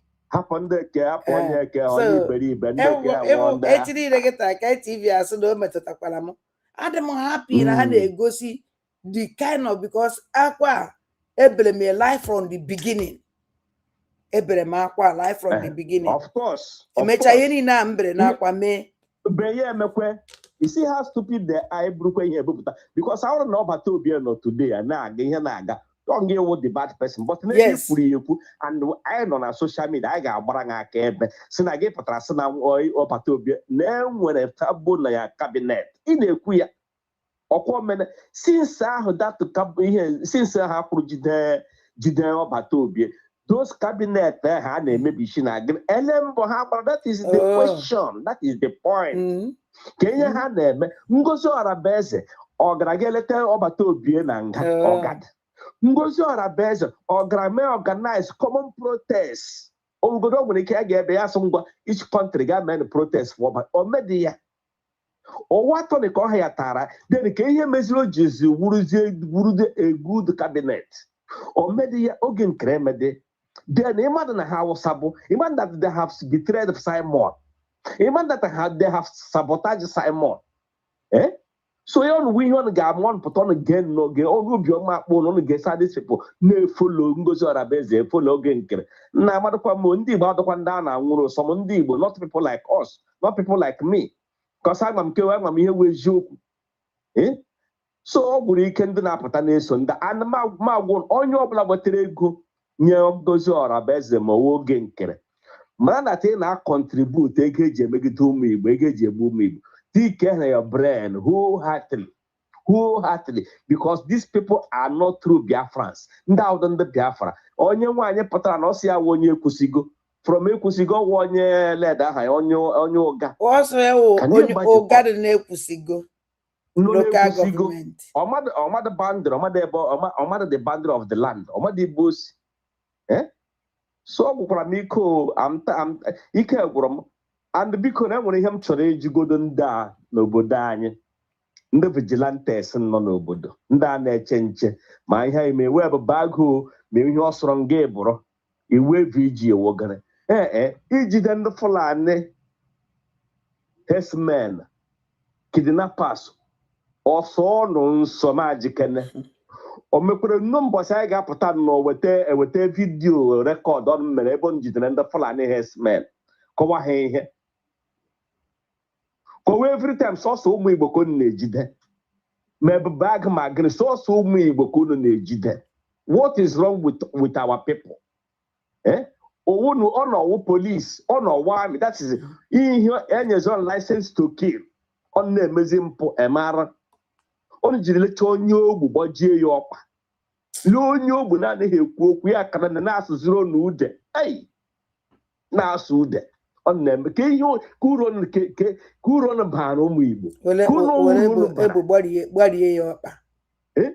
Nwatakịrị na-amado ihe ibi ga-ahụ ebere na-emere nye oge iviri akwa nkịta obelere makwa na anya. That is ihe abịara m akwa ihe nsi that's 2 days obelere akwa ogwe ihe nke dịrị unu ka unu nara ogwege mgbe soro jidere onye Fulani onye ihe na onye kidnapper onye real kidnappers unu jidere ha before onye like onye ekele hụrụ ihe onye si ihe onkele bigre ele ebe gosi na onye gara ga ezu ihe ebe hụrụ gara ga ehu ohi gị jide ya that place nobody ihe ma na-asụ owe onye ohi ka ihe ozuru ka ebe ozuru asụtụkwa mmadụ jide onye osi ọ na-hapụ gị mana mee ihe na-eleda ha ka ọ mere onye ọzọ. Ote onye si ejide shi ụmụaka be anyị chikwa na ote njide ndị Fulani maka ha nọ n'obodo anyị si na ote njide na ha nọ n'obodo anyị na-akpa mkpamkpa na-eme arụ ọ na-hapụ ha n'ala ike gwụkwụrụ ụnụ biko ada nwanne m enwede nye ọdatị m chọrọ na-eme ihe na akwụchana m ihe m nwere ike ikwu biko ka onye ọzọ tinye ọnụ biko. Ngozi Ọrabaeze marakwa na amara data na oke ihe gbawa ọsọ oke mmadụ chọwa ya ụkwụ na-aga wam anya na-eleba mbam n'ahụ ya anyị akarịgo ịpụta were anyị si ịga na ihe na ya na were anyị gbachie ike na ala yo enwe Igbo. That is you cannot do it. ngire menwuli ihe dị n'Igbo ngozi ọra bụ eze ma agwa kama ya sịkwa na ị ga-eme nnọọ nweta Biafra nweta mana Biafra nwetara Chineke jụkwa chi akwa ọ na-enweta Biafra ebe awalida Maazị Nnamdi Kanu na ebe awalida Maazị Nnamdi Kanu na-ahapụzie n'ime ebe were Biafra nye Ngozi okwu ọ na-ekwu na-egosi gị na ndị a na plan seriously igbu awalida na ha na-make sure that na ọbata obi and awalida can never come out alive. Yes, to be sincere to you, because okwu niile this woman na-ekwu ọ naghị ekwu okwu na-enwe hope na awalida Maazị Nnamdi Kanu will come out. Ọ naghị ekwu okwu enye hope na ọbata obi will come out alive. Just gegodo ọnụ mmiri okwu ya onwebe ebe okwu gidere okwu ọnụ mmiri ekwu ya dịka yes at least na ọ na-enye Biafrans hope. Don't worry, awalida will soon come out. Ọbata obi will soon come out. No, mana ọ na-agwa gị na onye nwa the last person. Gosi ihe ọwụwụ more days, more bread. The more ọbata obi na led aha ya na onye ndu nọ n'ime better for her. Ego na-abịa. So nwanne m nsogbu adịrị ka anyị biko na this program ndị mere ka anyị na-echekọ tinye ihe ọnụ the more especially ihe obi eze pụtara anyị ọ na-etinye ya ọnụ ngwa na ada ka anyị nọrọkwa by the side na-ele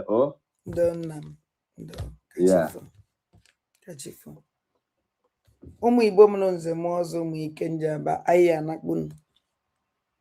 amanakpụna ụmụnne m because na ndị be anyị si na ndeli adana ndeli adago anyị anakpụnụ anyị kpọọ na ya ka anyị ruokwa nke fọ n'echi niile ọnwụ ma mụ nwa ọnwụ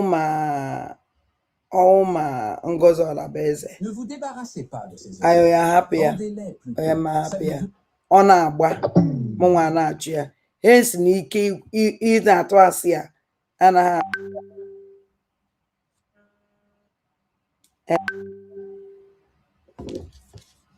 Hello, Biazenna. Anna bye. Anna bye.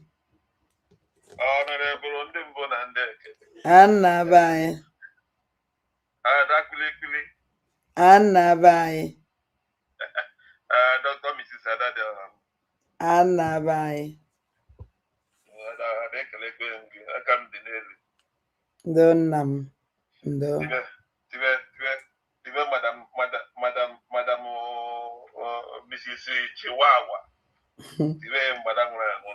Oh, no, Choko. Es voto Chokayama. If you know to get married, no, but I get the more you live, the less you see a car. My bag is very Mapa. Oh my God, I can't come on your chili. The vice now. And then you can be the Madik. Ogano Ketawo, okay, so we got her. Ocha Yeah, okay, so I know why for a wine go to Christy. Ketawo got Manayotara. And when I'm walking, I did it for Mbagarama or anything. Where more to do? Yeah, sometimes or not. I blame him at this our border that is a man who do be going to get the name. Mamma who do be the name, Mamma who did chicken again, it will eat when they this nonsense and why I go. Because they get the thing that come. Obiezi ife nji ege that na our land no oya nsogbu dị na bai and Chineke anyị na-alapụta ndị afa na-asa asịsa and if you don't follow them ihe ama mgbe ha sara asịsa ahụ wee call ndị bai to be very careful and ihe si chọpụtara ihe asịsa because ha na-ama mgbe ha ji ekwu ya bai ha ezote nwunye wee zote nwunye nwe mgbe anyị akọvata nwunye iwulili iwulitiri anyị ekwu ya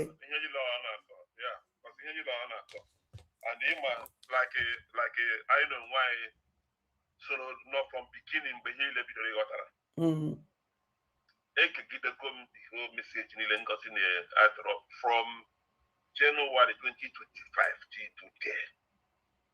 Ihe ọ na-eme bụ repetition of ways, repetition. The same thing ka ọ na-ekwu every day. Okra m go that thing every day the same thing. But ihe ọ na-emezi webezi n'ime that thing ahụ ọ na-emezi the information ọ chọsiri pass for that particular moment ya dị inside that message ihe ahụ ọ na-akọ. Ịghọta? Ọ dị form of ụmụazị ọta akara megoro kram goro something ha dị ha na-akụzi datin ahụ ụfọdụ amadị ihe ha na-akụzi just ihe ha na-ele ọnụ ha na-eme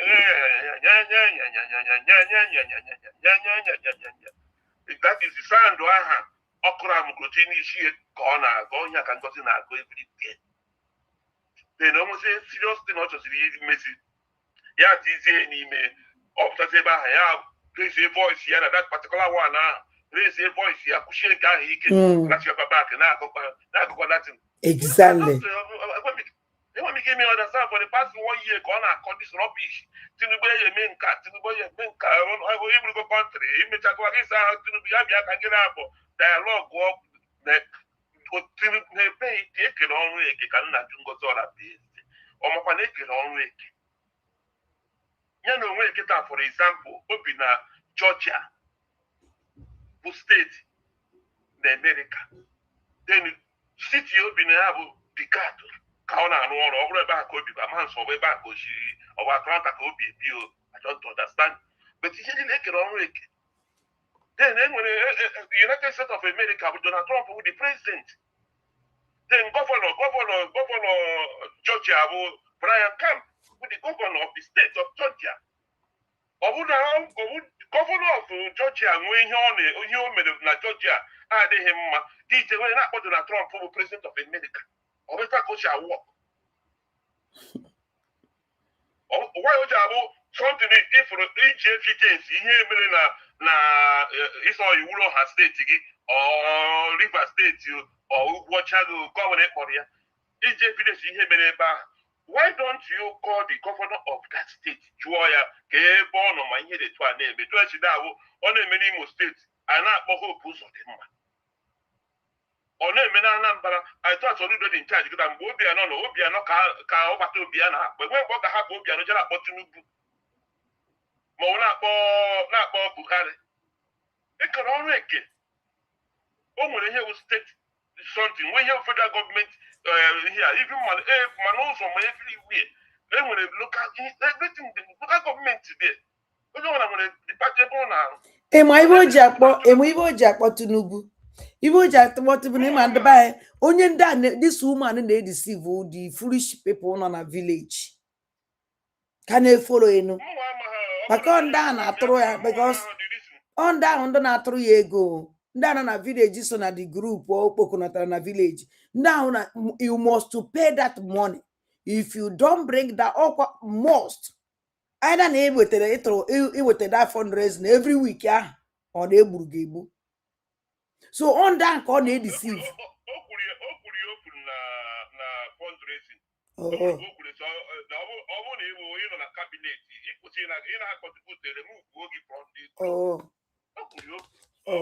So on down the only ne follow Zingozi Alabeze Nuno by now. Una Ibamazi Faye me had to go tired man by up Townsy because they are the threat. Age data fa. So on down de belene melemo. Nda enwe do no onye ona na azonde ya. Onye ona na azonde ya. Yeah, mama had the reason why every day oputara. Like he could be for every day oputara. Oburu Tinubu, Christopher Musa. Christopher Musa was the chief of defense staff. Open idea. Christopher Musa was the chief of defense staff in Nigeria. Christopher Musa Buketa, Minister of Defense, obviously civilian. Emo Japo Musa. because Musa ka ndị ha from na village na-ese na village ma. So I could continue na akpa ya. But Musa who the chief of defense staff. Chief of defense staff was only Yoruba call. He said the chief of army staff. Kita. Obo don ka ho mo ni ona po bi ni ona pa de correct.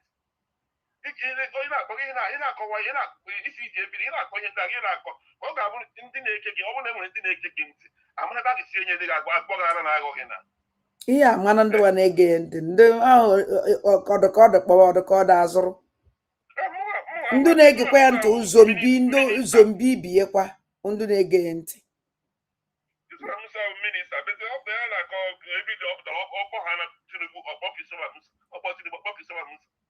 On what ground?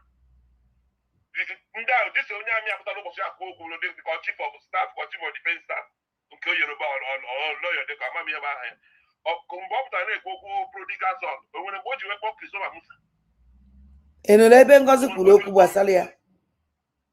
Yeah, so all these things are up there and I call up issue and I come to ndị na-ege ya ntị ike gwụrụ ike gwụkwara mana my sister etu ọbụla jara anyị ga na-ele ndị ike kwere ha na-elu bikos ihe ndị ekwu ihe abụ maka ndị ka na-apụtọ ndị ka na-join ọhụrụ maọbụ ndị ka na-anụ ya for the first time ọkwa na sometimes nkegide ihe nsị ka m kasịkwa obi ebe gị na onwe gị gbarịa na-eke ya ọ bụ mụnwa na onwe m kebe enwe free time nnọkwa mpụọ mmekwa ihe na-emepụta gwa disiti nke ị ga na-akpọkwajite na ike kwuru mana ebe o kwuru okwu ọzọ ọ sị na Tinubu na-abịa ka na onye nwa bụ the only person get sitting at the negotiating table. Mụnwa ama na ihe ọ na-negotiate ọ na-abụ ịrụcha ọrụ na Julius Berger gị na ji kapachara nara ụgwọ ọnwa ịghọtara. Anyị ekpuchabu onye ihe a bifo enwekwere mgbe anyị jikwa ihe a mee program. Ọ bụ etu a maazị Nnamdị Kanụ tawara afụfụ niile ọ tara tawa afụfụ niile ọ tara tawa afụfụ niile ọ tara tawa tacha na ọ na prison life imprisonment. Ọ bata obi emekpe nwa 2 years o mere dịkwa gafara viral. So ọ bụ achọsị negotiation nkịta mụ ama ha anọbeghị m na tebụl ebe a na-eme negotiation before.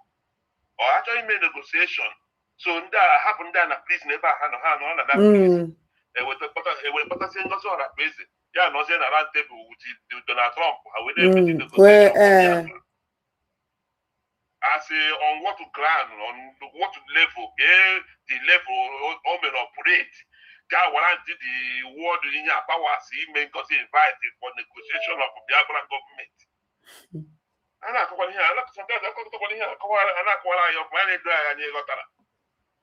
Ọ bụrụ sọsọ naanị eji ọsọpụta na midia na ịgba YouTube or Zoom gị na-akọ rọbish.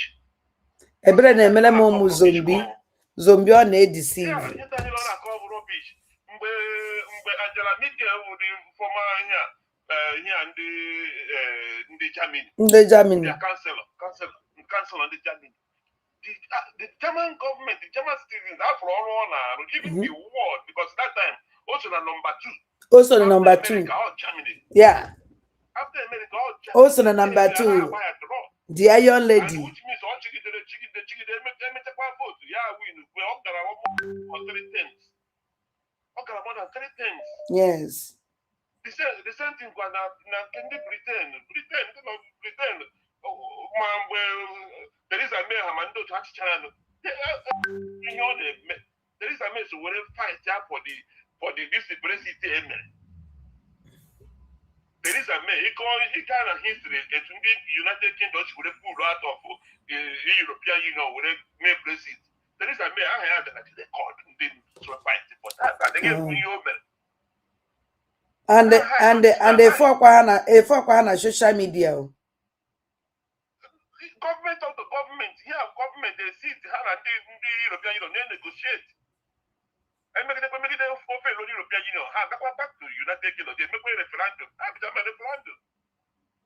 Referendum, or just a small escape, with a win with the majority. A referendum.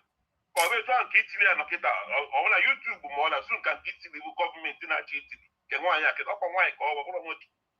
Oh. a na-afụ ya ya na-eme na-emechi ihe ike na-ajụ ndị ma ndị a na-akpa isi ala na-abịa achọ ihe ịbịa ewekọrọ ihe anyị terrorize nye ha kọndishọn a na-afụ Oluwale Tinubu bịara America.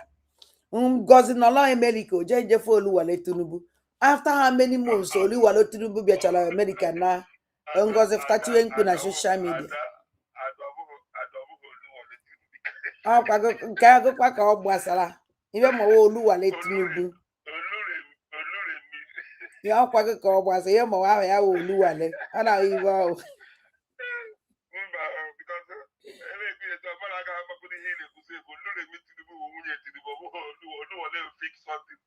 I'm nwara akpa ya Oluwale ọhịa ahụ.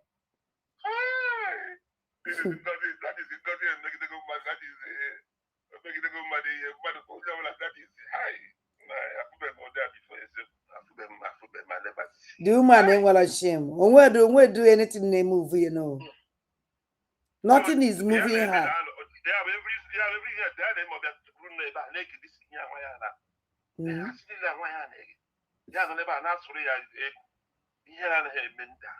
But they ain't well shame. Ain't well shame. Domestic non-profit organization, charity organization. It's all country called. You are not a country. You are not a country. Even a country. Nigeria, but you have here. You know, we are people.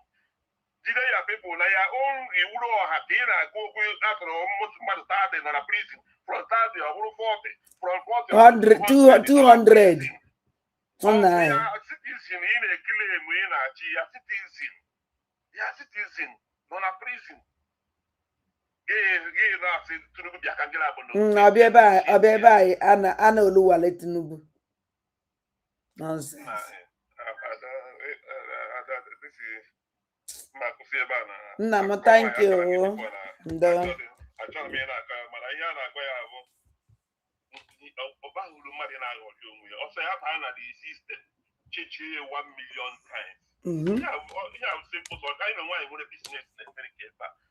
You can go to their portal, change anything of nature, even the registration of here.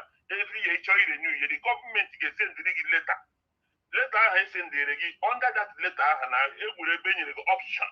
Or when an amendment email within the year, either change the address or change anything or phone number or email it post way to them. You will get option even at the portal. The password, and the portal change online. Only game online, very simple. Here and never just on the just never buy you. I'm not making a ship when the buy won't understand. When they won't buy you. But a problem didn't make in Nigeria government, they say they're going to Sunday here, agent of saboteur, not online, anything of the but I didn't now say why keep in a bit she be a couple no but they make a wine like keep you know we meet no wine like the Biafra government of meet no wine Biafra government of meet no wine I'm gonna meet no matter and I them why do you if na meet no matter you can meet no matter but that is as the one you got to the pim na meet no matter. Now, me to know what the new gas will get them, unless when you give permission. It's all you will kill. Come back after asking why keep it. They can leave. My people. Oh, plan woman because of my okay. But mara okay, and the ndị na-esokwu ya eso the same nwala nke m okay. Nna m, thank you very much, Obieze. Nna m. Ọ gwụsị ya. We go nowhere. Now we there here. Nna, thank you, Obieze. Yes, no.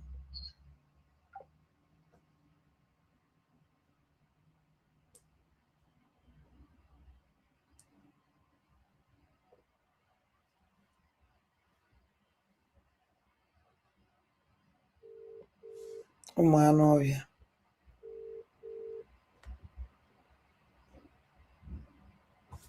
Hello? And nne mgbede ụtụtụ ọma.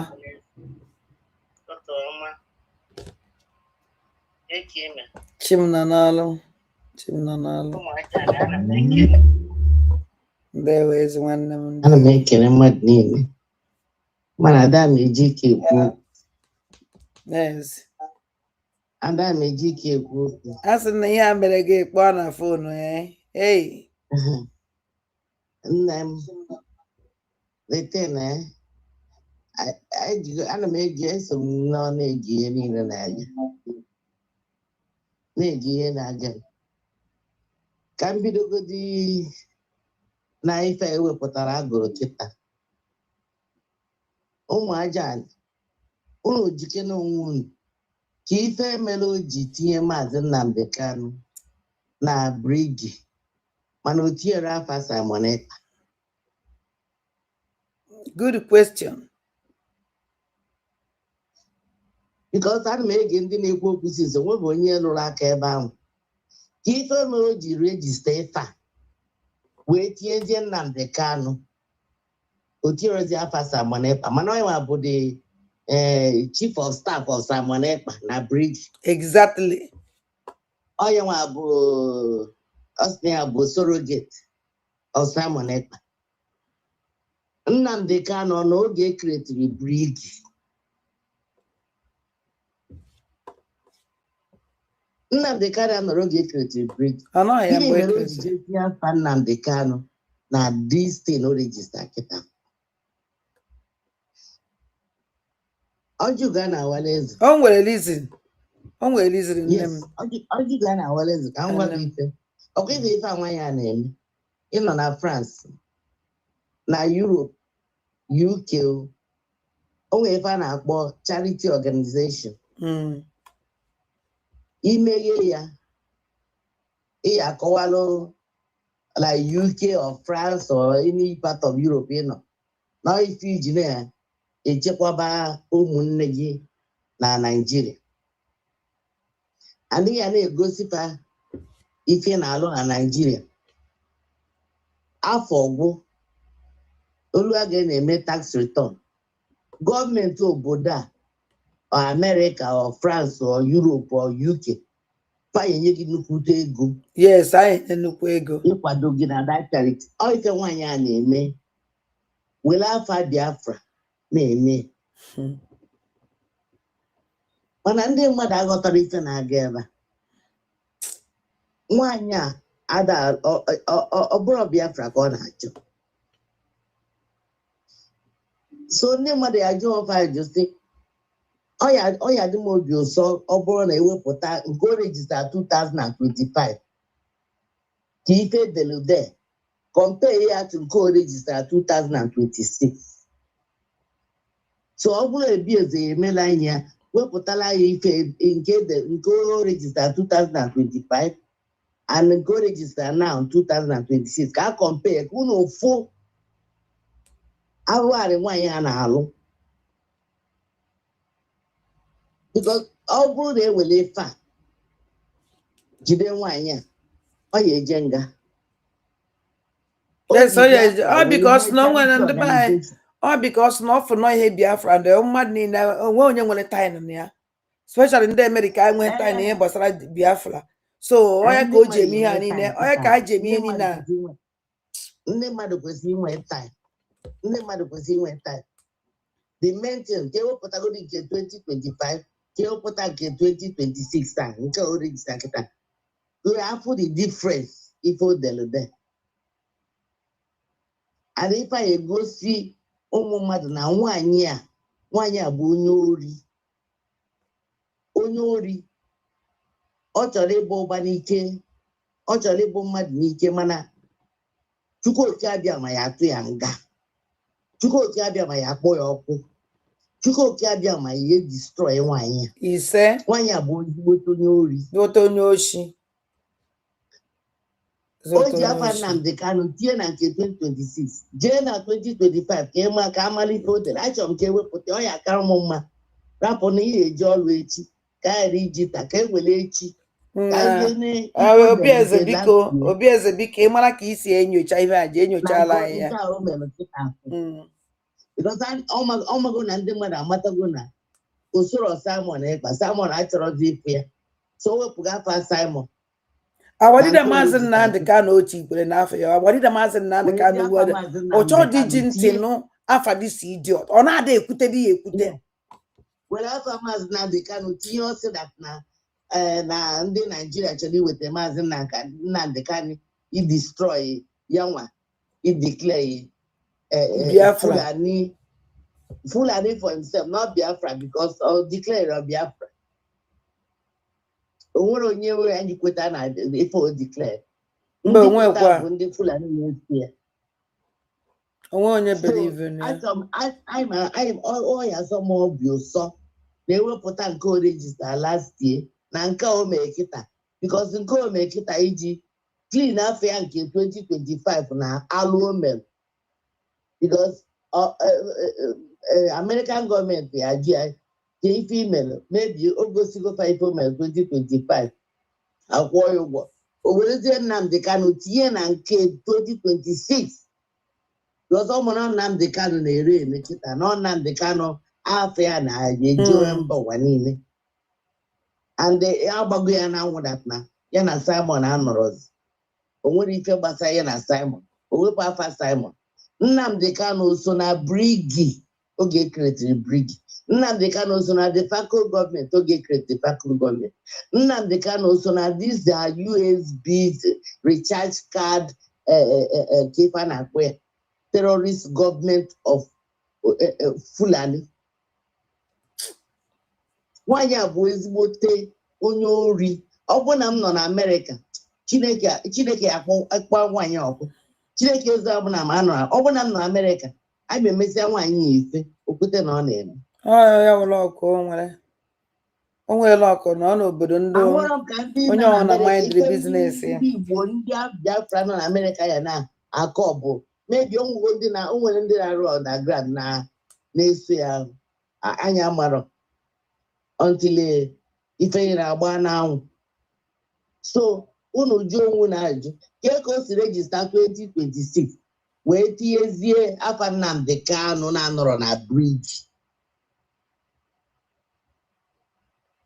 ndị a nwanyị ifuru ya ife ọjọọ niile ma ụmụ ya niile ọ mụrụ ma nyewa na onwe ya I don't think ọ na-ararụ ụra sef ife oji na-eme ife ọ mara ọ na-etinye onwe ya na nsogbu ekene dịrị Chukwu na 2026 o tinyere afa Simon Ekpa o wee were Nnamdi Kanu tinye ka ịfụ ka ndị ọjọọ ka anyị si achụfụ ọsọ so ụmụnne m o nwere ife karị Chukwu oke abịa mana ọgụ ọ na-anụrụ anyị ọgụ ime mmụọ ọ bụrụkwa ọgụ anụ arụ ọgụ ime mmụọ ụmụnne m unu jisi ike onye ọbụla jisi ike ka anyị kwuru n'okwukwe nwere ife karịa Chukwu na omume ọ ya nụrụ anya ọgụ anyị ji ụkọ akụkọ ṅụrịa ọṅụ na Chukwu oke abịa ma Biafra ma agwa emokwero ọ bịasigo tinyejara ndị nwe na ụmụ aja adanne mbụ na ndị Chim gọziere ndị mbụ na ndị ga-echekwa gị n'ezinụlọ ikuku chebe ọkụ chebe aja anụ Igbo chebe ife niile Igbo ji dị ebube chebe ezinụlọ gị na mgbaba gị ome o si gbado gị n'aha Chukwu oke abịa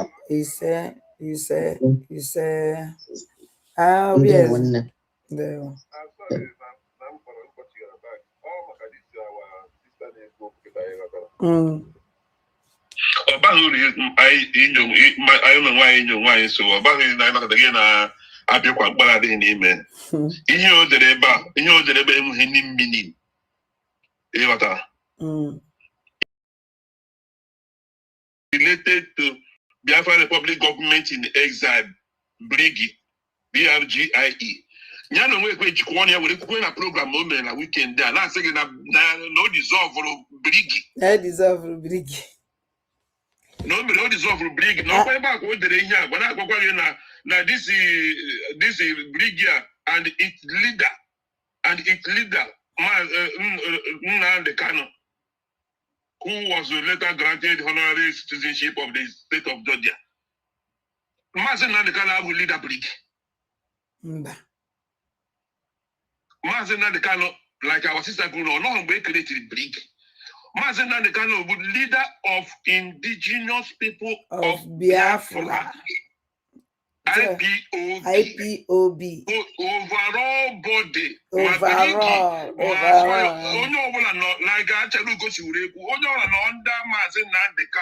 Sure. And the Mazen Nnamdi Kanu was the leader of IPOB, indigenous people of Biafra. Mazen Nnamdi Kanu was leader related to Brigi or leader of Brigi. Okay, for the type of game. Nonsense why a dish out to people. On a dish well. Yes, on a dish. Okay, for the type of sabotage. The type of sabotage. Somebody just go here, get here for that place. Confusing people. Joanna, when Johnny will go now, all this Nyano dissolve for Brigi. No, when I come to her. No, I am with the DPM, United States of Ndocho.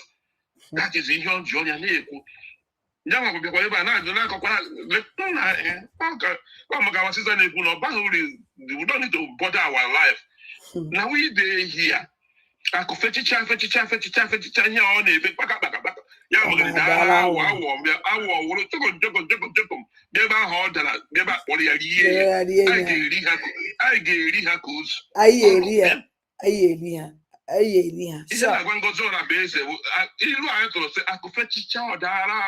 the speedy, I could have jam up passion on Rebehano. Takam over within 30 minutes. Yeah, that will be born up for it. More Pala, Ike would have been born up for it. Kakashi goes on a base. Who singles on a base? When goes on a base. So, my sister, you don't need to worry yourself about this nonsense or there, but anybody can do this. Anybody can do this. You have a personal business here, so she can change it at any time. Something look and get a minute. Manobro no Birigi in Keobato BA, if you know Bato BA cannot change Brigi document or person or just one. No. Only the board of trustees. Before you get changed, those board of trustees, you get the letter. Those trustee members got signed it. May acknowledge in the hand with idea. Now, so person either not saying or just here, not already signed, or you may always want to not committee. A man in a meeting, debate here, a vote way out. You have to report and approach your court. You have to submit all these documents. This is how these things work. Most of us never have an organization, we're companies, and we're directors in our companies. Or we just believe on against your company, director, you go here. You can hear this in each way. You have to get court. Tokens of government of a country. So when you're on a single son, I have personal business here. Like the way we go 247 2 days ago. Guy watch a program here. Now we have personal property here called the same thing right now. You can carry a more organized get our personal property, you can carry.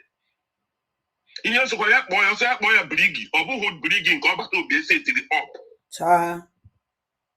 Brigi, okay, Chukwu Kere, alias Isaiah, I know going more operate right now. It's not the brigi registered by Simon in Joko. It's not the same thing. It's not the same thing. So they're not deceiving our people. It's not the same thing.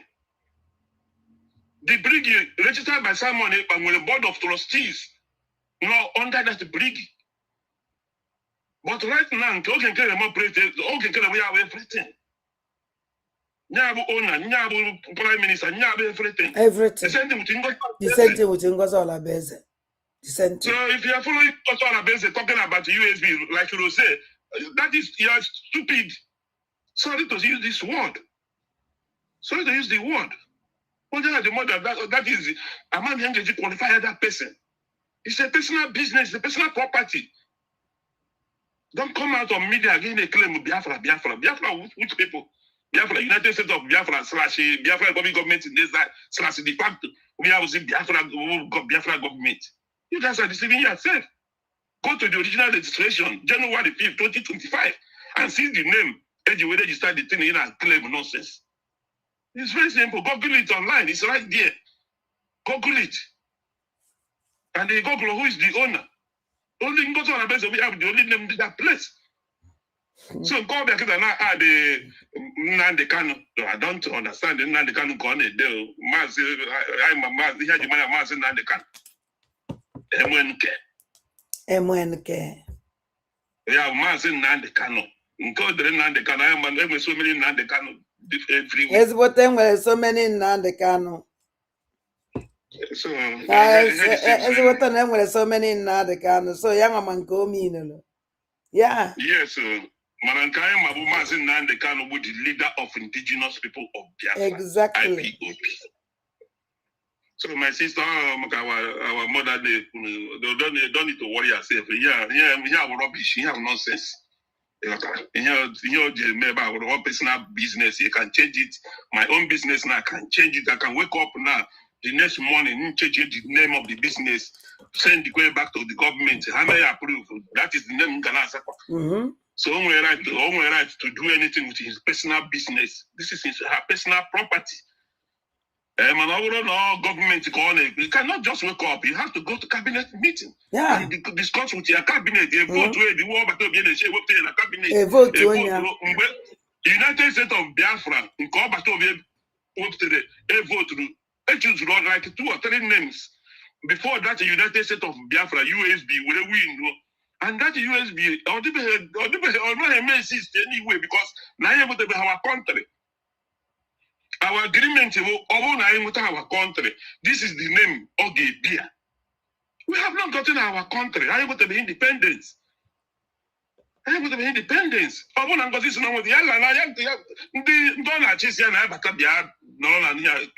independence. They no longer foreign land, not actually our country.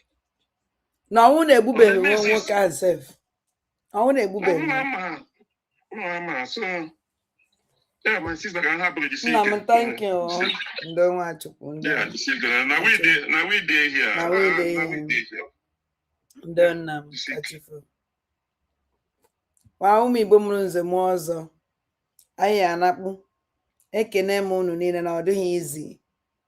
Ọnwụ ma asị a, ha na-atụ ya, aya na-eso ha.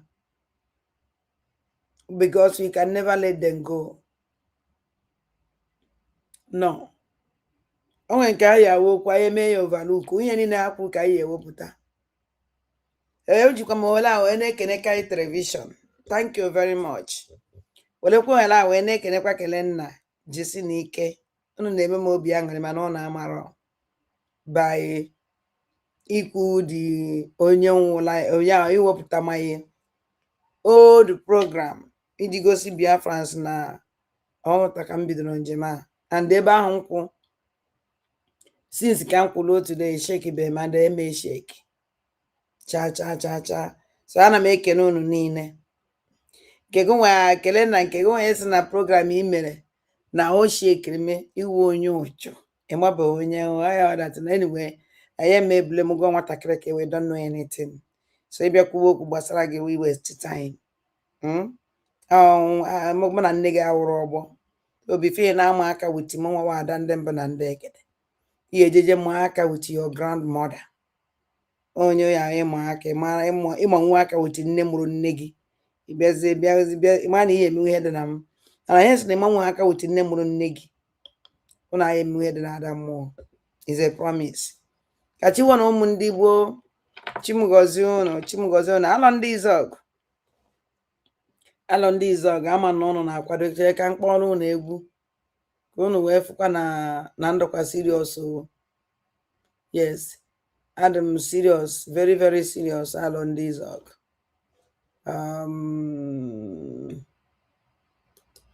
ama nọ nwere nke ndo nji Because achọrọ m ka m kpọrọ unu egwu ka m marakwa na unu na-akwaga iji gosi unu dat na iji nje unu na-asị unu jisi n'ike. Unu ekwene ka ihe unu ekwene ka unu ekwene ka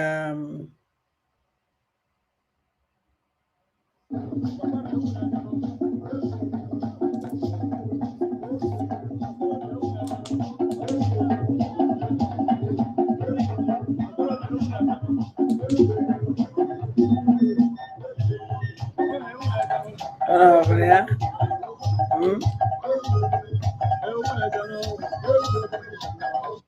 So yeah, for along this zog.